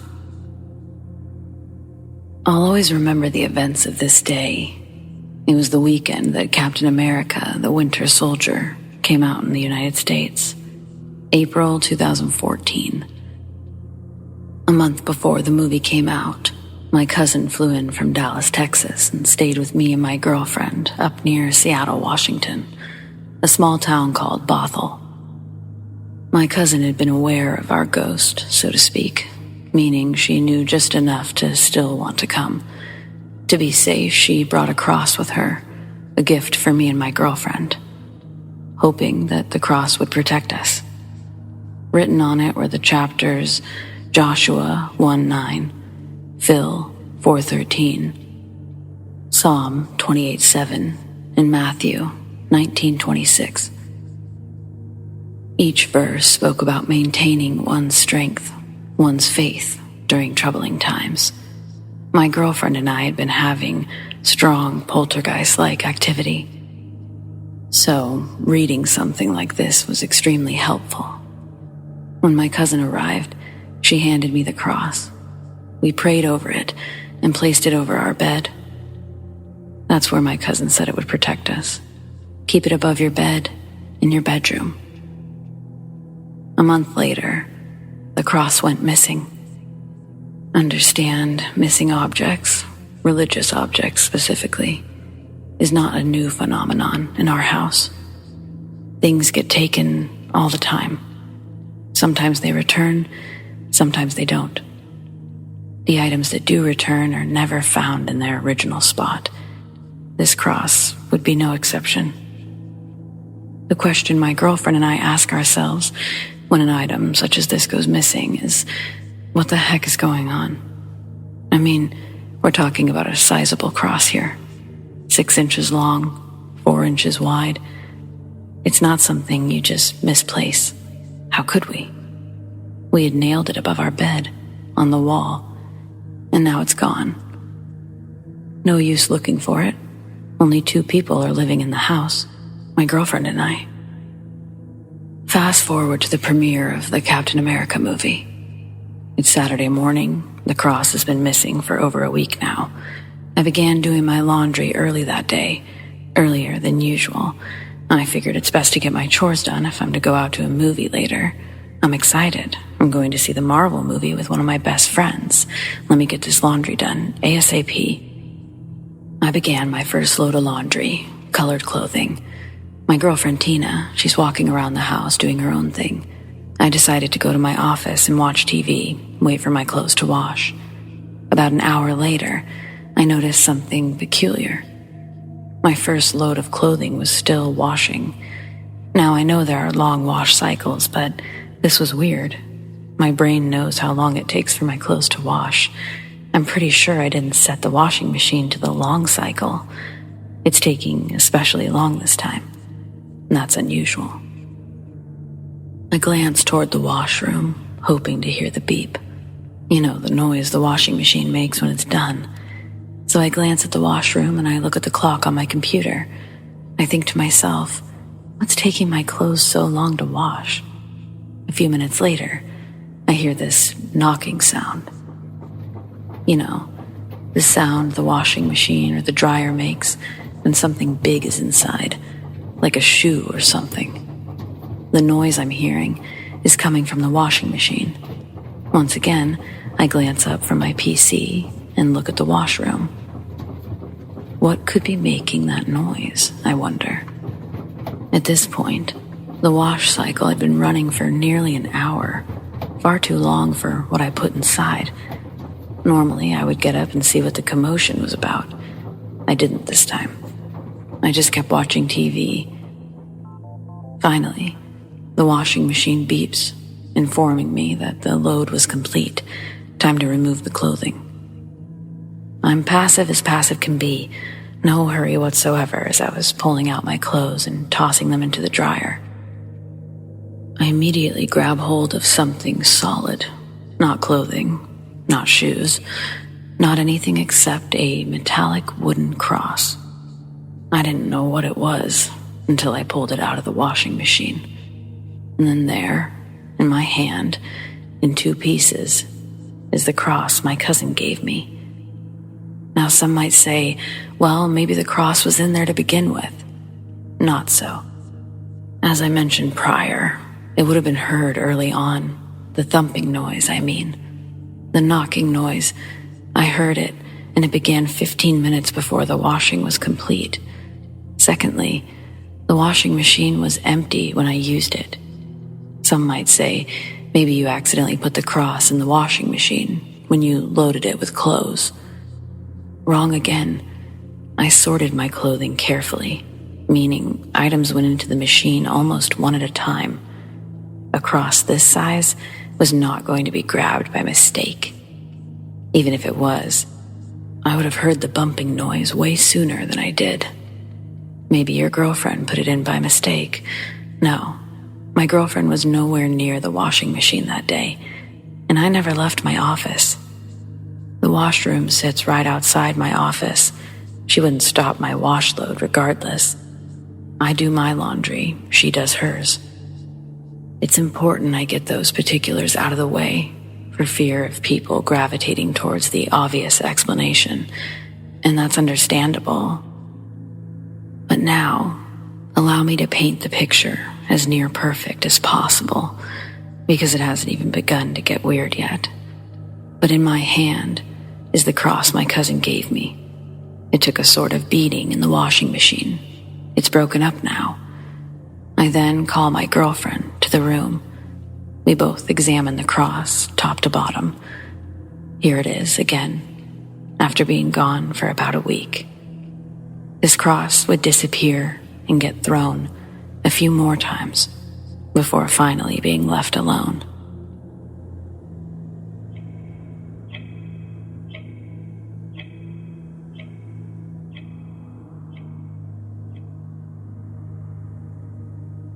The Bothell Hell House poster fire. Spring 2014. Not that many poltergeist survivors can say they witnessed seeing a poltergeist flee the scene of a crime. By crime, I mean arson. But I can. One of the most horrifying events I faced while living in the Bothell home was the day the poster caught fire in my office. Recap. Tina and I had witnessed a lot of activity in the weeks leading up to the poster catching fire. I'm talking about bar stools being thrown. Our bedroom light was going on and off by itself in the middle of our sleeping. Loud bangs, loud footsteps, door slams. And yes, one Bible catching fire. All of that happened within a week of the story I'm about to tell. The advice given to us by friends and family was to smudge the house. The internet said the same thing. Smudging lessens the activity. Let me tell you, smudging never lessened the activity. Not in our house. It made it worse. This story is proof of that. The night before the poster caught fire, I asked Tina if she would feel comfortable smudging the house. Tina was an excellent person to do the smudging. She was more thorough than me. She could smudge every nook and cranny. And so she did. The next day we woke up and got ourselves ready for work. Nothing unusual about that morning, except the house was still smelling like burnt sage, which I thought was a good thing. Your house should smell like sage if you smudged the night before. I later found out that smudging before you go to bed can be dangerous, extremely dangerous. I compare smudging before going to bed to kicking open a fire ant bed before having a picnic. Tina and I got up that morning and did what we always do. We got ready for work. The feeling of being watched had lessened. 30-odd minutes later of us waking up, Tina walks up to me and kisses me goodbye. Now it's just me in the house. The only thing on my mind right now is beating Seattle traffic. I gotta get out of this house and get to work. A few minutes after I stepped into the shower, it happened. The devil arrived. Every fire alarm in the house starts going off. I'm standing in the doorway of the bathroom, half dried off, thinking, oh shit, it's happening. I knew right then that something was up. I didn't know what specifically, not yet anyway. Something is up though, and it's not good. I remember running through the master bedroom and reaching our bedroom doorway, and that's when I saw it. Well, felt it. I feel a large mass run right by me. I can't see what runs past me. I can only feel it. It was huge, taller than me, wider than me. All I could hear besides the fire alarms going off was this loud stomping sound. My eyes and ears turned toward the direction of the stomping noise and followed it downstairs. Suddenly, the front door of the house opens wide and is slammed shut. That is it. The door just opens wide on its own and slams shut. That's when my brain says, give chase, Keith, give chase. But I'm thinking, give chase to what? I still have not determined if someone was in the house. I haven't seen anything. The door just opened and closed on its own. What am I chasing? So I do what my brain says. I run down the stairs and I reach the front door. I should be able to get a good glimpse of the intruder as he's leaving the house. I throw my hand on the doorknob and nothing happens. The front door does not open. Correction, the front door does not budge, not even a centimeter. I must have fought with the doorknob for about 2 seconds before realizing that I had a fire to deal with. Smoke is billowing from my office upstairs. I run to my office and there it is, ladies and gentlemen. There's the fire. The wall behind my computer desk is on fire. The poster, specifically. How many seconds have transpired between the fire alarm going off and where I'm standing now? 30 seconds. The first thing I do to kill the fire is toss my damp towel over it. The fire did not put up a fight. It was gone. I turn and I run downstairs again. The house is filled with smoke. I get to the front door and I try to open the front door again. Nothing. The door will not budge. This is the same door I saw open less than a minute ago. The doorway felt like it had been welded shut. The fire alarms are still wailing in the background. I can taste the chemicals from my burnt poster in my mouth, the smell in my nostrils. And that's when it dawned on me. The house isn't the one that's under attack. I am. Think carefully, Keith. The next few decisions could be your last. What are you gonna do? I was in shock at this stage because I remember the events vaguely at this point. Suddenly, I'm on the phone with the 911 operator. I'm screaming to her that my house is on fire. She's maintaining her level of professionalism, asking me in a calm voice, What's your address? Every time I utter my address through the phone, enormous amounts of static breaks out. I'm talking about loud electrical interference. We go through this, I can't hear you, Can you repeat your address? routine for about 30 seconds. Finally, she gets my address, and in doing so, she lets me know the fire department is on their way. I hang up and call Tina. Thank God she answers. Tina could hear the fire alarm screaming through the phone. I blurt out for her to come back home, to come back to the house. The house is under attack. I hang up. The front door, for reasons I can't explain, finally opened. It opened within seconds of the fire department arriving. How ironic. The firemen dart inside, and at my urging, proceed up towards the office. They said I did a good job of putting the poster fire out.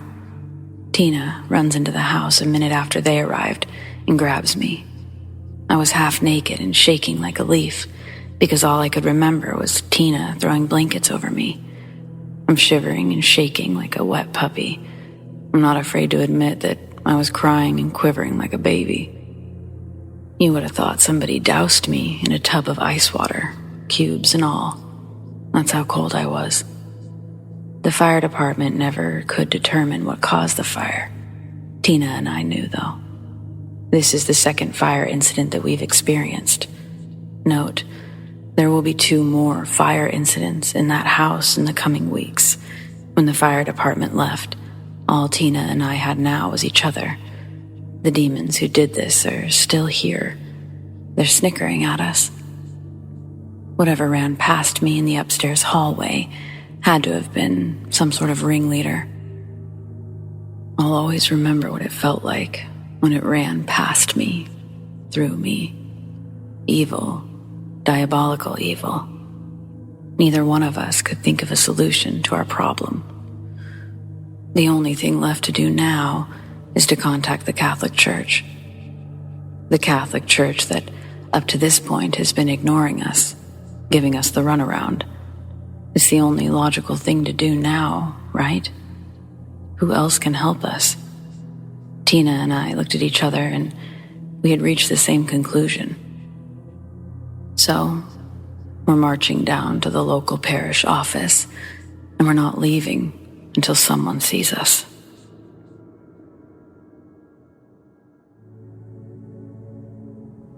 Kind of a scary thing going on. My girlfriend, 25, of about 3 years now, who I met after she was in recovery, had just rebuilt her life when we met. We've had plenty of ups and downs, but we love each other. Anyway, when she was living with me, on 2 or 3 occasions, she had mentioned about a year or more ago that she was being followed by black SUVs. They were black GNC vans with tints. Fast forward to this morning, the same van was driving towards her, on her way to the train, and the driver rolled down the passenger window and says, "I'm so happy we finally found you, Miss," and then her last name. She kept walking and crossed the street where the van wouldn't be able to get next to her. She called me and was in tears after she ran to the train station once she was out of sight of the van. We're not sure what's going on here. She claims that her ex is a single male, raising multiple kids that aren't his. They're all girls under 17. He also sold drugs and knew big-time guys who trafficked drugs. She said this to me on WhatsApp after she got mad that I kept asking why anybody would be following her. She also claims that they've asked if she could move things across the border, which she claims she never did. She also snuck in the fact that the drugs sold by either her ex or his friends have killed people in the past. But that was 4 or 5 years ago. The only other thing that I could think of is she claims she was abducted by aliens as a kid, but that's kind of crazy to me, and I've always dismissed it in my head as bad dreams that she had as a child. But they wouldn't come back in an SUV if they wanted to talk to her. She's always very level-headed and honest about everything, and there's no reason she would make any of this up or lie to me. And she was in tears on the phone. She she's leaving work at a weird time today to pick me up when my shift is over, which she would never do unless she felt unsafe, like she does now. My theory, she moved into a new apartment and her address was changed on the registry within the last 3 or so months. It's a very upscale place as her job pays her very well and she holds a supervisor position. She also financed a nice car about a year ago. I think that maybe she dropped off the map and appeared at an expensive residence with a nice car, and now they're asking questions. I'm not sure what I would rather it be at this point. Nobody's going to pop out of a black-tinted van with good news. It's not like they're following her because she has an unclaimed lottery ticket or something. Any advice is appreciated, as this is kind of freaking me out, and I'm really trying to stay cool about the situation.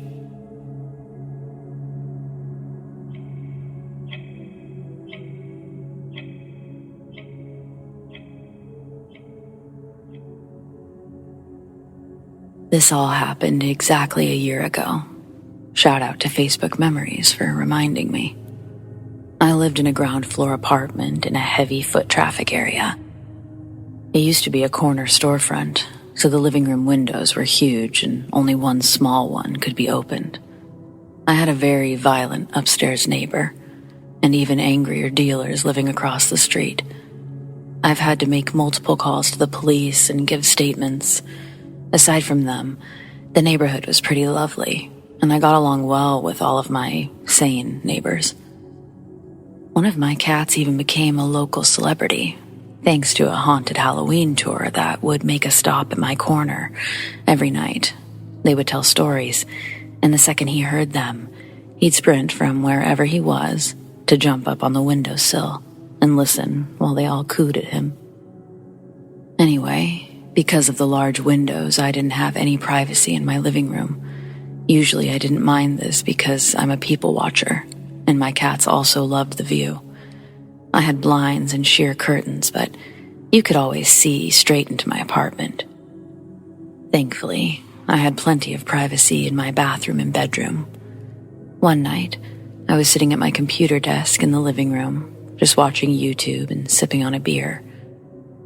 I heard a group of people talking outside, but these were normal sounds for the area and would have ignored it completely if I didn't hear one of them speaking directly into the window fan in the one open window.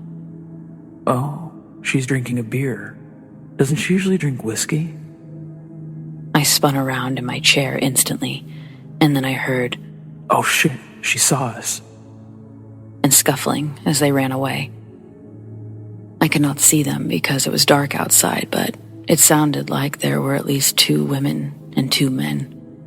I was frozen in place just listening for anything else, like footsteps or their voices again.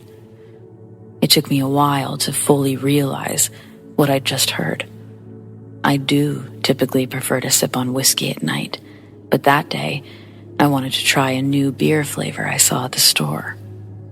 These people knew my habits well enough to know this. I was also deeply concerned that they knew it was whiskey, since I'd drink it out of a set of patterned glasses. There was no way to tell what was in them. You could see the kitchen from the living room window, but I often kept my whiskey in the freezer, so they'd have to see me at a specific moment to know. Needless to say, I didn't sleep that night, and while I couldn't sleep, I remembered another incident that had happened a few nights prior. I keep my bedroom window open at night because I sleep right under it, and I like the night breezes. There's a bright security light directly across the street, so even with the blinds down, I still have quite a bit of light hitting the opposite wall. One night, I woke up around 3 or 4 a.m., which isn't unusual for me, and I just turned on a Netflix movie to fall back asleep. While laying there, I see the shadow of a head and shoulders appearing on the wall, and it just stays there for way too long. I'd guess 15-20 minutes. Now, this isn't very common, but people have stopped to smoke a cigarette right outside my window before. The smell gives me an instant headache, but this time There was no smoke or smell of any kind. Someone was just standing there. I couldn't tell which way they were facing, but after the recent event, I wondered if someone was looking in while they thought I was sleeping. I told my coworkers about these events, and they were terrified for me. I was actually planning on moving at the end of October and just slowly bringing boxes and furniture to my new place over the course of the month. Once they heard what happened, they all banded together and got 75% of my things over in one day. I told them all I cared about was my animals and my bed, but they got everything except the larger furniture and whatever we couldn't box up and move before midnight. I love them all very much and appreciate them every single day. I had a couple of anxiety attacks over this, especially when I had to go back for the last of my stuff, but I've felt completely safe in my new place. I also got a full-blown security system with sensors and cameras. Unfortunately, this wasn't the first and ended up not being the last time I was watched or stalked. I still visit the area of my old apartment from time to time because it's a great bar scene. I don't think I'd be able to pick out their voices, but no one's given me any weird looks or vibes since.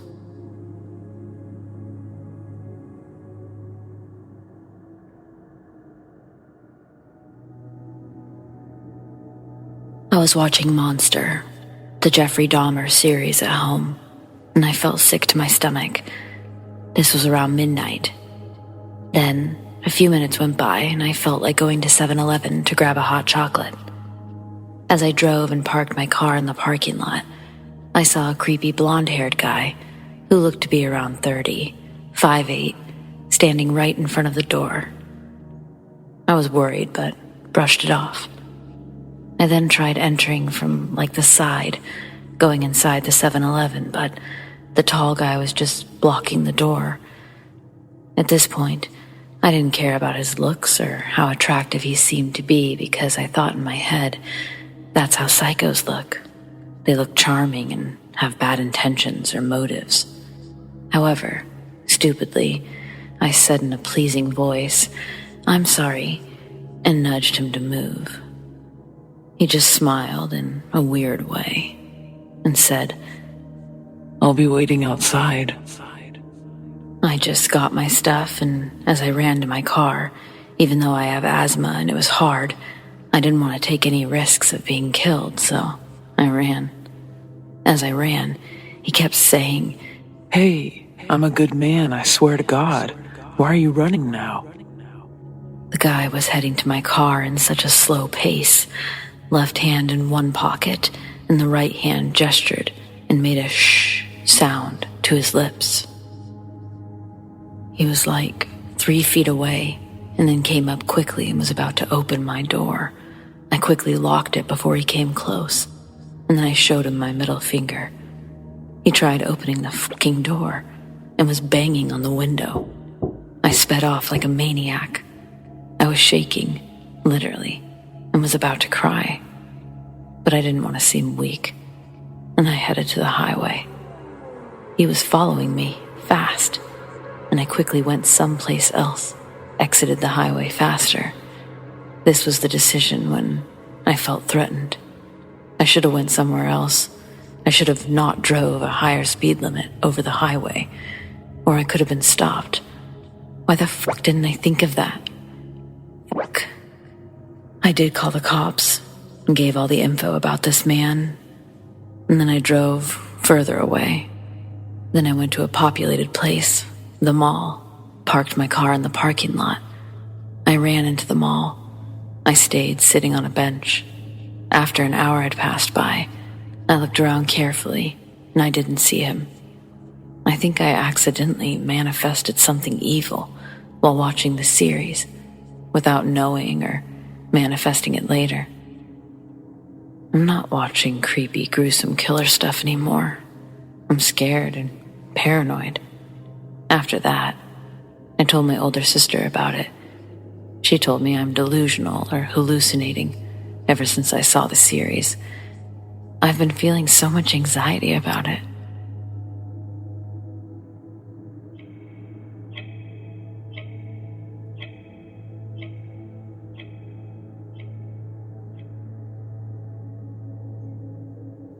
This happened a few nights ago, or I guess even a week ago now.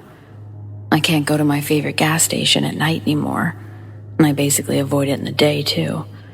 I mean, it already started getting sketchy about 6 months ago, but now it's just out of control.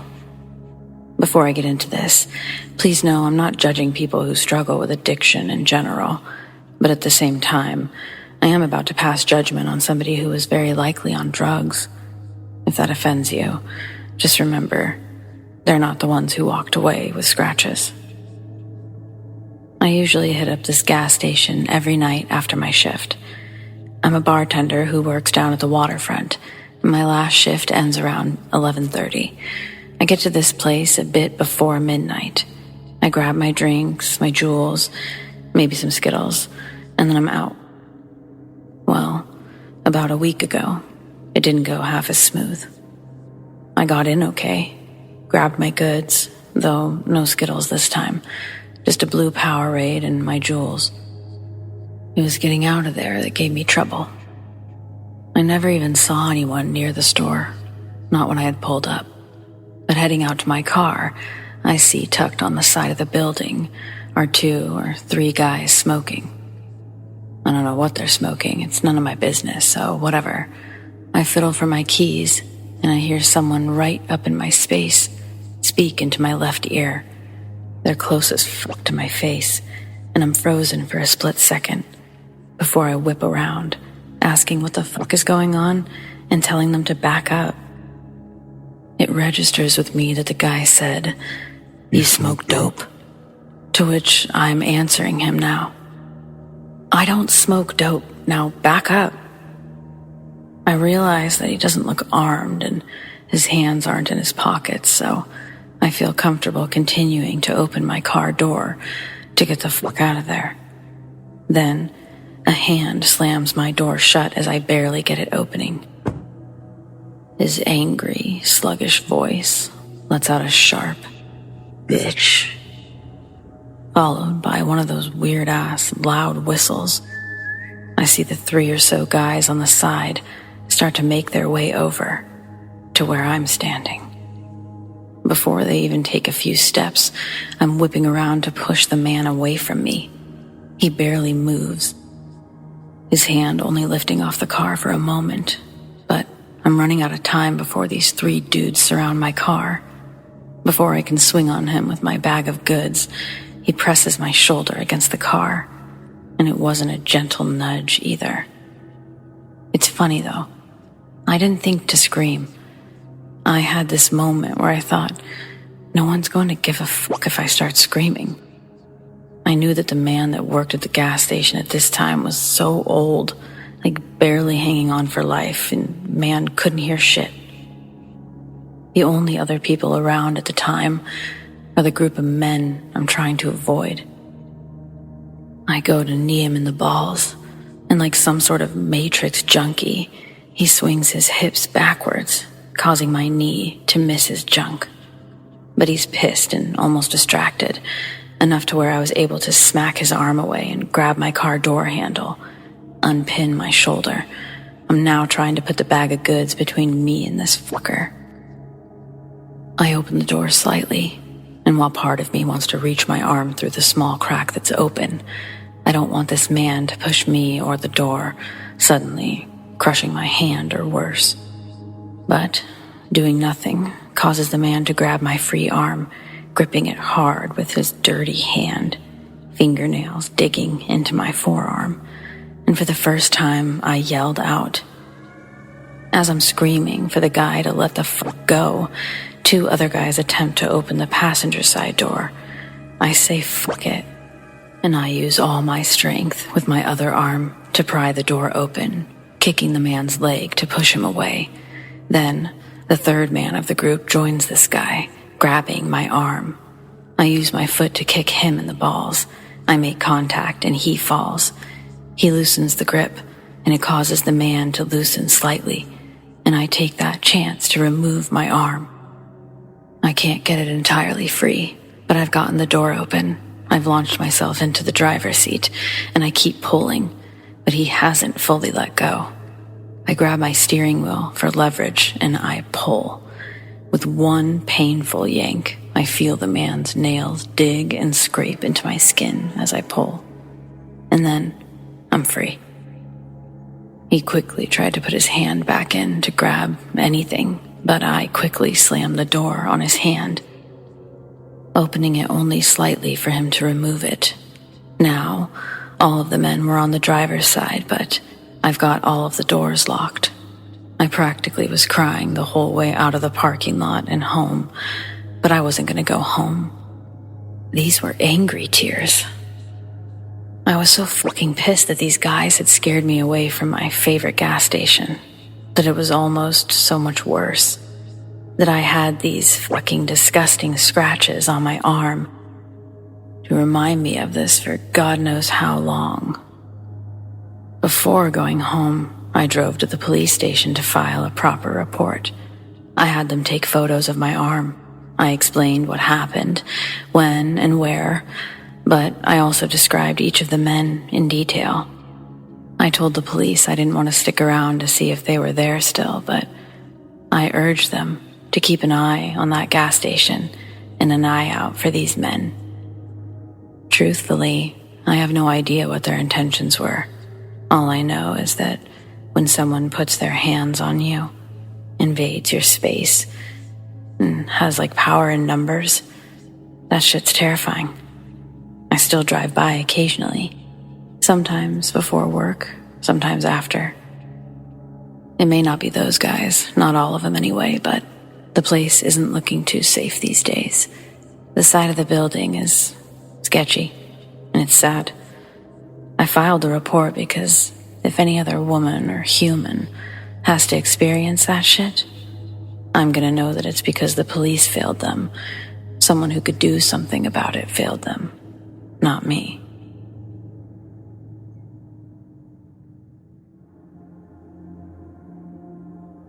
My grandma and her family used to live in a small area in Tennessee. Her parents, siblings, and she moved into an old farmhouse in the 50s. I asked her how old she thought the house was, like a specific date, but she said she didn't know, that it was definitely old.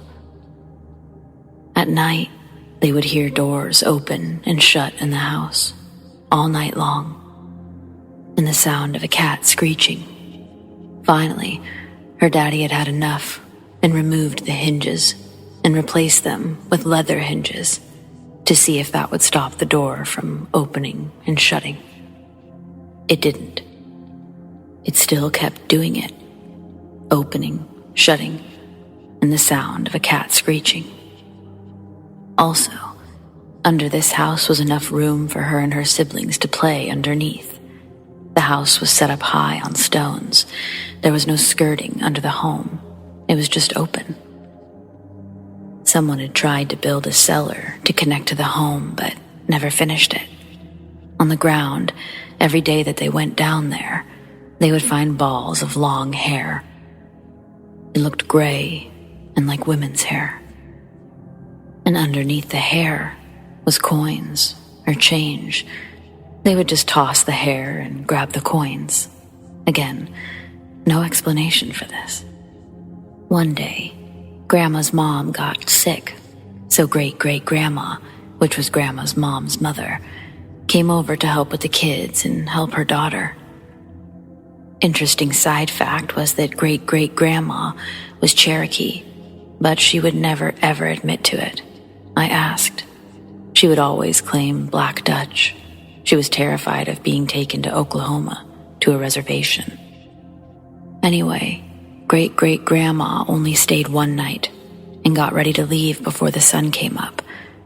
Grandma said her mama asked why she was leaving, to which she replied, "I seen a man and his wife pass through the dresser and into the wall. The wife was missing her head. I ain't staying in this house." She left and never came back to that house. Across the road, and across from the house where they lived, was an open field. In the field was a large 3-story home, a rancher-type house. In its heyday, it must have been beautiful, but now it looked weathered The paint was peeling, and it looked like it had seen better days. Every night, on the top floor in one of the windows, everyone saw a candlelight flickering. Grandma's dad was curious, and one day, during sunlight of course, he walked over to the old house to see where the light could be coming from, and if anyone was living there. The kids came along. Great-grandpa walked inside. The house on the inside looked worse, and there was no way that someone could go up the stairs to the top floor because the stairs had rotted away. Meanwhile, Grandma's half-sister went to the cellar door of the old house and opened it. Down in the cellar was an old, tacky-looking man. He looked up and he said to her, Come on in. Her sister slammed the door and ran. There were no steps that led into the cellar. I don't think they ever went back over to that rancher house again. They stayed in their house from when my grandma was 8 till she was 11, and the family moved.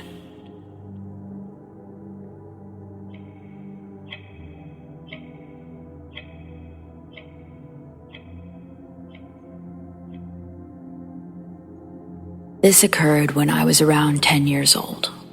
I grew up in a small town, and I lived in a 3-bedroom, 1,500 square foot house with 6 people. This meant my sisters and I shared a small room. My grandma decided that she was tired of having no space in our room with the 3 single beds, and it was time to get a bunk bed. In this small town, I remember shopping for this bunk bed in this run-down store. It wasn't the typical furniture store. I almost believed that it was a second-hand shop or some type of discount store. By the time I was in my teens, this building was turned into a billiard game room. This place wasn't there long. The exciting day arrived. We put the bunk beds in the room, moved the dresser with a small black and white old TV and an Atari. These weren't new, but moved from another location in the house. This was the late 80s. Yes, we had an Atari, when everybody else had a Nintendo or a Super Nintendo. The Atari and TV were placed so that I could sit on the end of the single bed and use it as a chair while we played Atari. The space between the single bed and bunk bed was approximately 2 to 3 feet. This is when the paranormal activity in our room started to become frequent. I had opted to take the single bed since my sisters really wanted to sleep in a cool bunk bed. They have more stories than myself. Anyway, one night, I remember being in my room alone, playing on the Atari. My grandma and mom were talking to some family members that had stopped by, and my sisters were watching TV in the family room. Again, small house, small room. I know I was alone in the room. Being alone and being alone with the Atari was something that didn't happen often. I was focused on my game when to the right, I could hear the bunk bed shake a little, like someone just grabbed it and shook it for a second. That had to be my imagination, right? A few seconds or more go by, and the thing shakes again. This time for a few seconds. I remember distinctively telling myself, don't be afraid, don't look, don't be afraid, it's nothing. Almost to a new high score, and if I die, I don't have to give anyone else a turn. Motivation to stay. A few more seconds go by as I keep playing my game. It shakes a 3rd time, for what I remember being the same interval as the last. Again, I tell myself to be strong, don't be afraid. It's just your imagination. Don't even look. Well, with whatever was happening, I must have pissed it off with my lack of response or acknowledgement. The bunk bed began violently shaking with no stopping. I stood up and I ran, dropping the Atari paddle and hearing it swing into the dresser. I didn't get to beat my high score. My grandma and my mom didn't believe me. I was laughed at by the visiting family members. At least I didn't have to sleep in that bunk bed, or go back into that room by myself. My sisters have some more scary stories, like an old man ghost standing on the end of the bed, climbing the ladder, with glowing white hair. One was hearing glass shatter in the room and not being able to find the source. Quite a few more, but that was my personal scary story with it. We ended up having a house fire due to a malfunctioning AC unit 4 years later, and it destroyed that bed. After restoring the house and damages, my twin and I ended up moving back into that room with 2 single beds. The air in that room felt lighter and more free. Never had a haunting or paranormal experience in that room after that. Hence, we dubbed it the haunted bunk bed.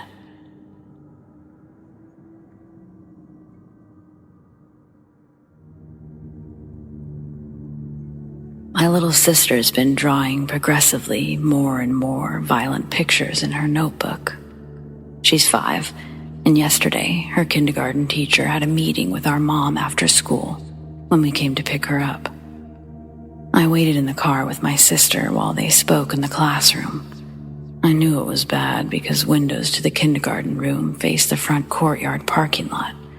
My mom and the teacher both glancing out the window at the Jeep that we're sitting in, their expressions dressed with looks of concern.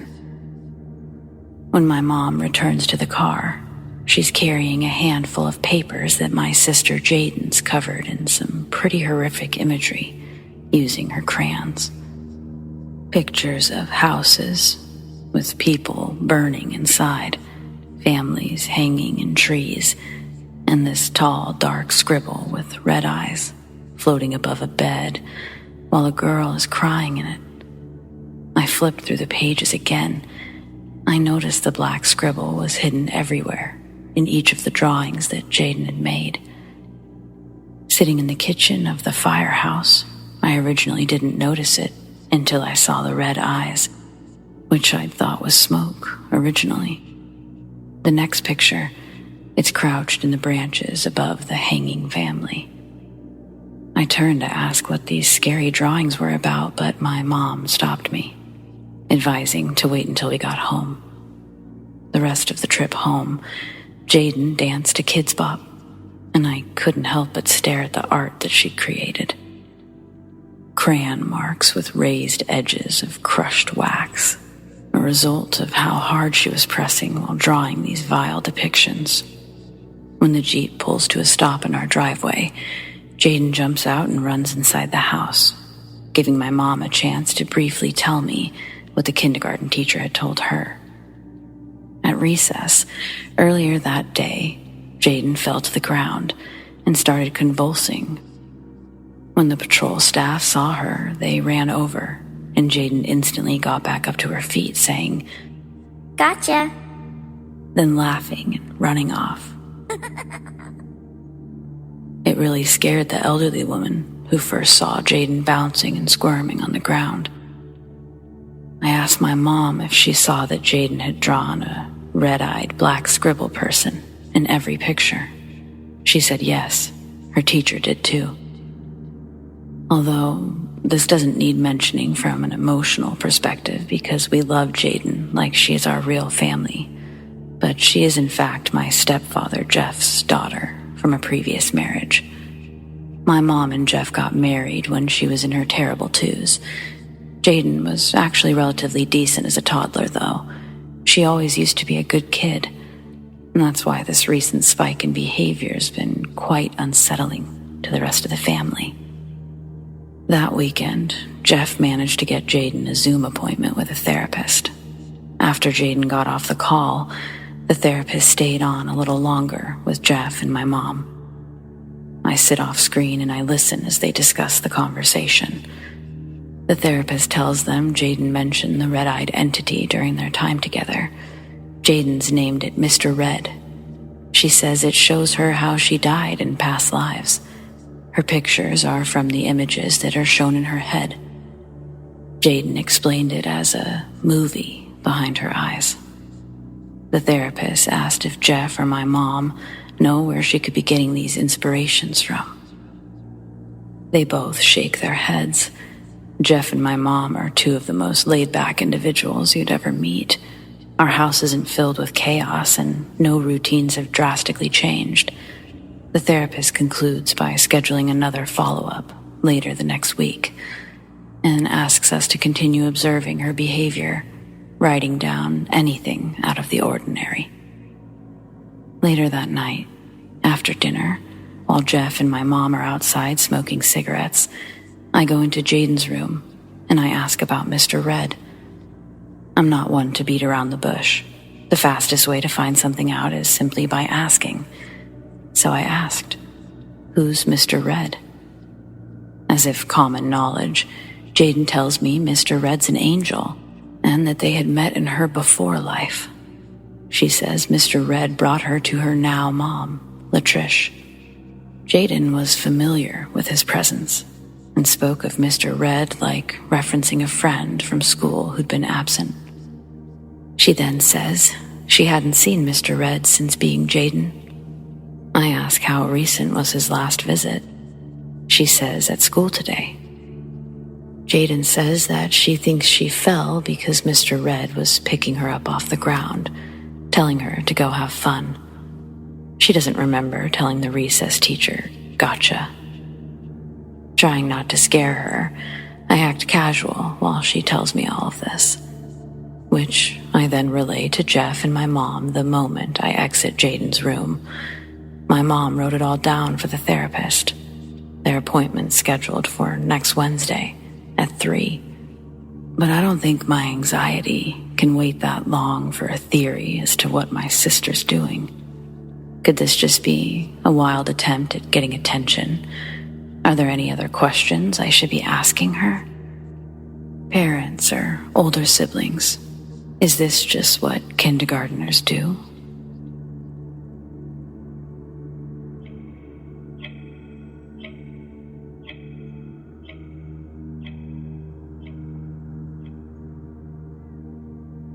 My father wasn't faithful. He was a man of faith, but hardly practiced what he preached. One night, he came home late from work, smelling like another poor sucker of a woman's perfume. Then, he had the nerve to lay his hands on my mom when she mentioned the pungent aroma that he'd brought in. He popped her in the eye, and it swelled up real fast. I ran at him, swinging with everything I had, trying to stop him from going after my mom, but he was a behemoth compared to my small stature at the time. Before I can get in striking distance, he turns and punches me in the stomach, instantly knocking the wind out of my entire body, crumbling me to the floor. This was the straw that broke the camel's back. My mom ran into the bedroom and got his hunting rifle from the closet. She didn't know a lot about guns, but knew enough to aim and shoot one. My mom also didn't have to worry about aiming it all that much, seeing as she fired from a near point-blank range, lining the barrel up right under the back snaps of his hat before pulling the trigger.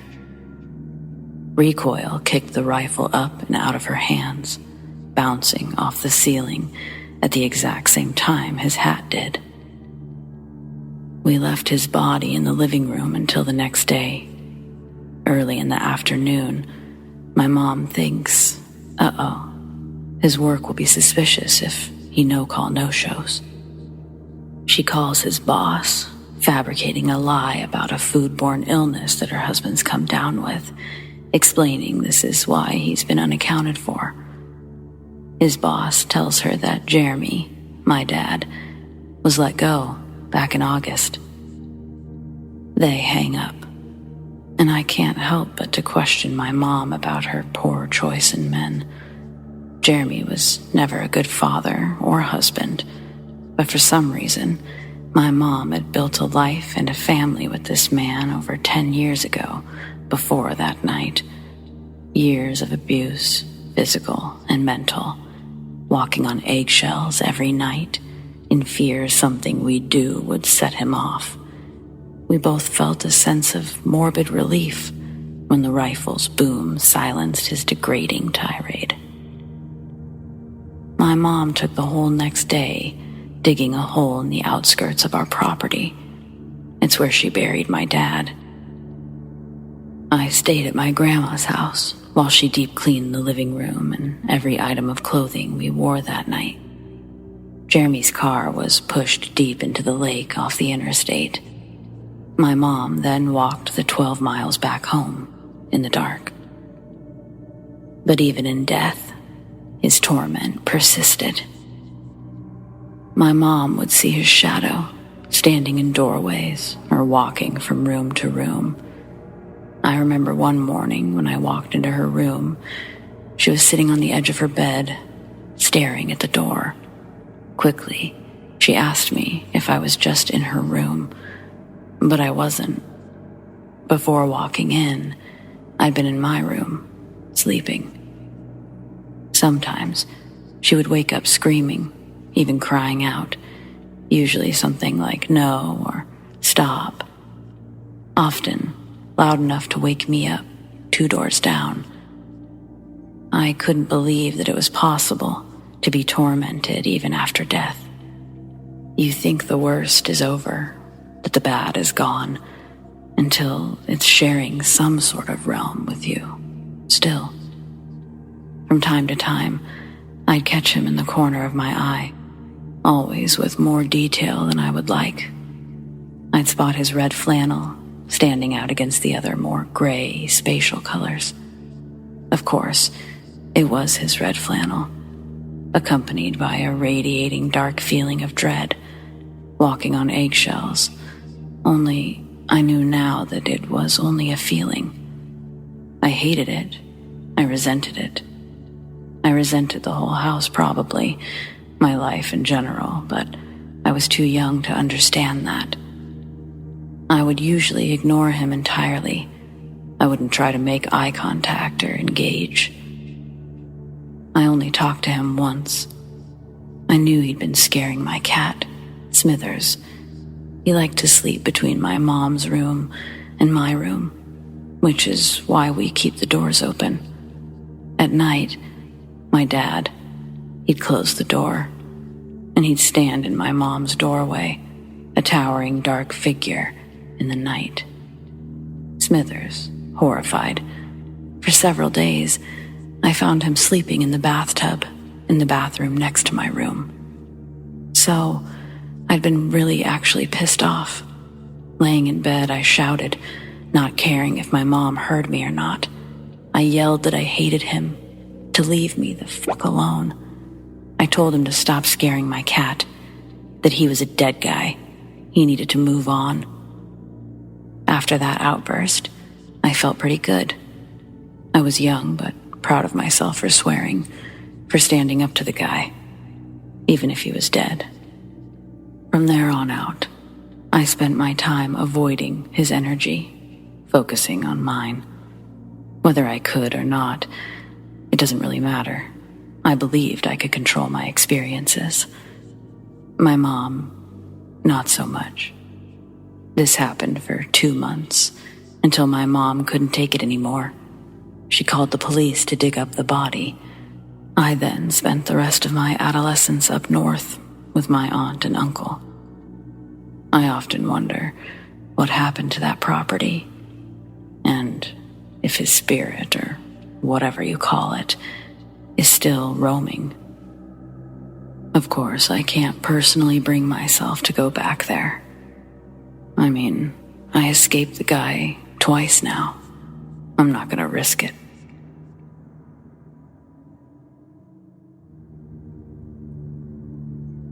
There's a bit of a backstory, but it's important. In February 2015, my sister ended up buying a Ouija board.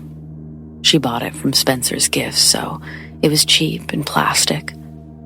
It had a moon and a sun in the top corners, 2 images on the bottom that I really don't remember. She made plans with 2 of her friends, S and D, and myself, to use the board. My mother is a Bible thumper, so we couldn't do it in our house, and we decided to go to S's house, since her parents are open to things like that. We all spent the night at S's house. They wanted to wait to take out the board until 12 a.m., the witching hour, to have a higher chance of making contact with something, I guess. We had a dance party, and we ate a ton of junk food. At about 10:30, we settled down to watch a movie. I fell asleep. At about 11:45 p.m., S stopped the movie, and we started setting up. I was tired from our craziness. We shut off the lights, lit white candles, and got around the board. My sister, S, and I had our hands on the planchette, while D sat next to us with a piece of paper and a pencil to document. She was too scared to use the board. We opened the board and we asked questions, without much luck.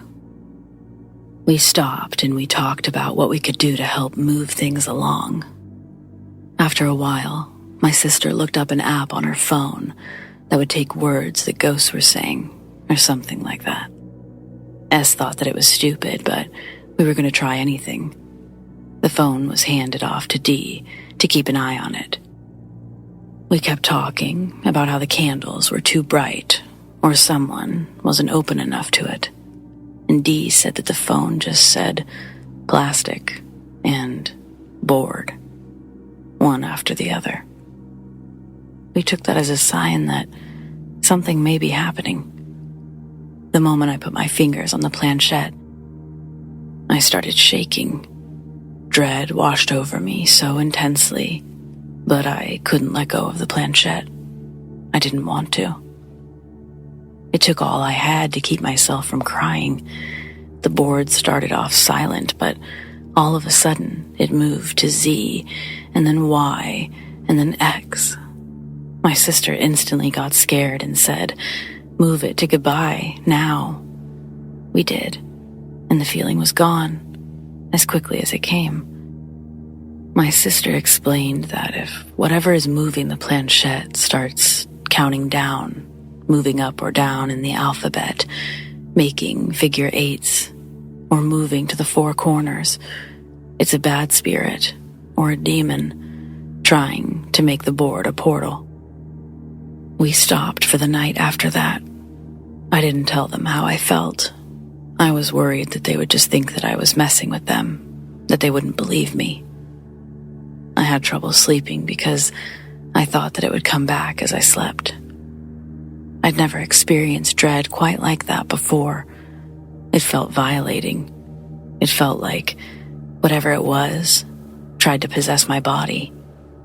I feel that because I was so tired, I was vulnerable to the attack. I'll never play with the board again.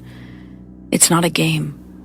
It's so real, and it can go very wrong.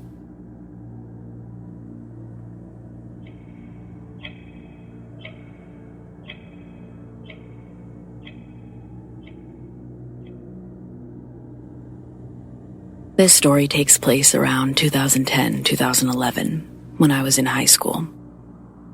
At this age, I was not the sharpest tool in the shed, with no real discernment or understanding of the spiritual world.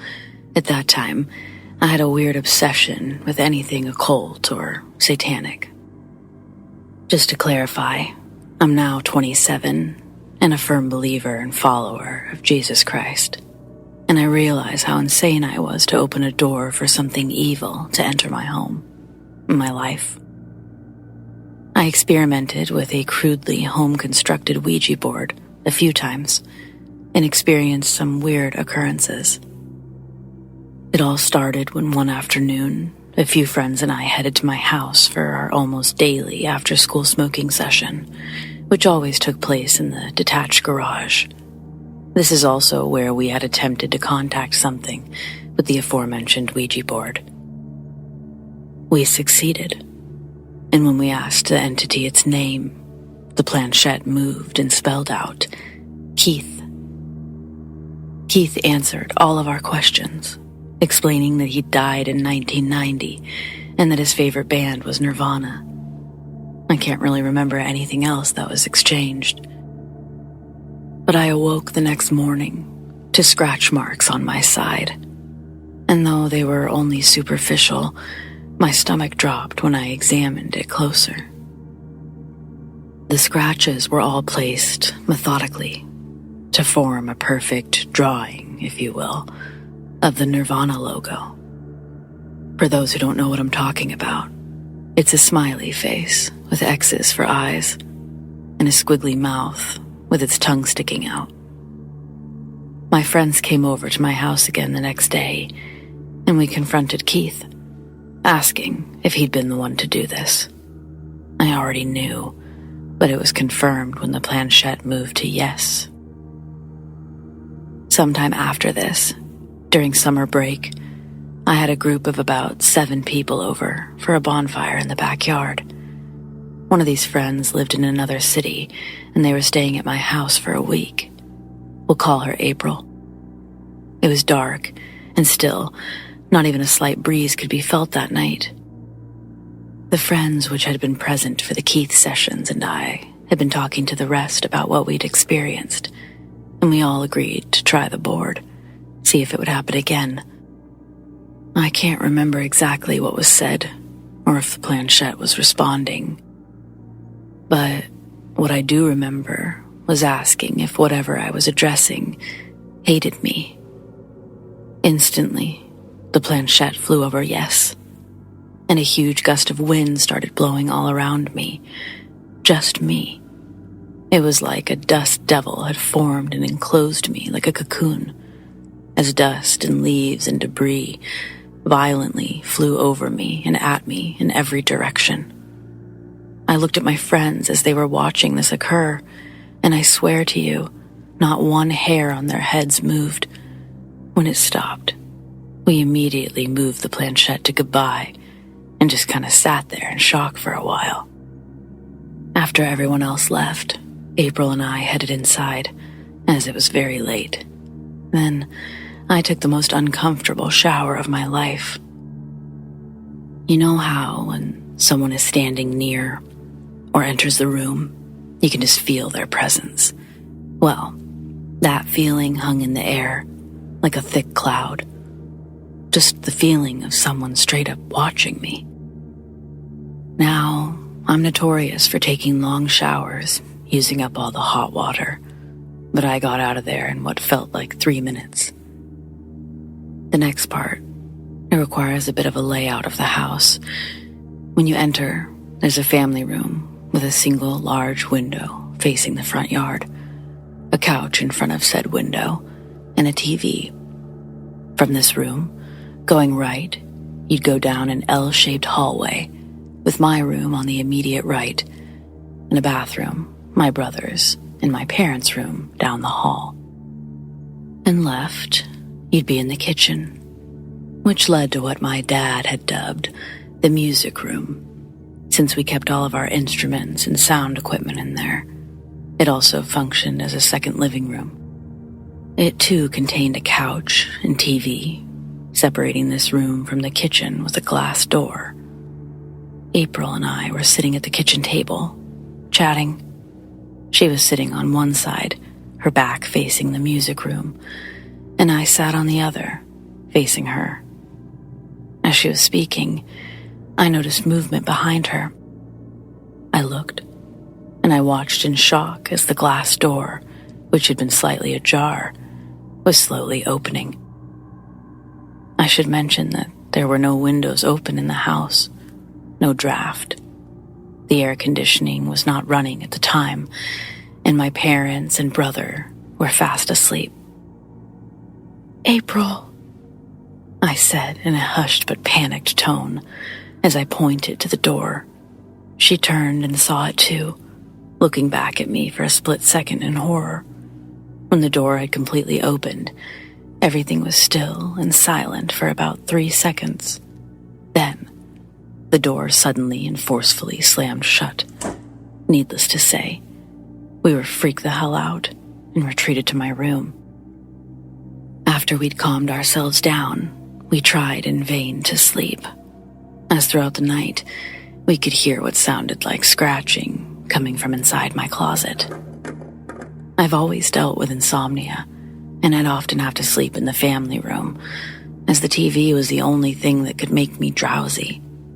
I'd always put on a sleep timer so the TV wouldn't be on all night after I fell asleep. April had gone home at this point, and I was in a deep sleep on the couch when I abruptly awoke in a cold sweat. The TV was off, so I could see the window behind me in the screen's reflection. There was some light seeping through the curtains from the back streetlight outside, and I could clearly see standing behind me a large black figure whose shoulders touched the ceiling, and its head bent down slightly, staring at me. I quickly covered my face with the blanket, seriously hoping this thing didn't know I was awake or aware of its presence. I stayed completely still for what seemed like ages, and I somehow eventually fell back asleep.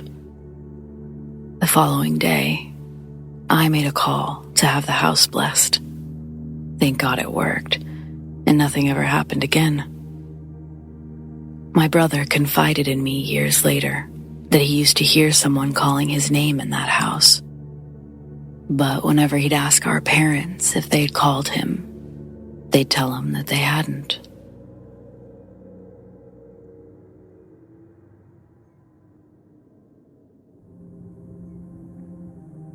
Through my younger years, 7 to 12, my mother dated a guy very on and off, which I think mostly had to do with him being in the Army and staying with his family in Laredo, Texas whenever he was home.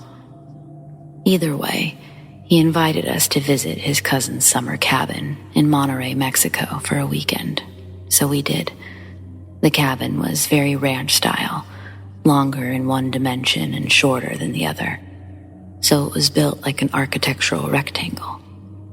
On one far side of the building, think of this as an aerial view, was the kitchen, and next to it was the living room. Attached to the living room was a long, slender hallway connected to the bedrooms on each side and a bathroom on one of the sides. The backyard was only accessible through the living room via a sliding door, and it started as a bit of a desert floor which met forest tree lines of dead or dying Monterey cypress trees. Meeting the tree line was an elevated hunting tower, which had its platform meeting the top of the vertical tree line. On our way to the cabin, my mom's boyfriend was telling us about a cursed legend of the witches of Monterey. Apparently, they'd been haunting the mountainous area for generations, and they were his childhood versions of La Lenora. Clearly, he was just trying to scare us from the get-go, and me being so young, I was eating it up like candy. We got to the cabin in the late evening, so we decided to stay in for the night and watch M. Night Shyamalan's The Lady in the Water. After the movie, my mom's boyfriend asked me to go get something from the bedroom for him, and as I was halfway down the hallway, he turned the lights off on me. Let me remind you, this was a very rural part of Mexico, so the dark was dark. And with all the scary stories and all at the time scary movie, I was spooked and I froze. My mom's boyfriend began to make your stereotypical ghost noises and taunted me to go deeper into the dark hallway. But I was so petrified, I remember just standing there, frozen in fear. Long story short, my mother got him and he turned the lights back on. They comforted me, and after a few apologies, we all went to bed. I can't remember how I slept that night, but I honestly wish I did. The next day, we did basic tourist shit. Went to a bazaar, embraced the city's beautiful mountain range, which seemed to hug the city. We ate authentic Mexican food and finished the main hub of the city. When the day was all done, we decided to call it and we went back to the cabin. All these details, they're important to me because I remember the night before so vividly, yet Can't remember anything else about this night, other than what I'm going to write about. I was in the living room of the cabin, and I remember my mom's boyfriend was there with me. He asked if I wanted to go up into the hunting tower out back, and I innocently said yes. I remember following him through the back door of the living room, and I remember him walking ahead and turning back to wave me towards him. I took it as he was trying to help me keep up and follow him. I watched him climb up the ladder of the hunting tower, and then I heard a voice behind me. Hey, My name. where are you going? It was my mom's boyfriend behind me, asking where I was going. I turned back around to look at the hunting tower along the tree line, and no one was there. Nothing was. Not an animal, not my mother, not a specter, nothing. Fast forward a few years ago, my now wife and I are still dating at the time, and we're sharing ghost experiences with one another. And yes, I do have one other ghost experience in my life that I believe to be genuine as well. I told her about this experience in Monterey, and I'll never forget the cold or pale look on her face when I told her. She's from a Mexican family as well, and this legend of the witches of Monterey, it's a very real thing for her as well. The truly scary part, I was telling her this story on a Friday, and according to what her family told her growing up, Friday is a forbidden day to talk about them, because that's the one day of the week they're the most powerful. Apparently, they never forget their prey and use that day as a lure towards what they lost. Initially, I thought, bullshit. But I can't begin to express how many Fridays my wife had to stop me because I had randomly brought up the story on a Friday. Maybe it was subconscious, I don't know. Has anyone ever experienced something like this? If not, I'd still like feedback, comments, concerns. Thanks for reading my story.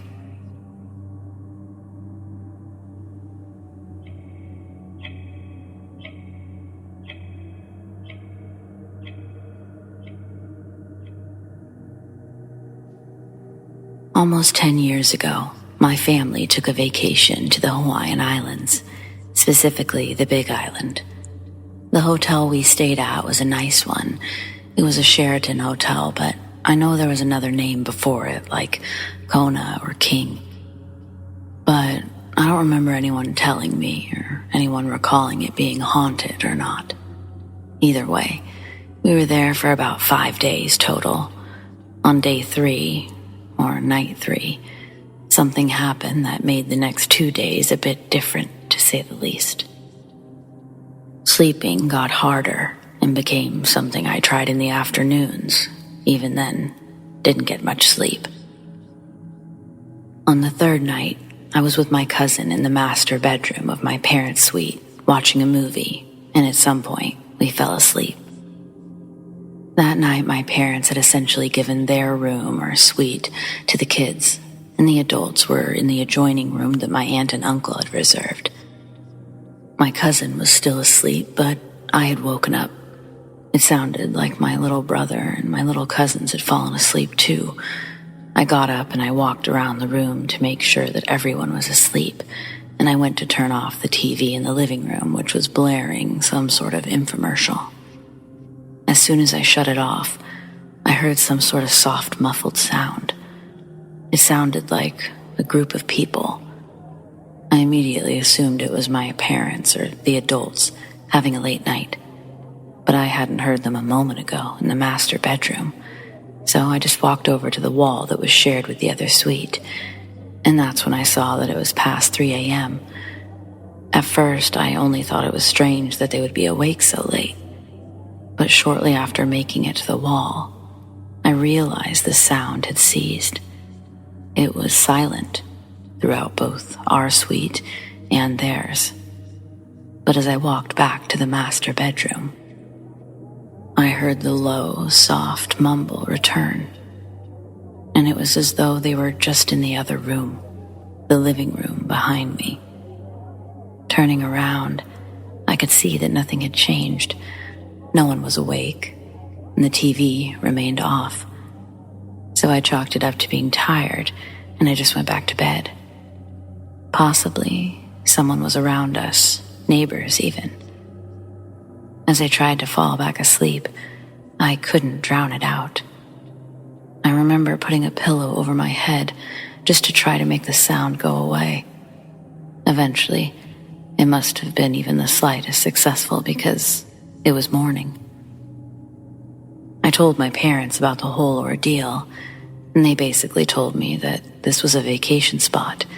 They were sure that it could have been somebody below us even, just younger people having a good time. I didn't agree with them, but what was I going to do about it? That night, I asked my cousin to stay over again. She was for sure more interested in what I had told her than afraid. At least, she didn't dismiss me entirely. So, she stayed and we got to use the living room as our area for the night. My aunt and uncle hosted the younger kids. Because I was so tired, I fell asleep before we could even really start the movie we picked. But I was awoken by my cousin around midnight. She was holding her index finger to her mouth and using her other hand to point to her ear. I listened, and I heard what sounded like whispering. It was close to us, but no one was near us. We laid there, one ear up, and just listened. It was incredibly unsettling, but somehow, my cousin, not being afraid, allowed me to sort of calm down. It was almost the sound of children, but there were so many of them, it was hard to tell if they were all children or some sort of mix of all types of voices. I asked out loud, what could it be? My cousin said, "Ghosts, Kyla. Ghost whispers. I mean, right?" It eventually stopped, and then it would come back. It definitely didn't sound like neighbors. I don't know what it was, but it creeped me out enough to keep me awake. I remember staring at the TV for hours. Random old black and white TV shows just running across the screen. I wasn't really watching as much as keeping myself distracted with the sound and visuals. The last day, I was pretty tired. I thought I would catch up on some sleep before a super fun luau that night. At first, I thought it was just sleepiness or even dreaming a little. I heard loud footsteps. It sounded like someone wearing large, heavy boots or heavy shoes, carrying heavy things. I'd sort of dozed off, but it appeared a few more times. Eventually, I went to shut the door because I wanted to sleep, and I had thought that everybody had been out for a few hours. Closing the door, I realized that I was alone. But suddenly, I feel a bit of air rush towards me. I see the papers on the desk beside me whoosh in the air. I hear what sounds like metal on metal, clashing 3 or 4 times, and then nothing. I had slammed the door almost immediately and was standing on the other side. I really have no idea how to explain that one any better than I just have there. But holy hell, it was incredibly scary. I buried myself in the large bed and mess of comforters, and I tried to get some sleep. That was the last experience I had there, thankfully. I realize all these things happened at times that I was tired, but at a certain point, it feels like you can only blame so much on being tired. Before heading out that night, I couldn't help but notice that none of the windows actually opened in the room. The papers, which had flown about earlier, were still thrown about. My parents had even asked if I'd knocked those over and forgotten to pick them up. No, I hadn't, I told them. But I didn't bother telling them what exactly had. I was still trying to wrap my own head around that idea. So, that's my experience. Has anyone ever had one like it? I'd be so curious to know if I'm alone in this or not.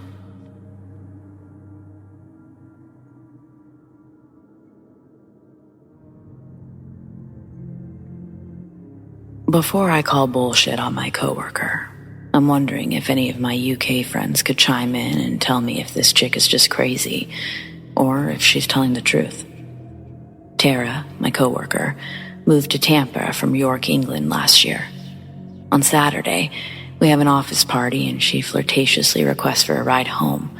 We both live in the same town just outside of the metropolitan area. I'm a lesbian. She might be. I don't know. But I decide to see where things go and test my feelers. We're driving and she unbuckles her seatbelt, turning her body, and puts her feet in my lap as I'm driving. She's pretty short, so her maneuver is less life-threatening and more of a positive sign that my intuitions were correct. She's facing me to talk. As she's asking about my childhood and other questions to fill the time, I place my right hand on her left foot, and as my fingers rub across her skin, I feel a small circular scar on the back of her ankle, about the size of a $50, with impressions like a tiny buzzsaw was rolled around her ankle. I ask how she got the scar, and she tells me when she was a little girl in York, she'd ride her bike to get around her small suburban town. One day, a few meters from leaving her house, she came upon a trail that looked to have been recently cut. Instead of riding her bike around this large wooded park that separated her from the town, this trail, she thought, looked like it led right through. The tree park was only about a football field size, but having to ride your bike all the way around always made it seem bigger. Seeing this freshly cut path was an exciting discovery. She was eager to explore. The tree canopies above gave the trail shade and provided a nice escape from the summer sun. Riding her bike along the dirt path, she noticed a big, hollowed tree. Inside the large knot of this tree, Tara says she saw 2 fairies fluttering in and out. She said that they were as tall as a can of fizzy drink. For my North American friends, fizzy drink is a soda pop. Well, she stopped her bike and watched these 2 fairies flying back and forth from the tree, returning sticks and nuts to the hollowed knot. Tara says that she stood there for a good 10 minutes, mesmerized by their sparkling wings and little human-like bodies fluttering around. On one of the trips these fairies made, little Tara noticed it struggling with a big, leafy branch. The fairy's wings flapped and flapped, trying to pull this large branch up, eventually collapsing in the grass next to the tree from exhaustion. The branch was giant compared to the fairy, but a twig for Tara's size. Seeing this tired little creature compelled her to get off of her bike and help. She says that she walked over and picked up the branch, and the other fairy appeared from behind the tree, a few inches from her face. Its face wasn't like storybooks portray, though. Absent of beauty was this creature. Its features more resembled a troll, and its clothes were not elegant. Primitive garments, only worn to protect its skin from the natural surroundings. The fairy didn't speak, but Tara knew by its glare and almost telepathic energy that she'd fucked up. She set the branch down and started to walk back towards her bike. The fairy lets her get 3 or 4 steps before its wings start fluttering and it begins to chase Tara. She turns and runs the last couple of feet towards her bike. But as she's jumping on and about to slide her kickstand up, she feels a searing hot pain in the back of her ankle. Looking down, Tara's horrified to see that the fae has bitten her and is still attached to her leg by its nasty little razor-sharp teeth, each one sinking deeper as she tried to kick it off. Eventually, one desperate swing of her leg launches the fairy off her ankle, giving Tara a chance to pedal away. She rode her bike back home in agony, and the bite became infected. Her mother thought that she'd scraped herself on something, but her grandmother was the only one that believed her story. To add to her outlandish claim, she concludes her story by saying when her and her dad went out to see where it happened, the trail was gone. It was back to a regular tree park that it had always been. What do you think? I don't know if I'm on her mom's side or her grandma's. Is there any validity to her story? Or is this a red flag that I may not want to pursue?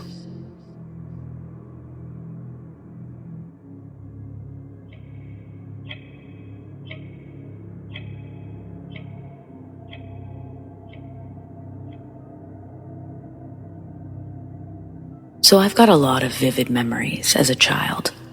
Most of them are places I went that I won't forget. Disney World is one of those places. Also, my parents took me and my little brother to the landmark Forest Adventure Park when I was about 7 or 8. That one's in Scotland, which is where my family split their time until I was about in the 3rd grade, and that's when we moved to Long Island permanently. Just before our last visit to Scotland, at least the last one which I was a child, I have another vivid memory. This one's not as tangible as a theme park, though. It's a bit fantastic. But I'd still seen it with my own eyes, and I still remember it. My father had been busy getting things in order for the big trip, so my mother took me and my little brother to the beach near our temporary home. The area was incredibly beautiful, and Mother even told us that we might see dolphins out there. To get to the beach, it was a small hike. You couldn't just drive your car down there. It may sound odd, but my mother allowed me to run ahead of her and my little brother for a bit. But I grew up next to the ocean, and we spent a great deal of time outside with both my mother and father. My younger brother stayed behind and walked with my mother as I ran ahead. I was picking up rocks, looking at every tree, and I was already eyeing the ground for any lost seashells. I was the first one to hit the shore. I knew I could run up to it and even go in for a bit if I wanted to, as long as I could still touch the bottom and my mother could see me go in. I opted to stay out of the water, and I was combing the shore for seashells. I saw this stack of rocks that was calling my name. I yelled to my mom that I wanted to check out the cluster of rocks further down the beach. She waved me on, and so I went. As I reached the rocks, I climbed over a few smaller ones to get a good viewpoint from the larger one. I was surprised when I reached the place to climb to the larger rock, and I saw a boy. He was probably my younger brother's age because he was just so small, but he didn't look like anyone I'd ever seen in my life. Being a friendly child, I asked the boy what he was doing over here. Had he found any seashells? The boy didn't speak. He smiled, and then suddenly he brandished a few seashells before handing them to me. Surprised, I held out my small carrier I'd brought to hold shells, a small tin lunchbox. As he placed them in the tin, I couldn't help but notice how pale his skin was. Truly, his skin was more blue, almost matching the color of the water itself. His hair looked to be made of something slimy and green. Possibly it was just seaweed stuck in his hair. I couldn't be sure. It was so strange. I still can't be sure. I thanked the boy, and he still said nothing. As I looked into his eyes, I couldn't help but notice that they were rather dark. Just black circles, really, as if he only had pupils. I started to feel a little bit uneasy about what I was seeing, but I knew it wasn't kind to react to the way people look. So I thanked the boy again, and just as I was going to hop down, he jumped into the water. He seemed to be down there for a long time. So long I almost left to grab help, but he surfaced. He climbed the rocks with some sort of ease that I didn't even know was possible. He handed me 3 more shells. He stared into my eyes, but he said nothing. I was uneasy again. I started to thank the boy again and again, but I couldn't stay. I couldn't watch him do that again. It didn't feel like I should stay. I hopped down from the rocks, and it wasn't until I was walking away that the boy said something. But the voice wasn't what I expected, and he wasn't speaking English. I stopped and turned around. I looked up, and there was what looked like the tail end of a seal, and then that disappeared into the water. I could hear a splash. Curious, I started to head back over to the rocks, but my mother called for me, telling me it was time to meet my father. As I was walking back, I told my mother about the blue boy by the rocks and the seal. She told me that she had watched me the whole time. She hadn't seen a boy or a seal. I insisted there was, even asking her to go look, but she dismissed this, saying we needed to meet my father. Sure, I had an active imagination as a kid, what kid doesn't, but I know the difference between the things I invented and the things that, honestly, my mind couldn't even begin to invent at that age. I don't know. I've always been a bit into mythology, but I don't think that even started until after this experience, when I'd casually searched for answers throughout my life. I've read about certain fae that exist close to water, especially in areas of Scotland and all throughout the UK. Selkies. I don't know a lot about them, but I know that others have claimed to see the creatures as well. People describe them in different ways. Many say that they have a sort of naughty nature, meaning they like the idea of luring humans to their death. Others say that they're simply creatures who can take on the form of a seal and a human, and that they typically only show themselves to children. I suppose it could have been just a strange-looking boy, but he was awfully good at swimming and climbing. And that hair, I can't forget how strange his hair was. To this day, my mother claims I was seeing things, but what's so silly about that is I had never just seen anything before. So, what do you think? Did I encounter a Selkie?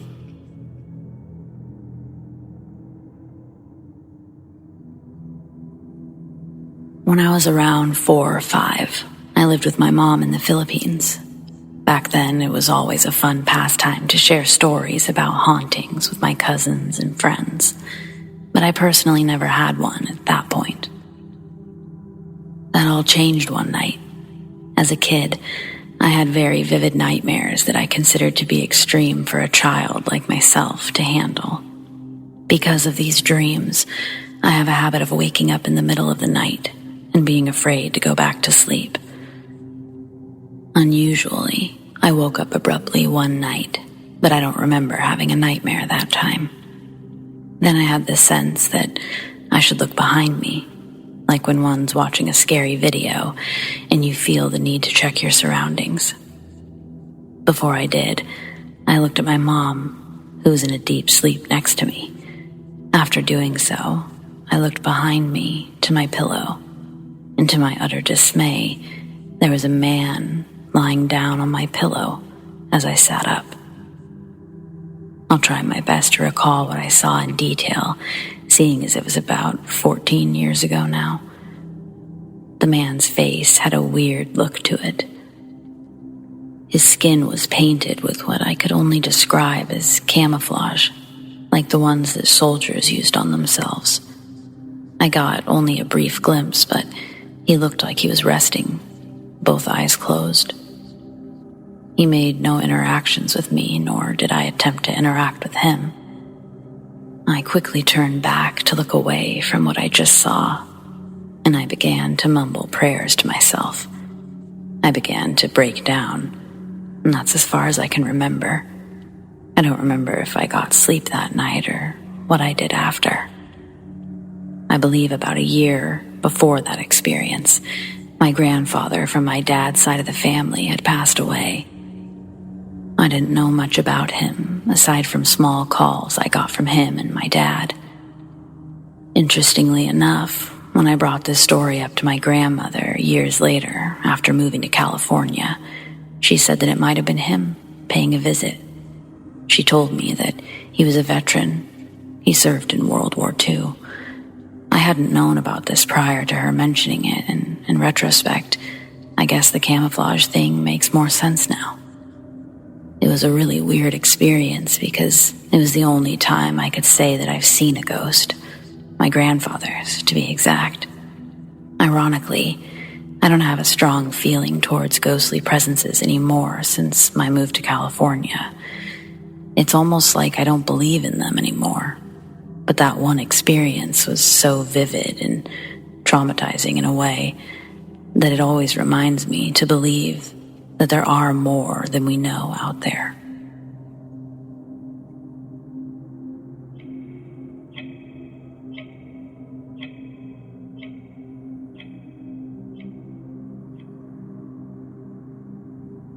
This happened way back in 2013 when I was in junior college.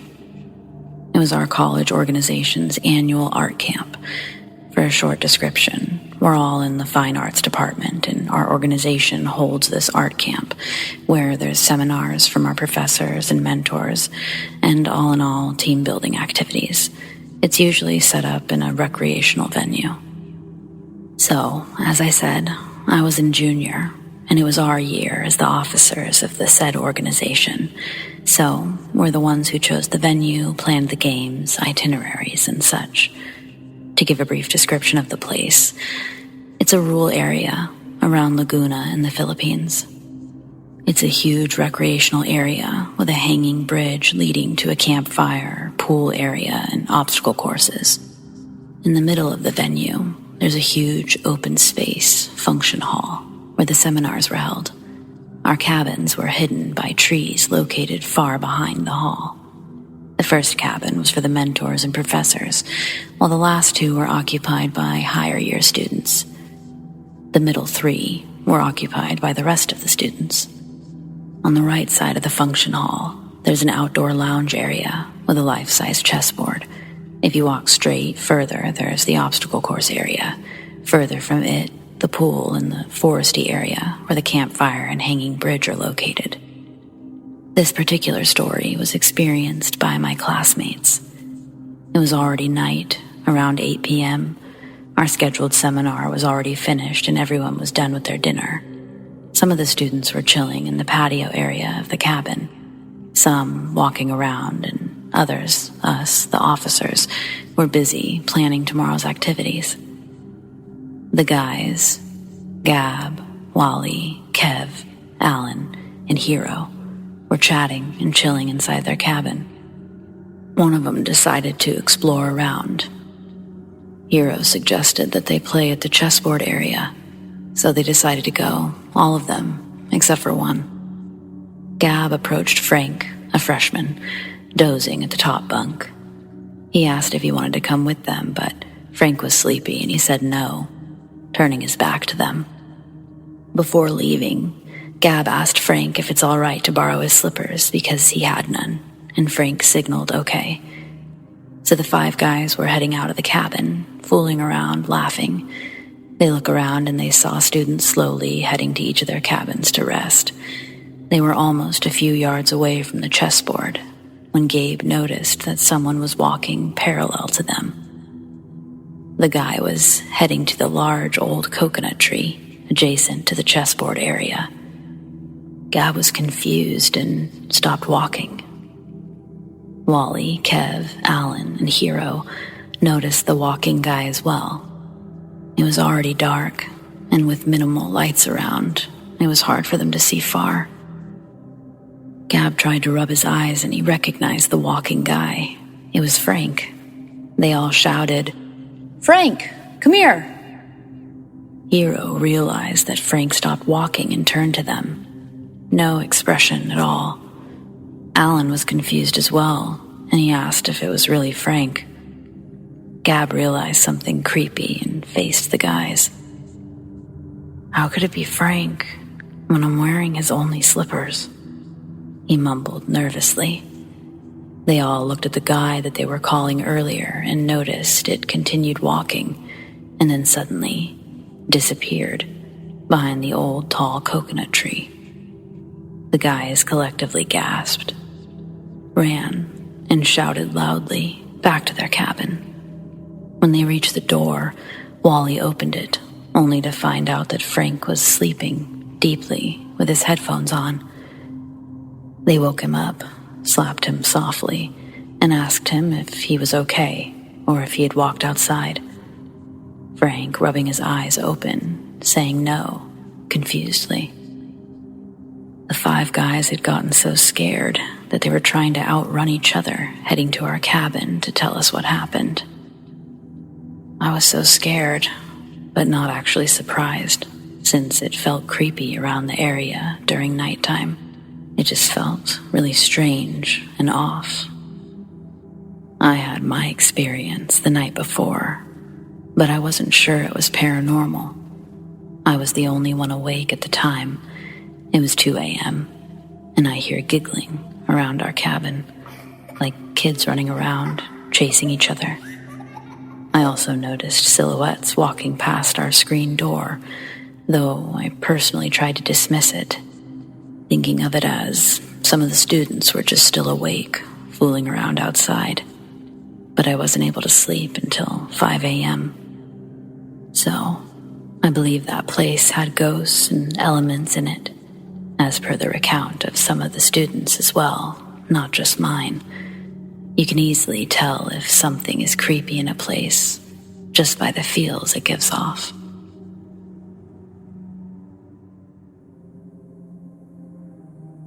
I went to a week-long snowboarding camp during winter break in middle school.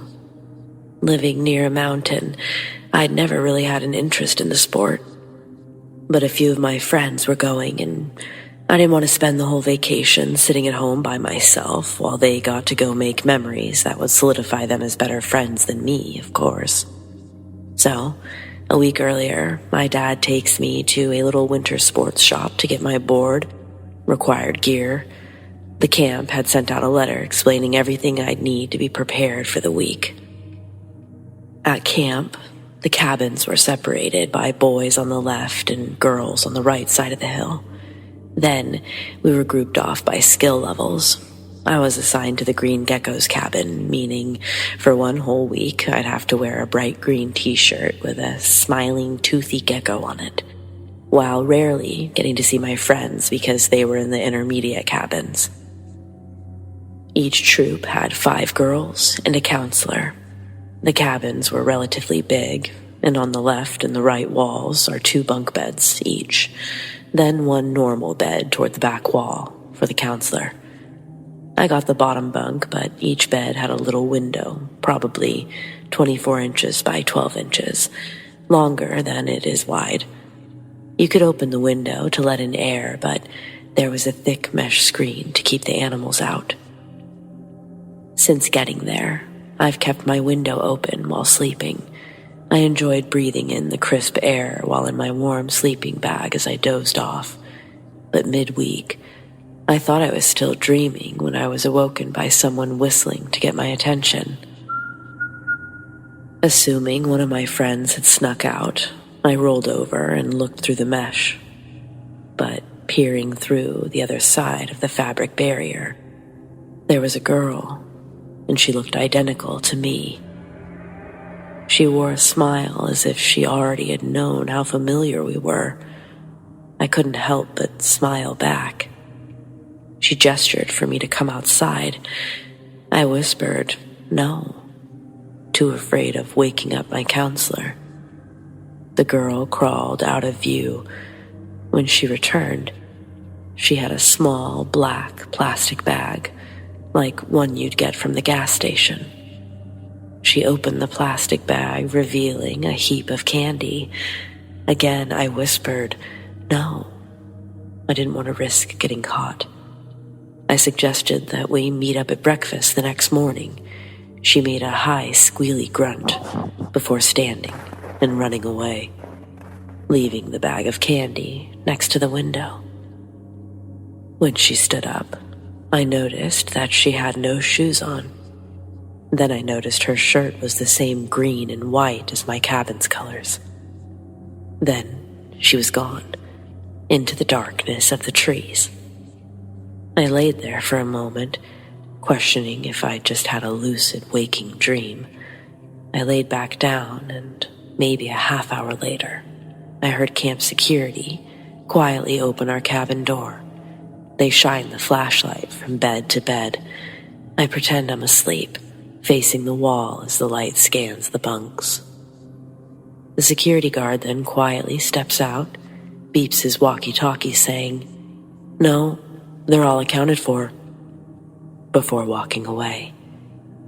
The next morning, I wake up and I almost forgot about the night's happenings, chalking them up as a really strange dream. It's only when I go outside and I see the small black plastic bag that it all becomes vivid again, half covered in a dusting of snow. The black plastic reflected off the morning sun. I walked over and picked up the bag, remembering all of the candy that was previously shown to me. When I untied the bag and I opened it, what laid inside were 3 dead frogs, their innards cut out in a frozen pool that conjoined the 3 frogs like an atrocity of God. I dropped the bag, immediately telling my counselor what had happened and showing them the bag. At breakfast, I never did see the girl that looked like me.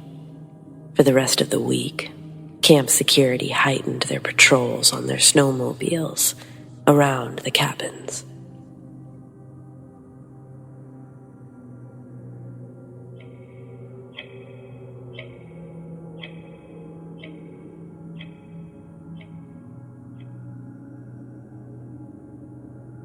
When I was in the 3rd grade, I made friends with the new girl in town, Allison. She moved into the house next door to my already best friend, Emily. Before her, the home was owned by an old couple who raised their family there, I guess. We never met any kids, and we never went over there, except for Halloween. We'd go trick-or-treating. Anyway, it was sort of exciting to get to go into this new house that we'd seen from the outside so many times, but never the inside. We would spend a lot of time playing between the houses, Emily's and Allison's, as my house was 2 streets over. Both houses were bright, let lots of light in, similar layouts like most of the houses in our neighborhood. But in some ways, Allison's home was just a little different. It hadn't been remodeled, sort of thing. Large, foggy, yellow glass windows above the front door, instead of the clear glass window above Emily's. The flooring in most of Allison's house was this dark brown laminate flooring. Some areas were carpet, also dark brown, sort of thicker.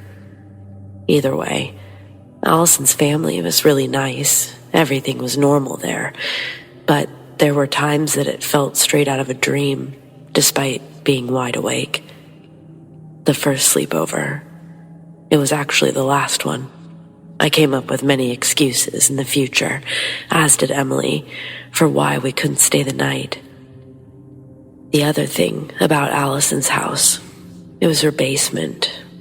Of course, it wasn't finished like all the other houses, like Emily's. Her basement was a laundry room, I guess, but these exposed walls, you could see through to the crawl space when you were down there. Basically, you could walk right into the basement walls. Not that anyone would want to. Super, super creepy. What was even worse is that this basement didn't have a door. The door had been removed. It was unclear if they were going to be reconnecting the door, but either way, from the inside, it remained doorless. During our sleepover, it was decided that we would be sleeping in the living room. I'd opted to sleep on the couch since I wasn't really fond of the floor, and I didn't want to crowd on a chair. As I lay on the couch, I'm immediately uncomfortable by the fact that I have a perfectly clear view of the basement doorway. A dark hallway that's only made lighter by the fact that the basement area is pitch black. It's from there, this vantage point, I see something shadowed emerge from the doorway. Immediately, I jump up, letting out a scream before covering my mouth to muffle the scream. Both Allison and Emily don't know what I'm doing, and they ask exactly that. Feeling like a fool, I explain myself, but I only felt more foolish as they grinned at me. I took my place on the couch and I just faced the other direction. Of course, this just made me feel like I was being watched from behind, so I opted to sleep on the floor with the other two. As we tried to fall asleep, well, Emily and I, since Allison was already sleeping, we turned off the TV and just joked around in the somewhat dark living room. The glow from the kitchen above the stove light provided just enough light for us to kind of see each other. I then see Emily's face, and I can see that she's looking just past and above me. Her face goes from normal Emily to something I've never seen. I don't even know how or why we both jolted up at the same time, but we did. I quickly turned to face the direction that she was facing, the direction of the basement. I see nothing, but it feels awful to look in that direction. I feel Emily grab my arm, then my hand. She looked like me, she said softly. What? Who? I said. But Emily didn't answer further. Instead, she laid back down and said, maybe we should just go to sleep.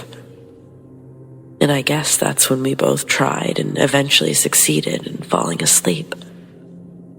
I didn't stay asleep, though. I woke up.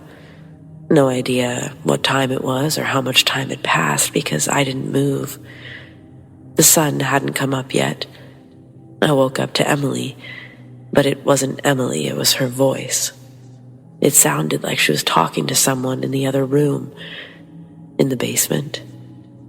I almost followed the sound. I thought she was saying my name. My body moved and I was almost up. But then I saw that she's laying right next to me. I don't know why there were two Emilys. I don't know what happened to Allison's house. But something just wasn't right.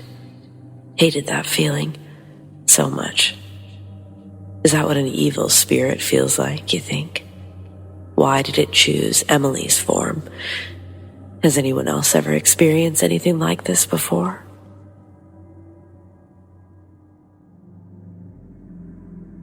Alright, so this must have been early 2000s during the summer, after I was in 3rd or 4th grade. My mom had just gotten a new flip phone, and if you remember, back then, you could record audio and make it your ringtone. I was in the back seat of her van as my mom was driving me home from her parents. We'd just pulled out of the driveway when I took her phone to record the guitar solo that was playing on the radio. I honestly wish I could remember what song it was, but unfortunately, I do not. It was most likely a classic rock song, though, as that's mainly what she used to listen to. Anyway, I recorded like a 15-second clip of the song to make a ringtone. But when I played it back, there were words.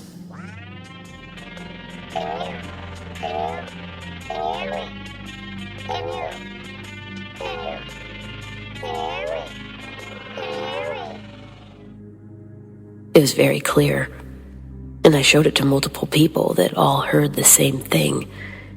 It kind of sounded like Stitch from Lilo and Stitch, saying it while gargling water. And what was really weird was that the last me that they said, it turned back into a guitar strum. It could be a glitch, could be a ghost. I don't know. But I definitely had physical proof of something. The next one, it could have been me hallucinating, but it also could be that it's easier for paranormal things to happen to us when we're sleeping or tired, as I'm starting to think anyway. I was again probably 3rd or 4th grade, and it was during the winter. I fell asleep watching TV in my parents' room. We only had 2 TVs in the house at the time, and I was awoken by my mom, who got me up and started walking me to my bedroom. We were in the hallway, walking to my room, when I saw what I thought was my older brother, laid back on my bed, reading a book that was resting on one leg that was bent up. I yelled, "Hey, get out of my room!" His head turned to look at me, and his eyes were wide open like he was shocked I could see him. He quickly jumped over the side of the bed out of view, and when I jumped on the bed to chase him, he was gone.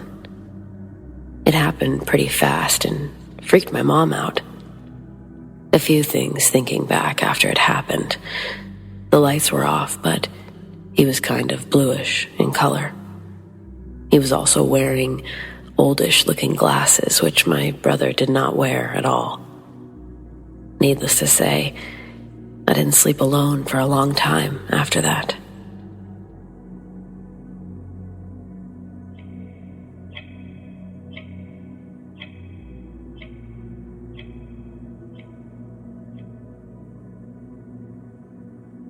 Last night, or this morning, I get a call at 3 a.m. It's my friend Daishi, and he's trying to FaceTime me. I probably would have ignored the call, but we never FaceTime each other, and usually when someone's calling that late into the night, it's most likely an emergency. So I was automatically a bit nervous at what I was going to see when I accepted the call. It connects, and his screen opens up. My picture in the corner of the screen works fine, but his feed is a black, glitchy mess, and the audio's equally garbled. What I do hear, through the sharp, choppy static, sounds like a woman screaming in Japanese. Then the call ends, disconnected from his side. When my screen goes back to the main menu of my phone, I open up my favorites and I call him back. The phone rings 2 or 3 times before Daishi answers. His voice sounded tired and groggy. I'm like, "Yo, what was that all about?" And he goes, "Hey, what? Are you okay?" That's when I told him, "No, dude. Some girl just FaceTimed me from your phone, screaming." I could tell he was genuinely confused, so I started to tell him everything that happened when he interrupts me and asks me what time it is. I said it's 3:50. Hearing that, Daishi says, "Oh, fuck," and quickly hangs up. This makes my stomach turn, and I debate whether or not I should try to call him again. I decided to wait, and I planned on following up later in the day. But I didn't have to, as Daishi ended up calling me a couple of hours ago. He was in good spirits, telling me that he'd had an important meeting at work this morning. My phone call woke him up just in time. Apparently, his cat had knocked his alarm clock into his water dish sometime into the night. I asked who FaceTimed me last night, and he said he still has no clue what I was talking about. His phone didn't have any missed calls. Now, it being late evening, I've had some time to ponder about this. I know Daishi's mother passed away last year. She'd been battling breast cancer since before we graduated college and before he got this job. She died right after graduation. I think her last goal was to see her son get his diploma. I also think that she may have been the one to call me last night so I'd wake up Daishi for his meeting. The hairs on my arms are literally standing up right now.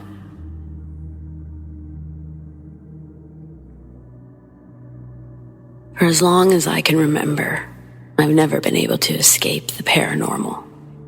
Whether it be the television turning itself off at night as a child, or imaginary friends my older sister and I could both see for years.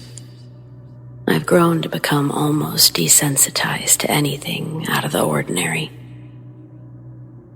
Out of all the things that have come in and out of my current home, there's one being that's been there for as long as I can remember, and quite the odd one at that.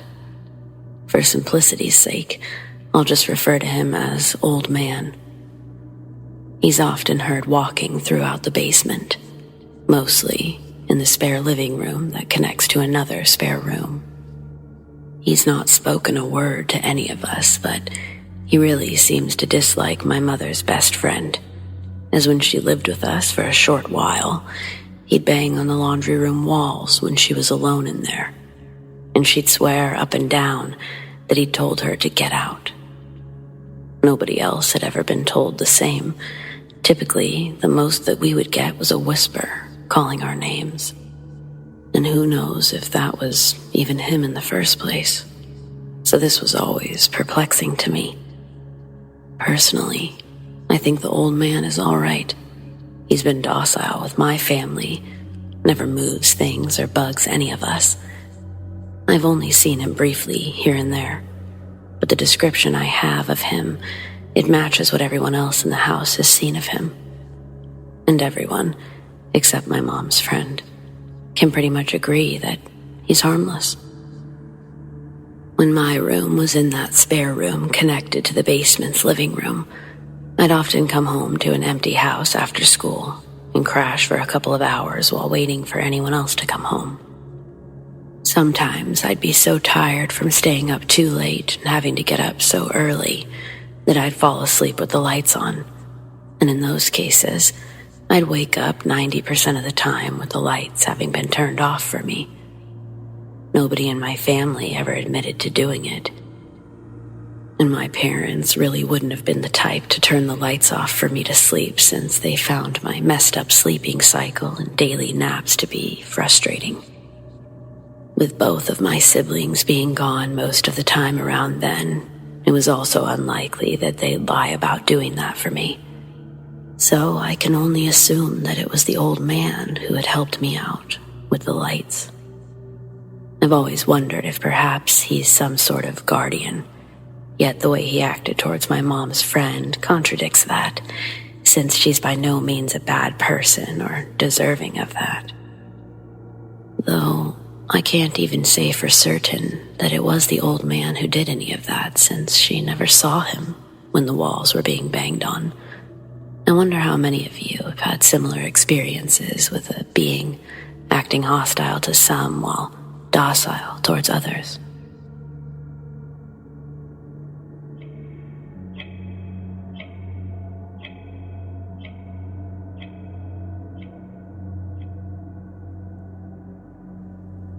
I've been reading a lot of strange stories, so I thought this would be a good place for mine.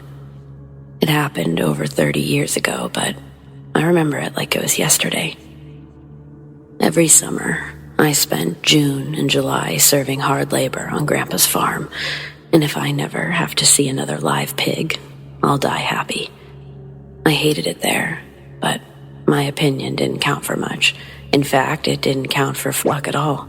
But the point is, I was there. Grandpa needed help, and I was the only one too young to say no. It's true what they say about farming. You really do gotta wake up at 5 a.m. every goddamn day. My chore list got a little bit longer with each trip, so the summer before senior year was especially brutal. But knowing it was my last infused me with just enough strength to persevere. Admittedly, persevere is a strong word, a strong, inaccurate word, but I survived, and I never served time in a psych ward. That, my friends, is called winning. Collectively, I spent a grand total of 20 months on that farm, and at least triple that just thinking about it. In all that time, I never experienced anything unusual until the final summer. Luckily, this actually has nothing to do with farming, only my grandpa's house, but more specifically, his basement. It was the morning of June 11th, and I was coming downstairs to breakfast when the Old Man's shrill curses reached my ears. I almost turned around, but that would only make things worse. Grandpa was one of those hard asses who wanted you to look at him cross so that he could beat you senseless. That's how he got his jollies. but this time he was really mad. I could practically hear his face turning red as spit flew, and I knew that one vein would be predominant on his forehead. When I entered the kitchen, the basement door stood open, and Grandpa was at max volume downstairs, but I could also hear another sound, the sound of running water. I rushed halfway down the stairs before coming to a sudden stop. The room was flooding from a busted pipe, and the water was already 3 to 4 inches above Grandpa's ankles. I called out, but he didn't even look at me before finding the main shutoff valve. With the floodgates finally closed, Grandpa took notice of me, but he still had that look.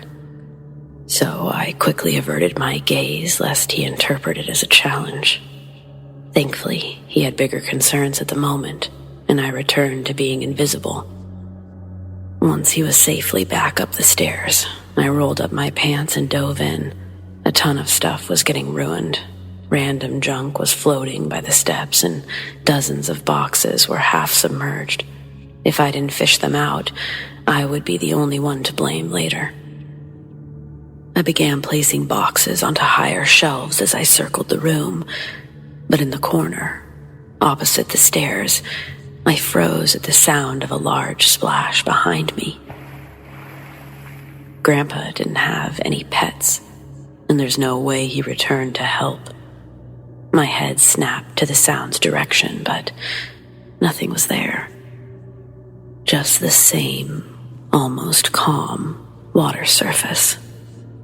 After several minutes of total silence, I tried to resume my duties, and I think that's what something was waiting for. The moment I bent over, something brushed past my leg. I imagine it's exactly what it would feel like if I were standing in a pool and someone swam by, except the water obviously wasn't deep enough for that to actually happen. I screamed like a girl, but Grandpa didn't return. I thought he simply hadn't heard me, but I made a break for the stairs and he was finishing his breakfast in the kitchen. He didn't seem the least bit fazed by my outburst. He didn't even acknowledge me. All he did was mutter about expensive repairs and today's pansy youth. I was too shaken up to put much thought into his exact words, but I wish I had. After a hot meal and a moment to calm down, I felt fairly foolish for panicking. With a renewed sense of false courage, I returned to the flooded basement and resumed my place in the far corner. Everything was fine. I felt ridiculous for having worried, but only for a few seconds. As I bent down to pick up the last box, a cold, bone-thin hand clamped around my ankle in a steel-tight grip. My mouth opened wide, but no scream emerged, only a soft, dry croak. I wanted to pull my leg free to run, but I was paralyzed, and the grip on my ankle grew tighter. I expected my bone to snap at any moment. Desperate, I dared to look down into the murky water, and though I can never be sure if what I saw was real or merely my own warped reflection, there was a ghastly, white, pallid face staring back at me. The eye sockets were black and hollow, the cheeks were drawn, and its mouth was frozen in a silent scream. Maybe I went into shock, or maybe I had a panic attack. Either way, I couldn't breathe. It felt like my lungs were filling with water, and I couldn't get air. I couldn't choke. I couldn't fight back. I was completely helpless, and I have no clue how long I stayed that way. I only know that eventually, Grandpa was there, holding my head above water, shaking me like a crying newborn. I wasn't standing anymore. I was lying in the water, and the old man looked every bit as terrified as I felt. We didn't speak about what happened. He helped me upstairs. We called some plumbers, and they had the basement empty by that evening. Now, if nothing else had happened, I would think that I had a fit of temporary insanity or something and move on, but not with how things turned out. Grandpa's pipes were so old that they all needed to be replaced. To do that, a lot of the walls had to be ripped open, including one of the basements. There was a body in that bitch. The police were never able to identify the remains, but it was a male, and the top half of the skull was missing. I've just never really been able to process the whole thing. Sometimes I wonder if Grandpa killed that man. He fought the plumbers every step of the way. The police talked to him for a really long time, too. They didn't leave him alone until he got a lawyer. But that doesn't necessarily mean anything, does it? The old man died about 15 years ago, and on his deathbed, I asked him if he did it. But his mind was too far gone to answer. I guess it's one of those things I'll never know. But it feels much better to share my story with people who will believe it. Thanks for that.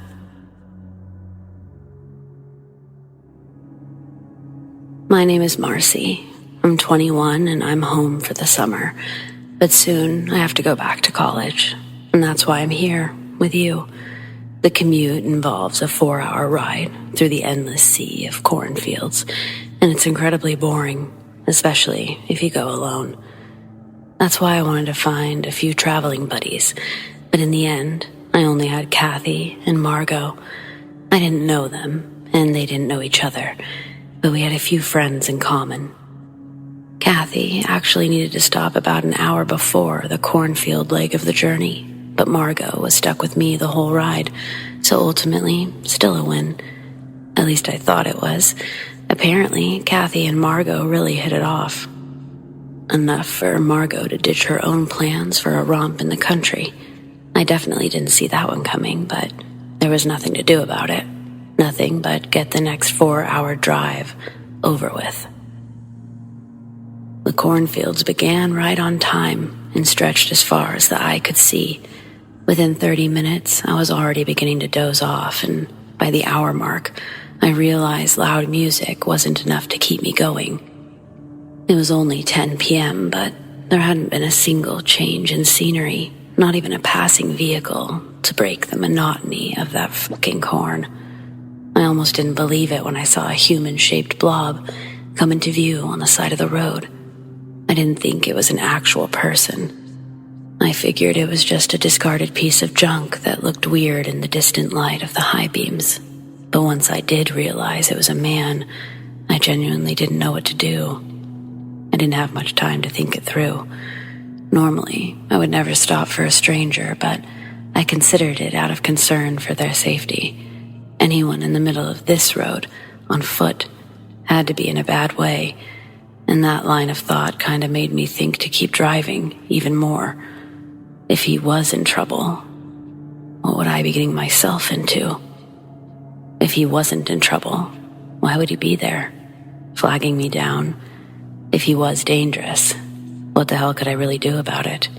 I didn't have a weapon, except for the car itself, of course. Either way, before I knew it, I was passing him, pretending not to notice his waving arms. I glanced in the rearview mirror to see his stationary form quickly engulfed by the darkness as I accelerated. Within a few moments, my heart rate slowed, and I was wide awake. I'd been on that road for almost 2 hours by then, and knowing another 2 were ahead made me want to cry. With the aid of unnecessarily loud rock music, I was able to put the stranger out of my mind entirely for almost 20 solid minutes. That's when another dark, human-shaped blur appeared in the distance. I didn't believe my eyes at first. It couldn't be the same man. That would be impossible. He certainly couldn't walk faster than my car, and I would have seen another vehicle pass by. But what were the odds of 2 hitchhikers being on that road so late? It didn't matter. I sure as hell wasn't going to stop, but when I got closer, I realized it actually was the same man. His hair was long, and he wore something resembling a trench coat. My heart stopped. and for an instant, I wondered if I had fallen asleep at the wheel, but I'd never felt more awake in my life. This time, he wasn't just waving his arms.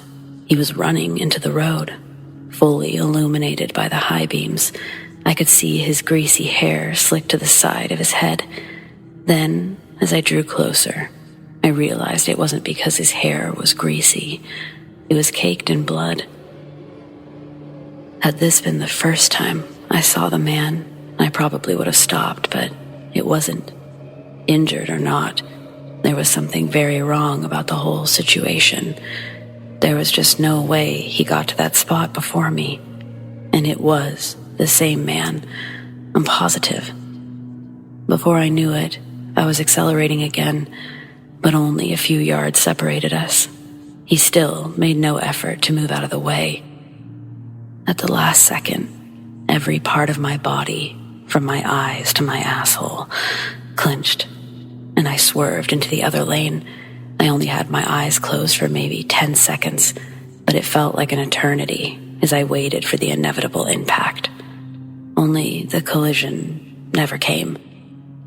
When I knew I must be well past the man, I opened my eyes to see nothing but the highway in endless rows of corn stretching into the eternal darkness beyond. There was absolutely no fear of falling asleep after that.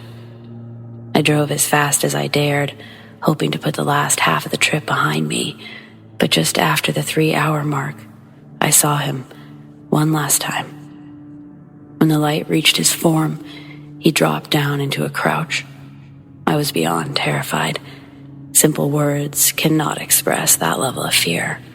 It's something you can only understand through experience. But I wasn't frightened solely by the fact that he got ahead of me.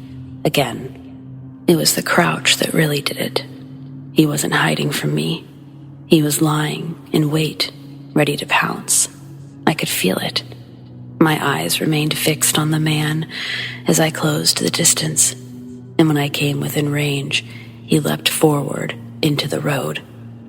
It happened so fast I couldn't follow his movement.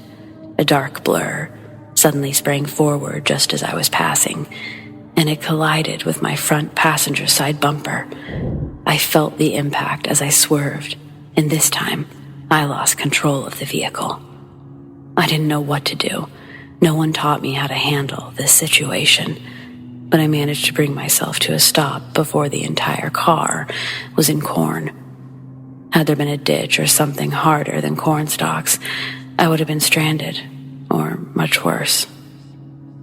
Terrified that the man would reappear any second, I reversed into the road, expecting to see a lifeless form on the pavement. But there wasn't. There was no sign of the man or blood. I wasn't about to get out and look around. I considered calling 911, but when I played the conversation in my head, it seemed like a bad idea. Nothing I experienced made sense. They would have probably asked me to stay put and send an officer to see if I was drunk. I was not staying out there for one more second. I was a nervous wreck for the rest of the drive, even after I got out of the cornfields. Every hill I topped, I expected to see the man again. My heart stopped dead each time I mistook something for his figure. But finally, I made it home without another incident. I'd worried about the damage to my car, but there wasn't a mark on it. I don't understand how that's possible. There was no dent, no blood, not even a scuff. Seriously, what the hell happened? I can't avoid that stretch of road without adding several hours to my trip, but I'm beginning to think it's worth it. I just couldn't handle going through that again, not even in the daytime.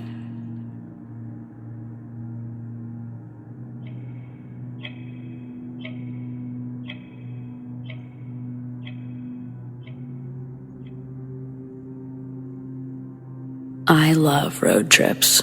There's nothing more delightful to me than to get up an hour before sunrise and hit the road to a destination some hundreds of mile distance. However, there are occurrences in the wee hours when time gets thin and reality blurs around the edges. I'd like to share 3 of these stories, that all share a phenomenon that I've called the screaming between. The first was during my move from North Carolina to California. I made it in a 4-day blitz across the continental U.S., which I was pretty proud of. Day 1 passed with no trouble. Moving from Goldsboro, North Carolina to Prattville, Alabama in about 12 hours. Day 2, I got all the way from Prattville to Baton Rouge, and I knocked off early to enjoy some beignets and gumbo. Day 3 was the day that I heard it. It was about 4 in the afternoon, with a relatively clear day around me. October isn't the hottest time in Texas, but my AC had quit working, so I had the window down. VNV Nation's Nemesis was blaring out of my shitty Honda Civic speakers when I heard a god-awful shrieking. It was like the sound of a big sheet of steel being torn lengthwise.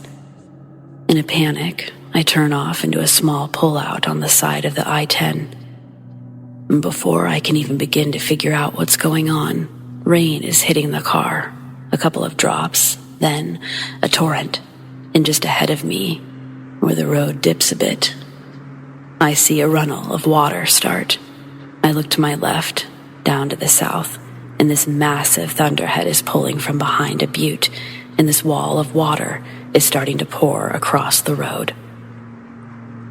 Never saw anything like it before, and I was stranded there for a good 40 minutes as this flash flood poured not 20 feet ahead of my car, across the road. The next time was a road trip to Idaho. From my new home in the Mojave, I took the route up through Nevada via Amboy and Vegas, figuring that I could do the trip in about a day since the GPS predicted 12 to 13 hours for the drive. The snow was starting to come down, as this was a Christmas trip, my favorite time of year to take these journeys, visiting family and friends. I'd gotten roughly halfway there, around the town of Wells. It's honestly a bunch of truck stops and hotels, more of a stopover than a real town. I was starting to get drowsy. I'd taken longer than expected due to a major traffic buildup a few hours before, and it was already pitch black, around 11:30 p.m. I had just rolled down the window to let the blast of cool air rejuvenate me when I heard it. The same horrifying shriek of a sound. I jerked the wheel reflexively and skidded off the road. At that exact moment, an oncoming semi drifted right into the lane that I'd been in. The last story is another Christmas road trip. This time, I was going from the Mojave all the way to Illinois, and just my luck, a winter storm comes tearing along the I-70 just as I'm getting onto it during day 2 of my trip. It was insane. I'd gone from a slightly snowy but mostly clear day in Utah to a near whiteout conditions in under an hour. Now, I'm perfectly comfortable driving in the snow, and my SUV had its snow chains and 4-wheel drive in good condition. So I figure I can keep going a few hours at least. Then, of course, I hear it. That infernal hell shriek of a sound. This time, I could swear I heard it saying 13 as it screamed through the winter snow. By this time, I'm entirely out of fucks to give when it comes to that screaming, so I hit the next exit and I ducked into a hotel, even though it was only 7 p.m. and I'd been on the road for less than 9 hours. The next day, as I'm driving, I counted 12 vehicles on the side of the road, overturned and wrecked, each one with massive gashes in the sides of the vehicles, like they'd been peeled back by some horrible force. I still love road trips, but part of me is always listening for that screaming when I'm between towns.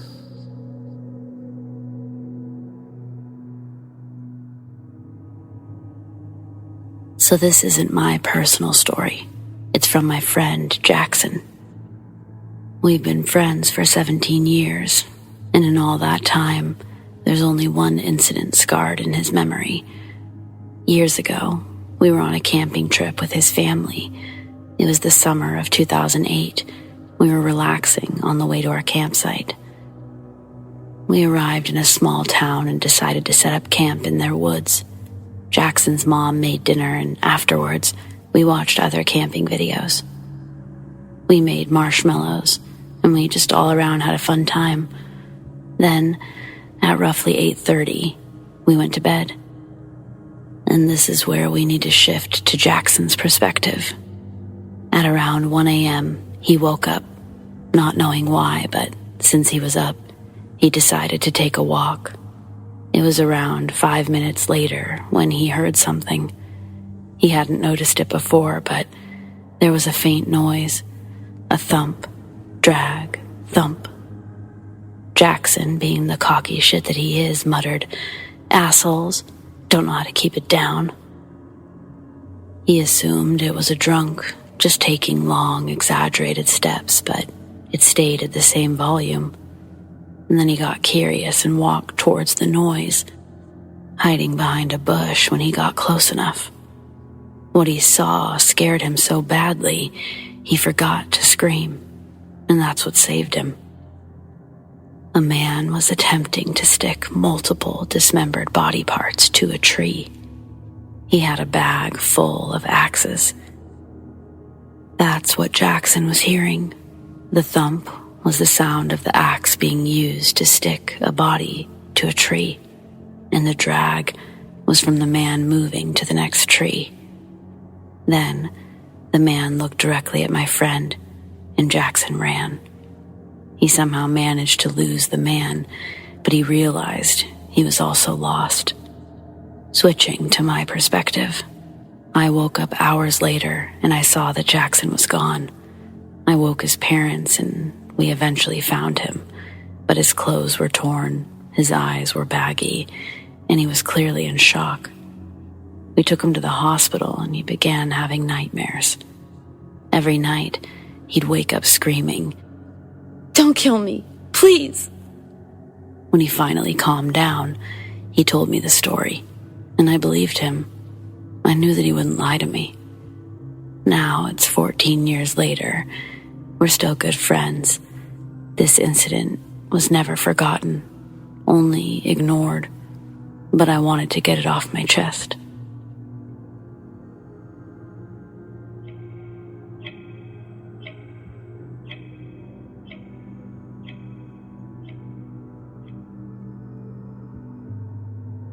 I recently shared this story in a True Scary Stories Facebook group. I got a lot of feedback from people who lived in this area. It felt good to finally share my experience, so I'd like to leave it here as well. Well, shortly after posting, a woman contacted me to threaten myself and my family if I wrote about this man again. She believes he's innocent. It spooked me so much that I took my story down. I don't need weirdos like her in my life.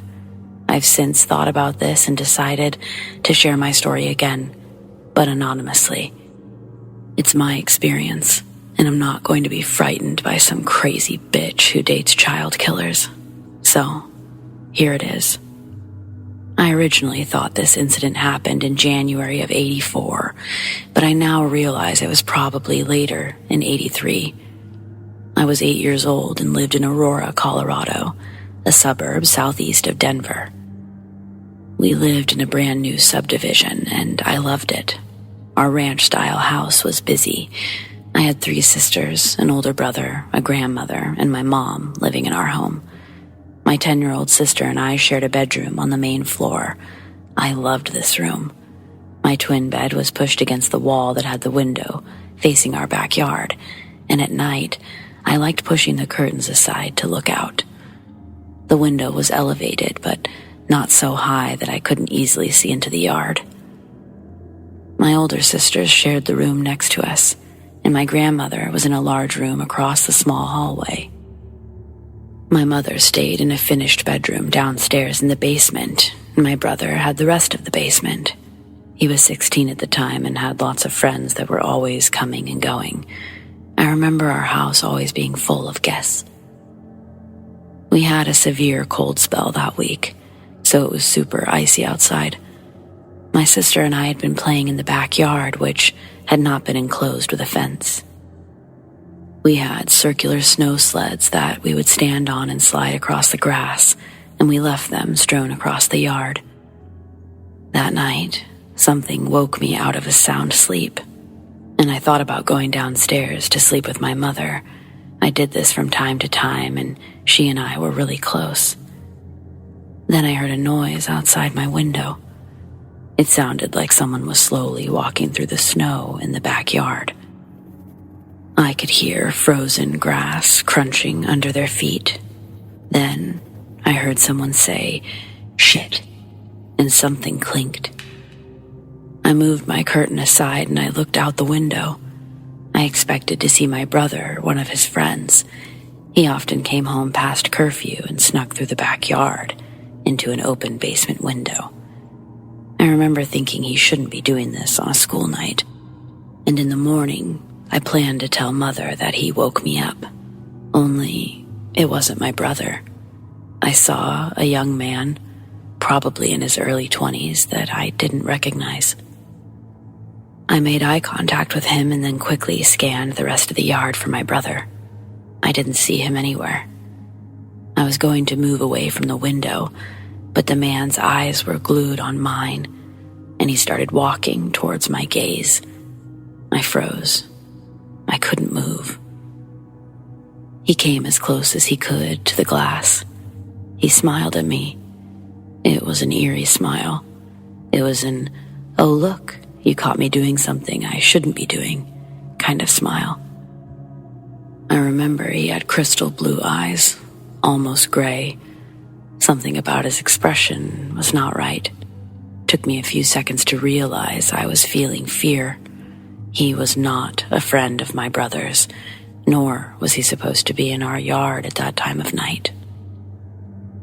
I panicked, jumped out of bed, quickly ran downstairs to tell my mother. Once I got to the basement, I saw my brother was sound asleep. It scared me even more to know that the strange man was most likely not one of his friends. Mom calmed me down, came upstairs, turned on the outside light. She looked into the yard, but she didn't see anyone. She didn't make a big deal out of it, and I ended up spending the rest of the night with her, but I didn't sleep well. I wondered, why was the man in our yard? Where had he gone? I was also scared he might come back. I don't know the exact timeline, but it was roughly a few weeks later when a family was murdered by an intruder with a hammer and a knife in the middle of the night. The father, mother, and 7-year-old daughter were killed, and the 3-year-old daughter was left for dead but miraculously survived. This crime sent our entire community over the edge. The police didn't seem to know who did this horrible thing or why. All we knew was that the hammer killer probably chose the house at random, came through an open garage door. No one in my family ever mentioned the man I saw again, but I asked my mother about it years later and she tensed up. The hammer killer. The case went cold, the community moved on, and I moved further south. I never forgot that man in my yard, though, and I always felt that he might have been the same man who murdered that family. As years went by, more information came out. They linked the murder to a vicious murderer and rapist of women in another community. Thanks to DNA, they also linked him to a savage attack on a couple and a flight attendant in Aurora. He was a serial predator and active in our community that whole time. Fast forward to 2019, I'm watching the news and I can't believe it. They solved that murdered family's cold case from 1984, as well as the other attacks. They flashed the suspect's picture across the screen, and my heart stopped. It was him, the man I saw as a child. He frightened me so badly, his face is etched into my memory. I said something about it to my brother, but he just shrugged it off. I mentioned it to some friends and they said it was creepy, but there was no way that I could have remembered something like that. I thought that they might be right, until later. The news also showed photos of the suspect when he was younger.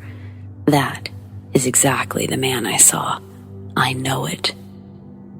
It's changed the way I think about things. It's changed the gratitude I feel for my life. What if he hadn't tripped on those sleds and somehow made it into our house? My sisters and I could have been the ones on the news.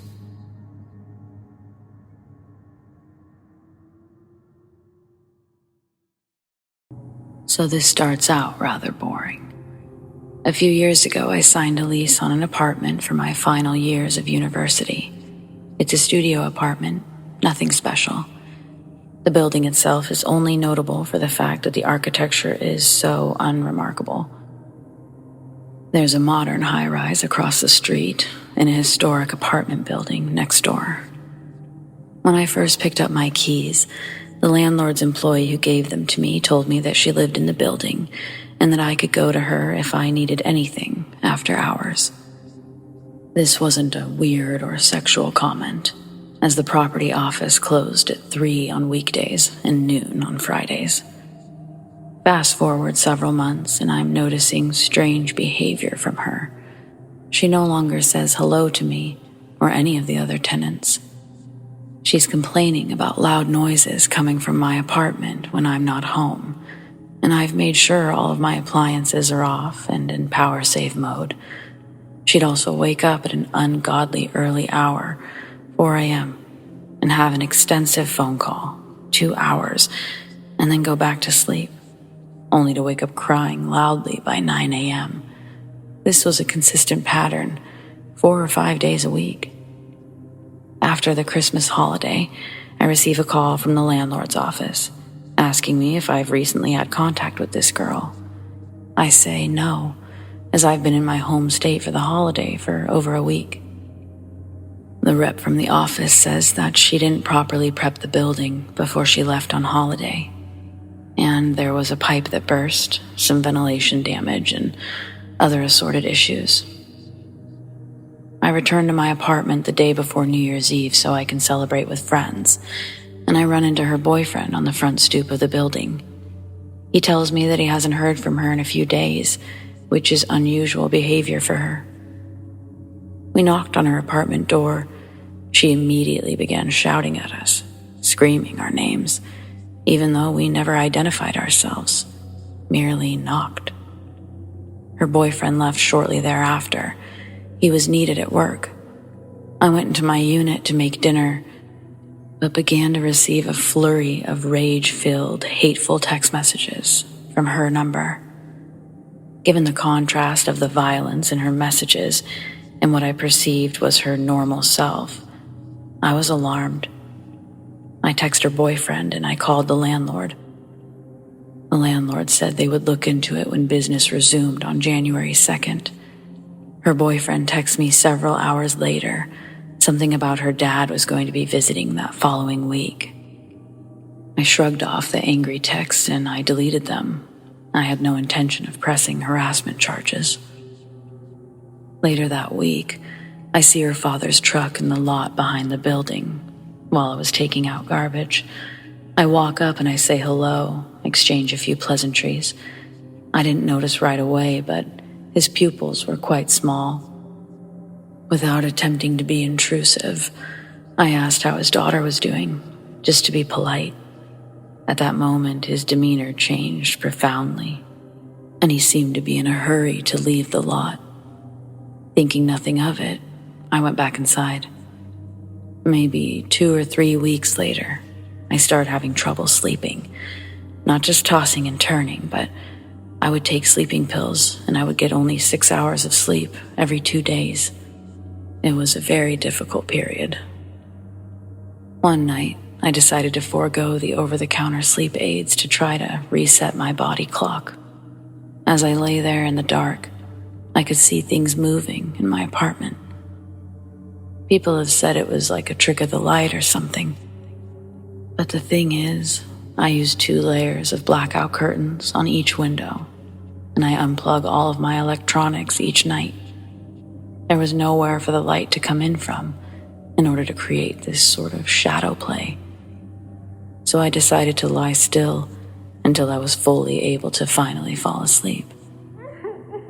At 3 a.m., I was awoken by the sound of her crying. But this time, it was more like a howling. It was the most unsettling noise I've heard in my 2.5 decades on this planet. That semester, I was in a class with a boyfriend who was a graduate student at the time. We became friends over the course of the semester, and he began to confide in me events that were more disturbing than what I'd already experienced. Despite no personal or family history of mental illness, he told me that one evening while they were out to dinner, she lied to him that she was pregnant. He, doing his best to cope with that news, started talking with her about how they could raise the child. In his excitement, he rattled off to her a handful of baby names that he was fond of. To his surprise, she had a strong dislike for one of the girl names, and she became so enraged, she stabbed herself in the hand with a steak knife. This information caught me totally off guard, and I was in disbelief. He told me that her parents drove from 4 hours away to check her into a mental hospital for the involuntary 72 hours. After that time was over, physicians couldn't pinpoint a clear diagnosis, so she was released without mandated supervision. As the semester wore on, her behavior grew increasingly unhinged. I no longer spoke to her, but one time sneezed late at night, which angered her to the point that she tried to file a noise complaint against me. That incident resulted in her being fined. By the time exams came around, I wanted to move out more than I wanted to pass any of my classes. After finals ended, she packed up her belongings and moved out. In an effort to be helpful, I carried a few boxes to the U-Haul that she'd rented and had parked in the lot. Sitting on top of one of the smaller boxes, I noticed a wooden board with the words yes and no branded on it, along with the English alphabet and numbers. It was a Ouija board. After she left, I lived in that apartment another year and never again encountered the strange shadow apparitions. Also, her replacement moved into the same apartment and, on occasion, would tell me that his apartment smelled rotten, like there was something dead in the walls. I never told him about seeing the Ouija board, but to this day, I suspect she had some sort of demonic attachment or oppression after treating the Ouija like a toy, and that negative energy, it bled into my apartment while leaving a permanent marker on the unit she still inhabited. Very unsettling.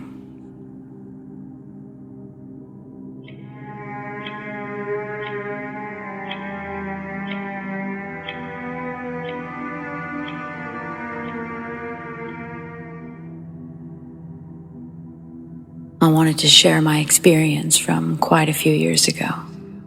When my older brother and I lived with our parents, I walked into my bedroom and saw something really strange on my bed. I picked it up, and it looked like it was made out of clay or something. It was an old-looking sculpted head that kind of resembled my brother. I'd never seen it before, and the way it was just sitting on my bed made it look like it had fallen from the ceiling. There were little pieces around it, as if it had fallen from a higher height. I brought it to my family members and asked if they put it there and why. My mom, dad, and brother said that they had not, but they did recognize it as a piece of an art project my brother had to do for school some years prior. We didn't have any pets, so that couldn't really explain how it got there. It's been years since that experience, but I still have no idea where it came from and why or how it ended up on my bed, or what ended up happening to it even. Nothing else like this has happened that I can remember, but it was so strange that I still recall it.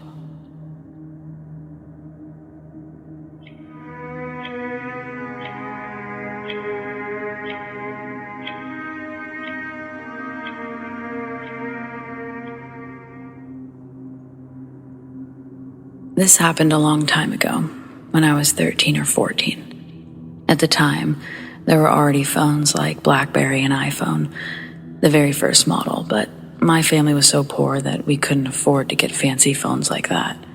I had to settle with a Nokia 6600 that was very strange to begin with. My dad bought it secondhand for me at one of those small local shops. Sometimes these phones would have previous owners' SIM cards in their contact list, so not everything had been wiped out, and sometimes you could go through the photos that they took. Anyway, that was a little background of the phone. The first time I got that phone, someone called me, and it was this haunting, weird Burmese chanting thing, and it freaked the shit out of me. I was home alone at the time, so I was confused as fuck when I heard the ringtone. But then I realized that it was this phone my dad got me. I don't know the previous owner, but holy hell, it was creepy. Anyway, a few nights in with the phone, I don't think much about the weird ringtone anymore. I've changed it to something more monotone, a beep thing. Then, one night around 2 a.m., I wanted to take a selfie. But this phone does not have the front camera, obviously, so you couldn't see the selfies you were taking. And so imagine this. The room is a rectangle. I sat on one side of the room, and behind me, it's just empty space where someone else could sit in a big armchair and watch TV. I took selfies on the side of the room that I was sitting in. So in the selfies, the empty space behind me should have remained empty. Fuck no. I took 3 or 4 selfies, and one of them had this white, pale man sitting in the armchair, facing the camera. You could see him sitting behind me, smiling like he'd been part of the photo. He was so damn pale, super pale, but you could still see from the outline of his face that he was smiling. I wish I had kept the photo. Instead, I deleted it, threw the phone away, and ran to bed. It was so damn creepy. The guy just sat there smiling, as if this was any other normal photo. What the fuck? And ever since then, every time I sat in that room to do whatever, homework or just browse the web, I'd always peek behind me to see if someone was sitting there. Oftentimes, I'd hear movements in that room, like someone opening the door, rattling the door, dropping things, walking around, moving the armchair. It was just a whole damn mess. Sorry for the long story. It truly just fucked me up.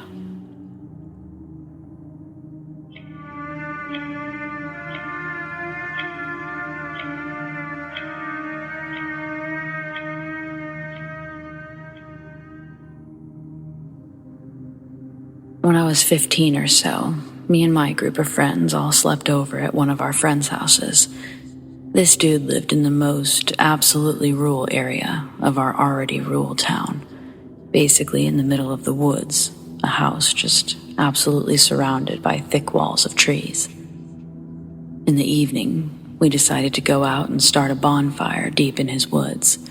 So we packed up, got our materials, and went straight out into the woods. On the way to the spot we'd be making our campfire at, he told us how fucked up and creepy his woods are. He told us the numerous things that he's seen. White, skinny figures peeking around his shed, staring at him, and running off when he looked at it. Screaming and whispers coming from the woods, figures watching him, all that good stuff. It set the mood pretty well. By around 7 at night, we had the campfire set up. It was pitch black outside, as it was the middle of winter in New Hampshire. I can still remember how creepy the whole vibe was that night. You couldn't see a single thing because the ring of light coming out of the fire, everything else was just a black wall of nothingness. And the sound of the forest, it was so quiet that it was almost deafeningly loud if we didn't talk. We ended up needing more firewood, amongst other things, to sustain us and the fire, so my friend takes me with him to go back and get it. Without a flashlight or any source of light, me and him walk the 1.5 mile long trail back to his house in complete and utter darkness. It was all good. We were talking, joking with each other, having a good time just hanging out. When the first noises started, he immediately made me stop talking. To my left and my right was a bunch of different sounds: screaming, laughing, talking, whispering, shouting, people saying inaudible words. It sounded like there were something around 20 people around us. The natural night vision had set in a decent amount. I looked over at my friend, who had his head down and didn't say a single word. Known for being a complete goofball and a wild, funny dude, I'd never seen him look so shaken and serious in my life. He had this look to him that still haunts me to this day. We knew him, and he portrayed himself as this fearless leader type of our group. Seeing him so shaken up and afraid was really, really unsettling. I started to say something along the lines of, "What the fuck is that?" before he cut me off and told me to be quiet, face forward, and not to pay attention to any of the sounds. I did what he said, and the next 3 or so minutes was uncomfortable and terrifying. I remember feeling sick to my stomach. By the time we reached his house, the sounds had stopped. We both grabbed what we needed to grab in the silence, and that's when I could really listen to the sheer quietness of that night. No birds, no sticks falling, no sound. Absurdly silent. We walked back to the campsite. Nothing else occurred that night. Still, my most unsettling and bizarre experience that I've almost no explanation of. This could be a paranormal experience, although I'm not sure.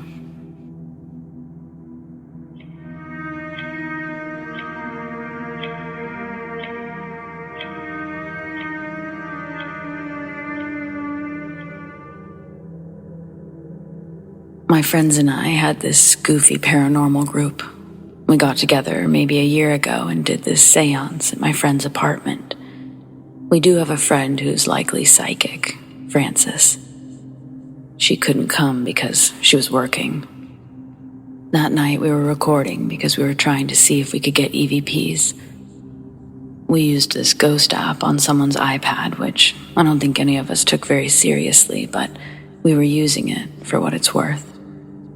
Frances had told us to make sure to ask for only high vibrational spirits, so that's what we did.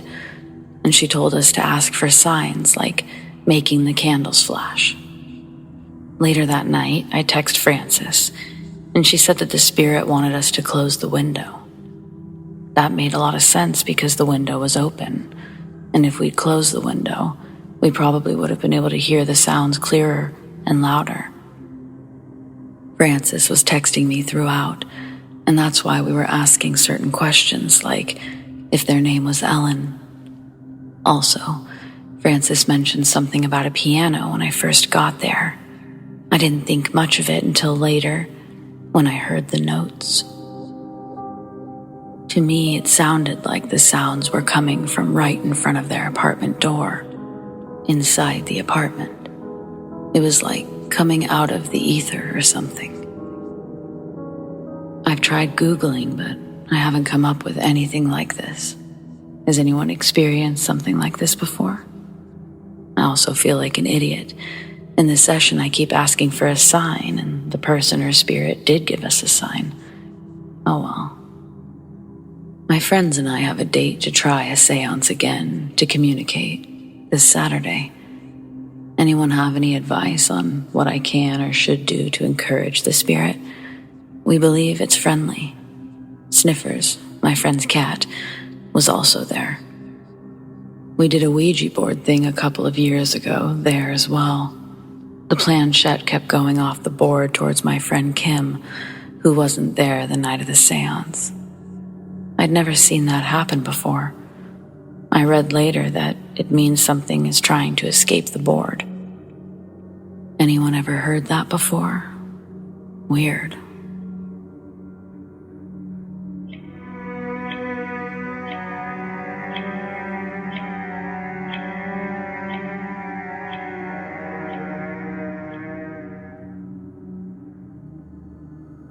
A couple of years ago, my buddy and I were bored one afternoon, and we decided to explore an abandoned house that I'd spotted earlier that week. I'd been out on a drive.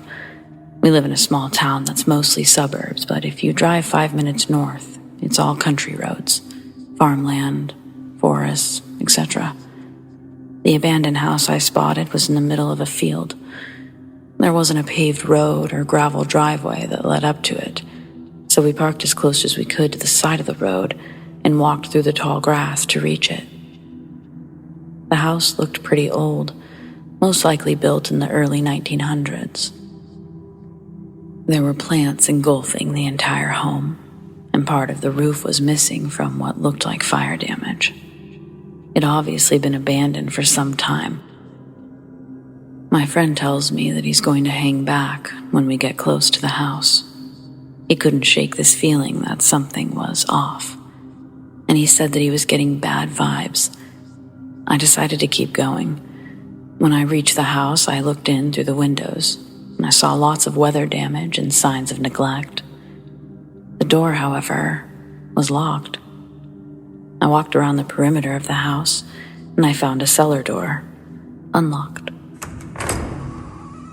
I entered and I slowly started walking down the old wooden staircase.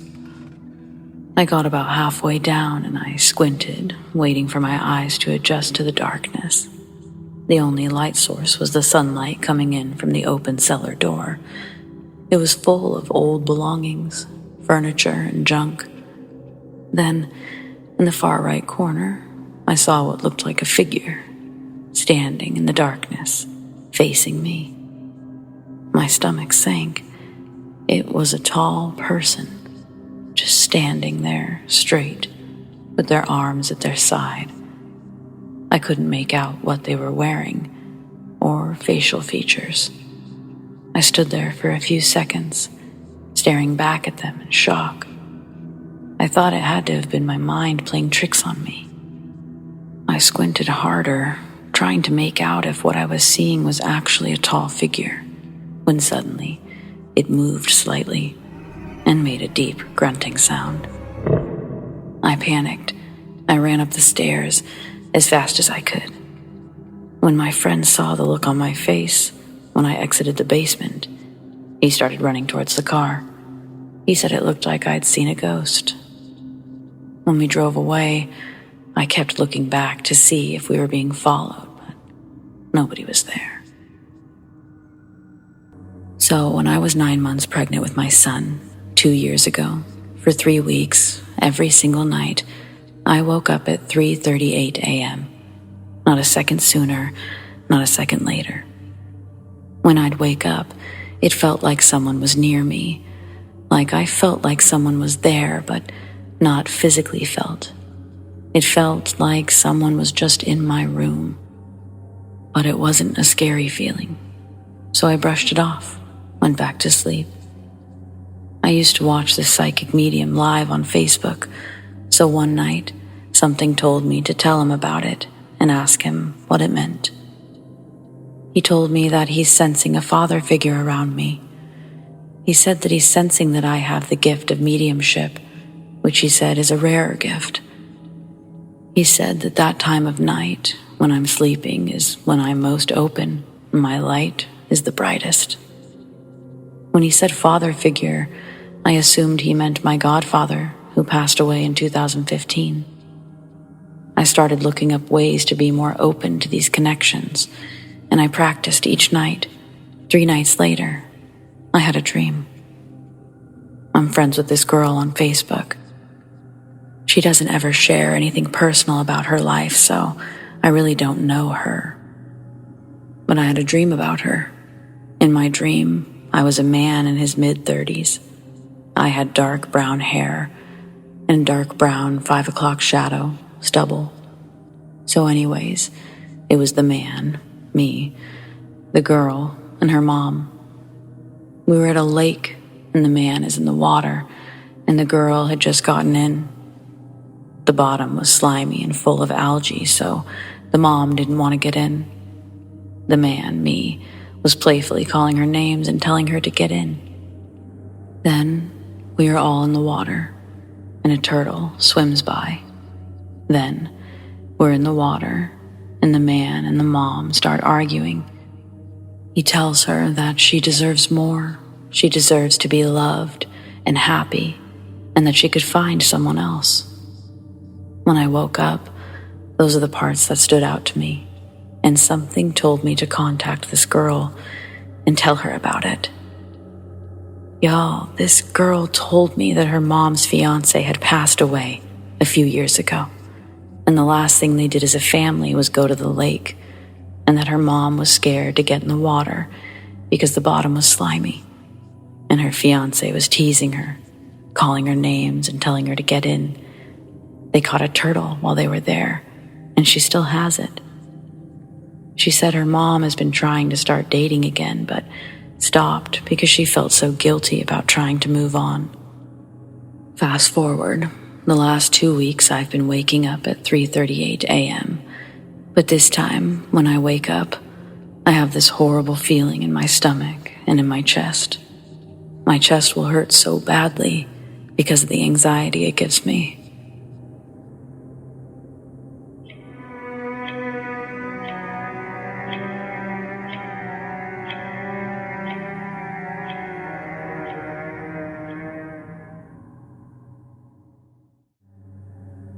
When I was a little kid, I lived in a haunted house, somewhere right outside of LA. I don't remember much, but I do remember my siblings being scared of this house. We once heard my oldest brother struggling to breathe, and when we walked in, we witnessed that he had bruises around his neck, as if he was choked. We even witnessed a figure walking around the house and sitting on our couch during the night. This story is about something that stuck with me. When I was around 4, I was wandering around the house one night, and I recall hearing a noise from the vents, as if something was shuffling in there. I knew something was in there, and I yelled for it to come out. The shuffling, it got louder and louder, until the vent opens up. What came out would quite literally stick with me my entire life. It was a very pale girl with black hair that reached her back. She was crawling on the ceiling, and you know that feeling of utter fear and danger. Well, that made me start to run. I ran into my room, and it followed me. Me and my brother shared a room, and as I ran, he looked up, and he had a look of fear on his face. I remember managing to evade this thing, and I made it to my mom's room. But honestly, I don't recall it ever chasing me out of my room. I'd believe it was my crazy imagination if it wasn't for my brother, who to this day still asks me if what he saw, I saw. Since that day, however, it kind of followed me throughout my life. I'd always see it in the corner of my eye, just staring at me, from corners of rooms, always just hiding and staring. Not surprisingly enough, it's always in my times of peril or depression when I see her most. I know she feeds off the negativity in my life. She's been seen by my family member and also a friend, all while I was present.